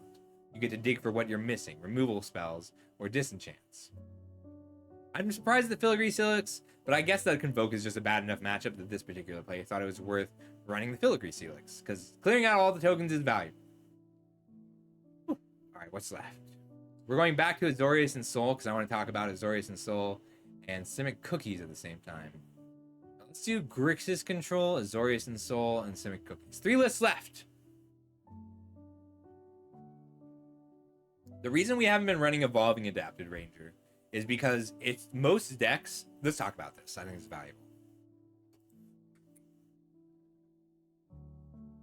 All right, evolving adaptive. 1 mana 1/1 grows over time. Most of the decks that would like this card struggle to continue to grow over time. You play your 1-drop, it's a 1/1, great. It's a 2/2 on turn 2 when you play your 2-drop. Great. That's where decks start to struggle. Like, maybe you can get one more counter on it later, but being able to make it a 1/1, then a 2/2, then a 3/3, then a 4/4, having it grow every turn is what makes the card powerful. So this deck is particularly good at playing a 2 power creature on turn 2, a 3 power creature or more on turn 3, a 4 power creature or more on turn 4, and so on and so on. If this is a 4/4, if this is a 3/3, it's fine. If this is a 4/4, it's fantastic. Especially because Bloated Contaminator, the proliferate, is actually very relevant in this deck. And even if you do have the misfortune of drawing one of your 2-drops late, you can still play it and it'll be large enough to evolve the adaptive. I also love this, like, this deck is really cheap because it's only forests. You are incentivized to play specifically forests. I wonder why it's $76 actually. What is expensive out of this deck? I mean, Trailblazer like $3. Sword of Once and Future is like $6. Anything else expensive out of this deck? I don't think so. Is Talent expensive? Incuba's Talent is expensive? I'm actually curious enough to look this up. Hold up.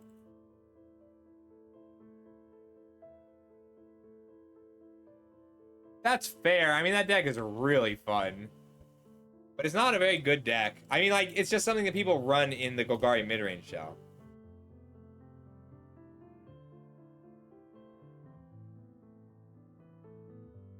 And, oh. Innkeeper's Talent. How much are you at? $25! Holy crap. It's a regular rare. From a modern set. I gotta sell some Innkeeper's Talents. Cool. I'm okay with that. So that means that this mono green Stompy list is $50 for the Innkeeper's Talent, and then the rest of the deck is $26. That means that if you have 2 copies of Innkeeper's Talent, you should build this deck. If you have Innkeeper's Talent in a commander deck somewhere that you don't want to trade away, build this deck. That is my financial advice as a Magic person. Don't take it. I'm not a financier. That's really funny to me. Wow, 2/3 of the cost of the deck is this card. Wild. Okay. So, moving on as soon as this ad break ends in 5 seconds.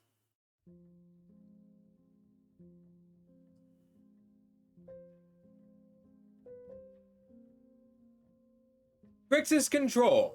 Love Grixis Control. We had a deck in the past called Demur Control. Demur Control was set aside from Azorius Control by the power of its individual single target removal spells and its sweepers. So, Deadly Cover-Up. I'm surprised it's only running 2, but there's certainly 4 available in the 75. Collecting Evidence 6 to take a card out of your opponent's deck is very important in the long run. Other than that, the deck will mostly be single target removal stuff. Go for the Throat, Cut Down, Virtue Persistence, Bitter Triumph, all solid removal spells. Then you have your card advantage. Deduce, 3 steps ahead. We'll talk about the other ones. Thunder Trap Trainer, that's a new one out of Bloomburrow. It's good card advantage. And then counter spells. So 3 steps ahead, Phantom Interference, and a few threats, not a lot. It runs 1 Children and 1 Akazots and 1 Preacher in this case. You don't need a lot for your control deck. However, this is Grixis because of Ral Crackling Wit. This is what makes it Grixis. This is what they added red for. It is the only red card in the deck. You don't need to play it until pretty late. Ideally, you play it when you can protect it with a counter spell or even Storm. It's not that bad to start. If you resolve Ral and have some counter spells or some removal, if you have the ability to protect Ral Crackling Wit, you will probably win the game. It is both threats and card advantage. That's what you want from a planeswalker, but you can plus it to make an honor and then cast a bunch of non-creature spells, and you can get it to -10, draw 3 cards. Your instant sorceries have Storm very fast. And if you get to cast a Deduce with Storm or a Go for the Throat with Storm, you're winning that game. If you only copy your spells once, you're winning the game. But the way Storm works is if your opponent plays one spell and you play Go for the Throat to kill that creature and one more creature, you'll always win. Any instant speed removal spell will always kill every creature your opponent played plus a creature if you can ult the Ral. This is a deck built around finding and ulting Ral, and otherwise it's a control deck. And that control shell is good enough against so many decks that the Ral combo, the Ral control finish, it puts it over the edge. It's a solid deck. It struggles against some of the non-control control decks we have available right now. So you might notice that because it's Grixis, it's great at killing creatures, and it's okay at countering spells, but it's not good at dealing with artifacts or enchantments. If you don't get to counter the Urbrask's Forge, you're going to struggle. If you don't have good answers for your opponent's Leyline Bindings, you're going to struggle. But if your opponent's playing creatures, or a mid-range deck, then you have a better endgame plan than the other control decks.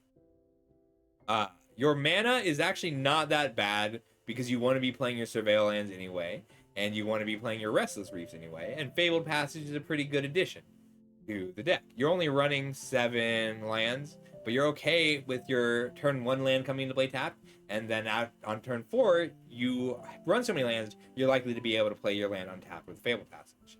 Sideboard is mostly just different kinds of answers. Love the one of Soul Cauldron. What's a Soul Cauldron for out of the board? I really don't know what the Soul Cauldron is for out of the board, but I'm glad to see it. It's one of my favorite Magic cards. Yeah, but otherwise you have slightly different counter spells, slightly better threats, and slightly better answers. I'm very surprised not to see the rest of the deadly cover-ups available, but I love this one of Outrageous Robbery for other control decks. Solid deck, very cool. Happy to see all the control spells. All right, up next, we're actually jumping up a tier because we have ABC. This is a C tier deck that I skipped before because I couldn't tell how it worked at a glance, but I think I know now. So we have a lot of good artifacts. So Azorius Ensoul, and it refers to the card Ensoul artifact, which I'm going to pull up actually. All right, Ensoul artifact, 2 mana, enchanted artifact is a creature with base power and toughness, 5/5 in addition to its other types. Azorius Ensoul is a blue-white artifacts deck. So you run Case of the Filched Falcon, which makes a clue and has the ability to turn a non-creature artifact into a creature, and it has, where are you? Zoetic Glyph. Enchanted artifact is a golem with base power and toughness 5/4 in addition to its other types. Love this Norn's Inquisitor. So if you play a Novice Inspector turn 1, it makes a clue. This is just a good card, right? You have a 1/2, you have a clue that you can draw a card with if you need to, or you have a map that you can use to dig if you need to with your Spyglass Siren. You have good things to do on turn 1. Case of the Filched Falcon, Spyglass Siren, and Novice Inspector are all 1 mana plays that bring an artifact along, which means that you get to turn any of those into a 4/4 without having to give up a real card. Spring-loaded Saw Blades are removal because, like, they're the removal of choice because they kill a creature, and then you can craft them into a 5/5, or you can just have it stick around to be an artifact to sacrifice for your Duskrose Reliquary or animate with a Zoetic Glyph. When you incubate, you get to make an incubate token with counters on it. The token is not a creature, but it has the +1/+1 counters on it, which means that if you use Zoetic Glyph to turn it into a 5/4, well, that's a 7/6 attacker. So I'm surprised to only see 2 Norn's Inquisitor, but I like the addition a lot. Steel Seraph is a good attacker, and then you have Warden of the Inner Sky. When so many of your 1-drops are actually 2 permanents, that means you can play Warden of the Inner Sky and start growing it immediately, and also grow it without having to tap creatures who would otherwise be attacking. Mockingbird comes in as a 1 mana version of Warden of the Inner Sky, or a 2 mana version of Norn's Inquisitor. These are just good cards to be copying. However, if you Zoetic Glyph a Cryptic Coat, you can Mockingbird that Cryptic Coat and you'll get to manifest a card, and then you can pick that Mockingbird up again and copy it a little bit later. The only real downside to Mockingbird is that Zoetic Glyph can discover it, and then it's just a 1/1. But you do have pretty good things to be copying with it. Like you can copy a clue. I mean, it's a 0/0, but still. It comes in as a copy of it, but it's not like, so if we crew a subterranean schooner, then we come in as a copy of it that isn't crewed. But that means that if we crew our Mockingbird, it is now also a it's also a vehicle that needs to be crewed. You'll have to recrew it. I like Mockingbird a lot in this. I'm wondering if there's other good decks where 1 mana, 1/1 clones are good enough. I need to look around. Yeah, so it's an artifact aggro deck. It gets extra value out of having extra artifacts in play. That's why cards like Restless Anchorage are something you're really happy to have. It's a tapped land that makes a map, which is as good as a card in a lot of situations. This deck is all about turning the random extra value from cards like Spyglass Siren and Novice Inspector into whole cards. The deck's good at it. If we had Ensoul Artifact available in Standard, I think this would be up a whole tier. Sideboard is some counterspells, some more specific removal. I like these Werefox bodyguards, just instant speed, kill a creature. And I think they probably come into the Tidebinders because you're more likely to lead 3 mana up on your opponent's turn if you have both of these. And then your Disenchant creature. I like it. It's a solid deck.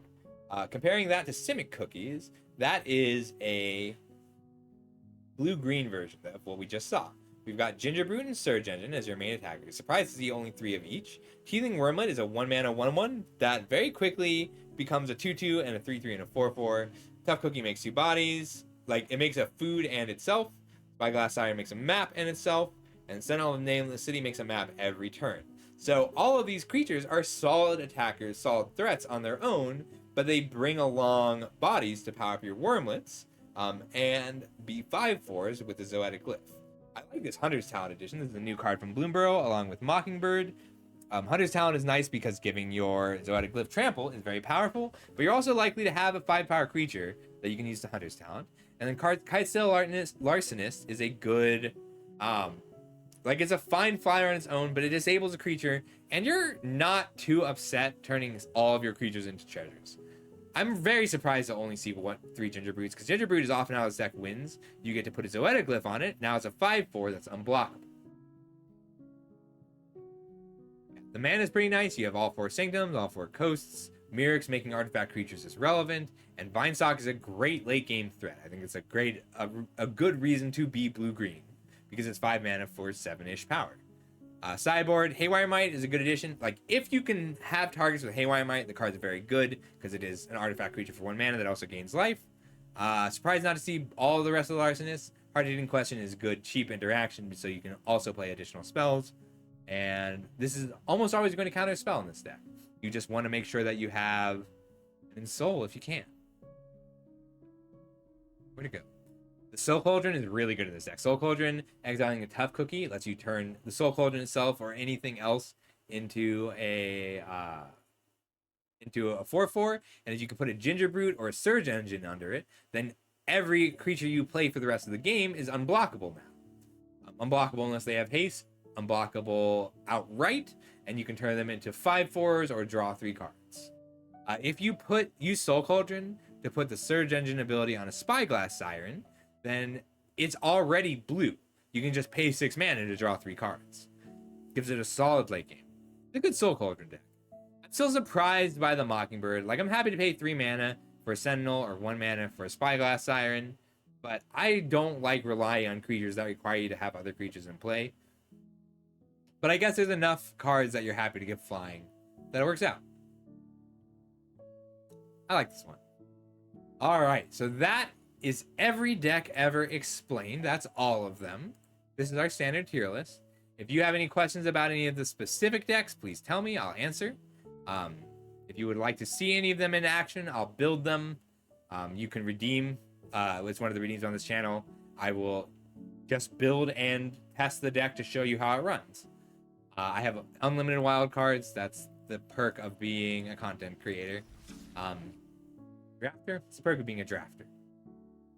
But yeah, I'll be happy to bust open packs, build whatever, help you test this deck, because Standard's in a good place right now. I'd love to see you find the deck that you want to play and play it. We'll make it happen. Normally I would do like a standard showcase of like 6 different decks, but there's a few too many right now. Oh, I did want to talk about rabbits. I'm not gonna have time to talk about rabbits. I want to do a little. I gotta take my pup, which means I think I have to call the stream there. I'm sorry. I wanted to do some more. We had so many decks. 1, 2, 3, 4, 5, 6, 7, 8, 9, 10, 11, 12, 13, 14, 15, 16, 17, 18 decks. I should have done the math first because 18 decks at 4 minutes average each adds up really fast. But if you like this stuff, we update these tier lists every week. I'm in charge of this one, the Bloomborough Limited tier list. I give every single card in the set that is draftable a rating, a floor rating, a ceiling rating, and difficulty required to bridge that gap. You can sort it. If you are trying to find a card to see how hard it is to get to work, you can check the difficulty. If you're trying to find a card to see the absolute best that card can be, check the ceiling. If you're worried about how bad a card will be, check the floor. And if you just want to, at a glance, get started on drafting, check the rating. If you want to play one of the formats that we don't get to see very much, like Pauper and Legacy, we don't get a lot of events, but they're still fun formats. You can play them on MTGO. Go ahead and check them out. You can try and find decks that you want to play with. If you aren't sure, we limit our ads as much as we can, and you can also check to see. You can subscribe to our Patreon for just a few dollars, and you won't get any ads at all on the website, and you'll be able to enter our monthly tournaments and trivia events. We do all of the less played event formats once a month, all of the more played formats once a week.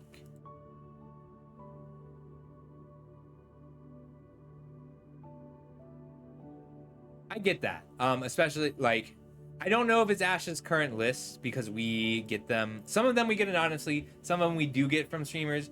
But I will say, we wouldn't have given Ash's list any weight because of who they are. It's results oriented. So, like, if Ash just won a big event on cookies, or if Ash is the one who plays the most cookies, then it's very likely that this is Ash's list. But we get all of them in a pile, basically. No, I get it though. Like, it's more about having enough one drops. So like 4 Sirens, it's surprising because 4 Sirens and 3 Ginger Brutes doesn't feel like enough one drops. But like, maybe it is. I don't play this deck that much. And maybe like, cause Mockingbird's not a one drop most of the time. I'm just surprised because usually I'll see 4 Ginger Brutes, 4 Spyglass Sirens, and 2 cases of Filch Falcons. Or sometimes all 4 cases of Filch Falcons and only 2 Ginger Brutes. I like the Wormless a lot, though. It's a cool deck. This is a good budget deck, too. Alright. I'm going to stop this recording. Let's play one. I still want to play a game. Let's play one game of something while I find someone to raid. I'm going to have Damien chop this up for our YouTube. And we'll see if it works.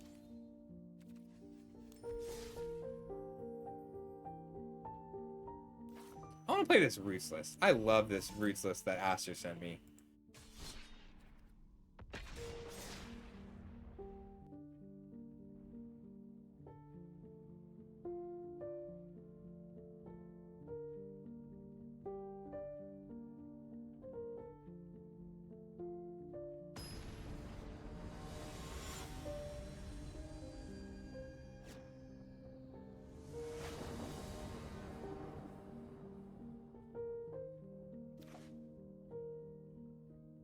We can keep this, because we can Diabolic Intent for our Roots.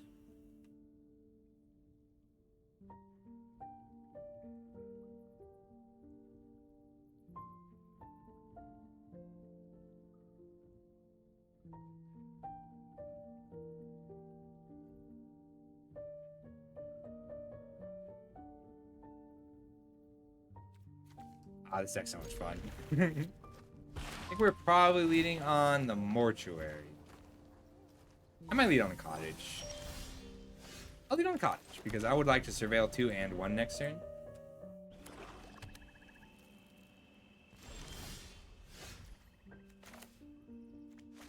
we'll surveil 1, then 2. The only thing we're leaving on top right now is Insidious Roots. Ooh. Urgent Necropsy. You collect evidence X. That's so cool. I like that. That's a card that it sees play in mid-range.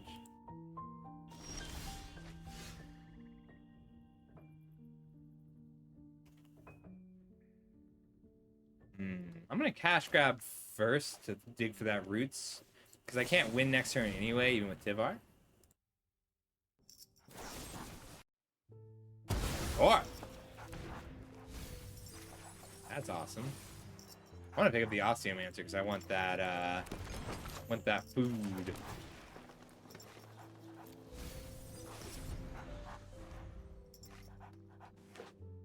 I'm gonna try and wait on the Tivar as long as I can. We're kind of playing a fair game. Oh. Let's expect this to die and then we can rut seed.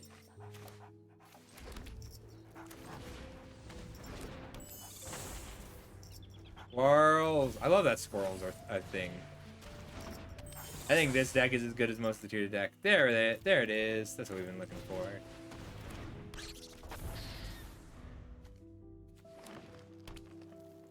Oh, my music back. Most I love pensive piano. Keep the melodic vibe though.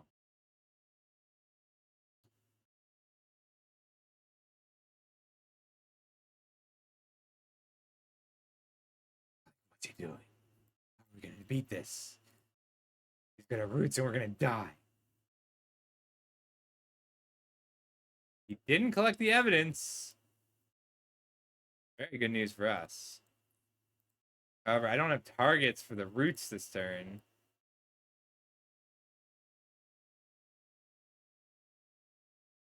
So we're gonna rust scene back our Osteomancer this turn. Does I get to go off if I can roots and Tivar in the same turn? I might actually Diabolic Intent for a second Tivar first, or second roots first. Ooh, it's talent combo.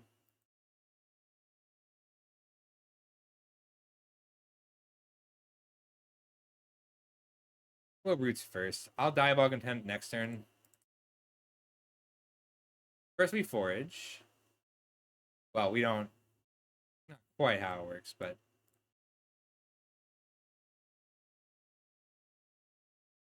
Dream Thief. When we Dream Thief, we get to exile three cards, and we want one of them to be a creature. Like those roots triggers. Backup Tivar could be useful, but at this stage we pretty much want everything to be in the graveyard. I think I'd rather cast the Maverick without exiling the Dream Thief. The Veil is just valuable right now. That's fun. They're looking to just one-shot us with Vraska here. Which means that there's a good chance that all they do right now is level this up twice and pass. In which case, we win the game. Draw. All right, we get to win now. So when we have Tivar in play, that means that we can activate abilities of creatures I control as those creatures have haste. That includes all of the... that includes everything, all the tokens that all have tap, make mana. So we -2. We'll pick up the Scrap Gorger. Put a +1/+1 counter on everything. And then make a green mana. We'll exile our own Snarling Gorehound. Play a Robobout Maverick. Cool. So 1, 2, 3, 4 to play Diabolic Intent, sacrificing here. Going to get second Roots. And we cast the Roots. And then we use this Osteomancer Adept. Ooh, I messed up. 1 mana short. It's okay, though.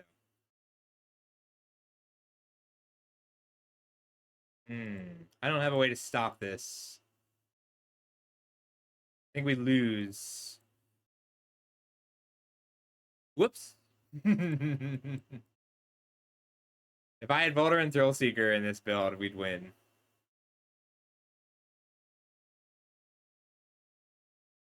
Three.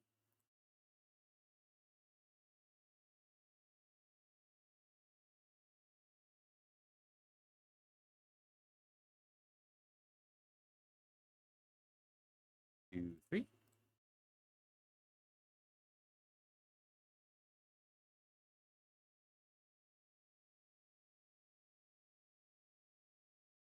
I can't remember if I added the Volder and Thrillseeker. No, all I need to do is dig until I find a pylon. 1, 2, 3.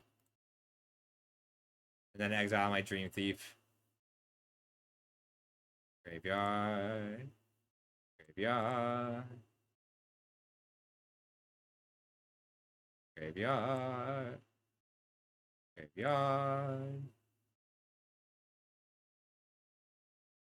Graveyard. Graveyard. Counter.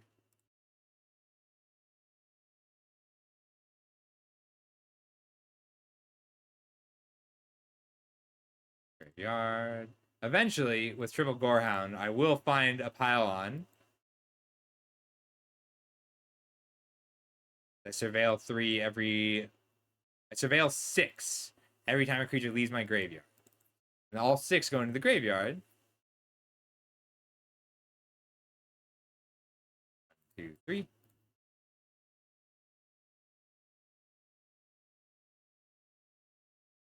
There it is.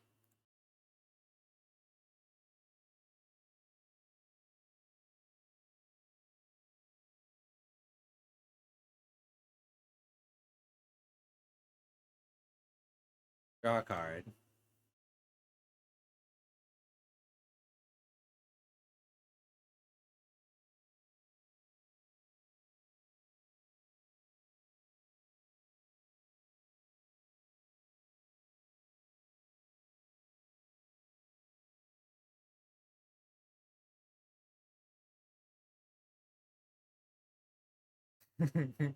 All the triggers.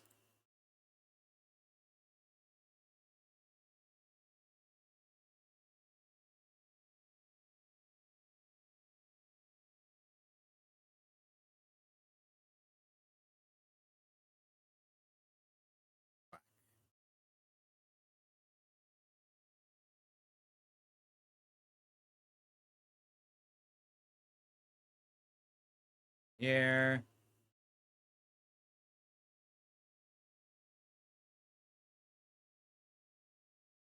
Bro. They didn't have it. We are attacking for a 23 here with just this plant. All right. Good game, good stream. No stream tomorrow. I think what's happening this week is we are going to be I'm going to do the Arena Open. I'm not positive. If I'm off Sunday, then I will stream the Arena Open day 1 Saturday night after work, and then we'll go through we'll do day 2 on Sunday. If you like that every deck explained, I might keep doing them. I like doing them for everything for me. I won't always do them for every set. Why don't we go see Drew? He's playing some Elden Ring.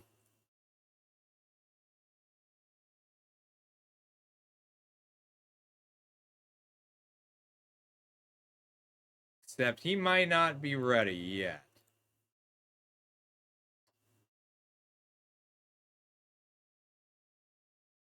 $6,000. Wow, I'm down to 6K gems. That's so few gems. Oh, by the way, I know that we couldn't get enough people with trivia, But like one of the prizes for trivia is just an arena open entry. Like you can enter the arena open with the gems you win for winning trivia.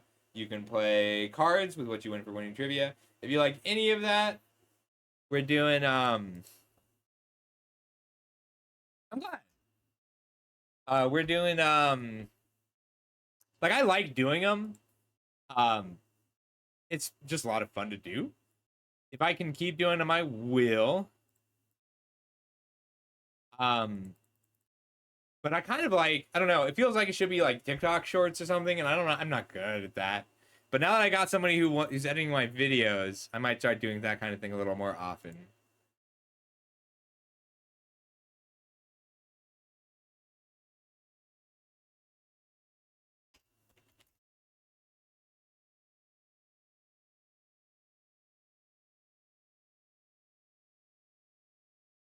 All right, Drew's going live in 2 minutes. I kind of want to rate him, so we're just gonna hang tight. We'll do one more game.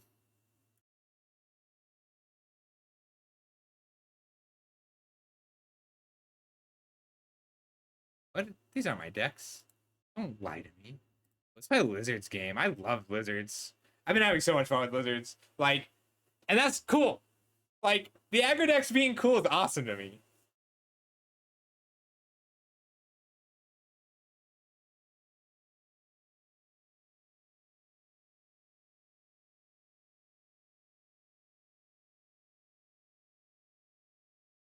We're gonna go play with we're gonna check out one of my draft buddies. Hello. So we do probably play just the Vine Lash turn one. This is tough. This is cool though. Like we get to see where Hard Pyro is great against Lizards. I don't want everybody to have to watch every deck explained. What I do want is for people to be able to go check it out, or like, these are the decks I think might be interesting. Well, I'm not gonna block because they're gonna Monsters Rage.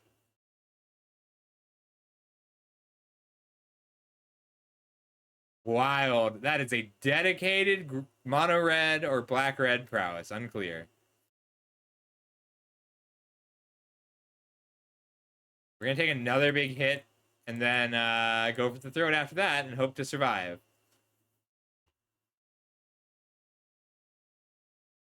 We are a little bit grindier than they are, but they are going to be a little too explosive for us here.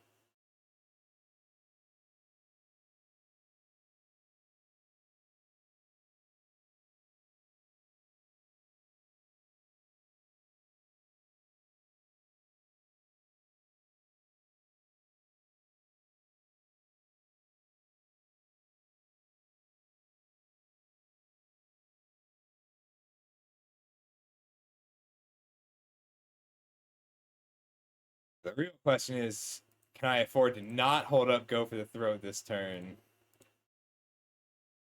I think not holding up go for the throat this turn is a loss, straight up.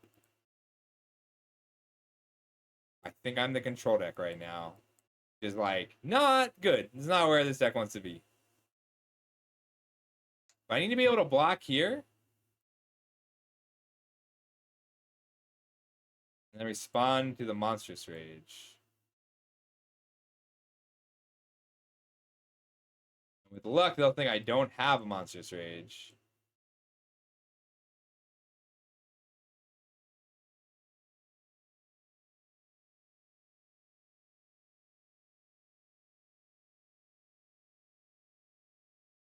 I think that's a good play, and I'm dead either way.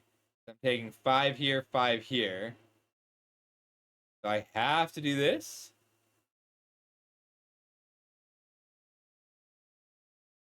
If this dies, I die. Oh, Lizards does struggle in the aggro against other aggro decks, which is not a good place to be as an aggro deck. Okay. That is a 10 damage burn spell. Very nice. I like that. All right, we're gonna go see my buddy Drew. I will see everybody on Saturday. That is my likely next stream. There's a non-zero chance I come back later.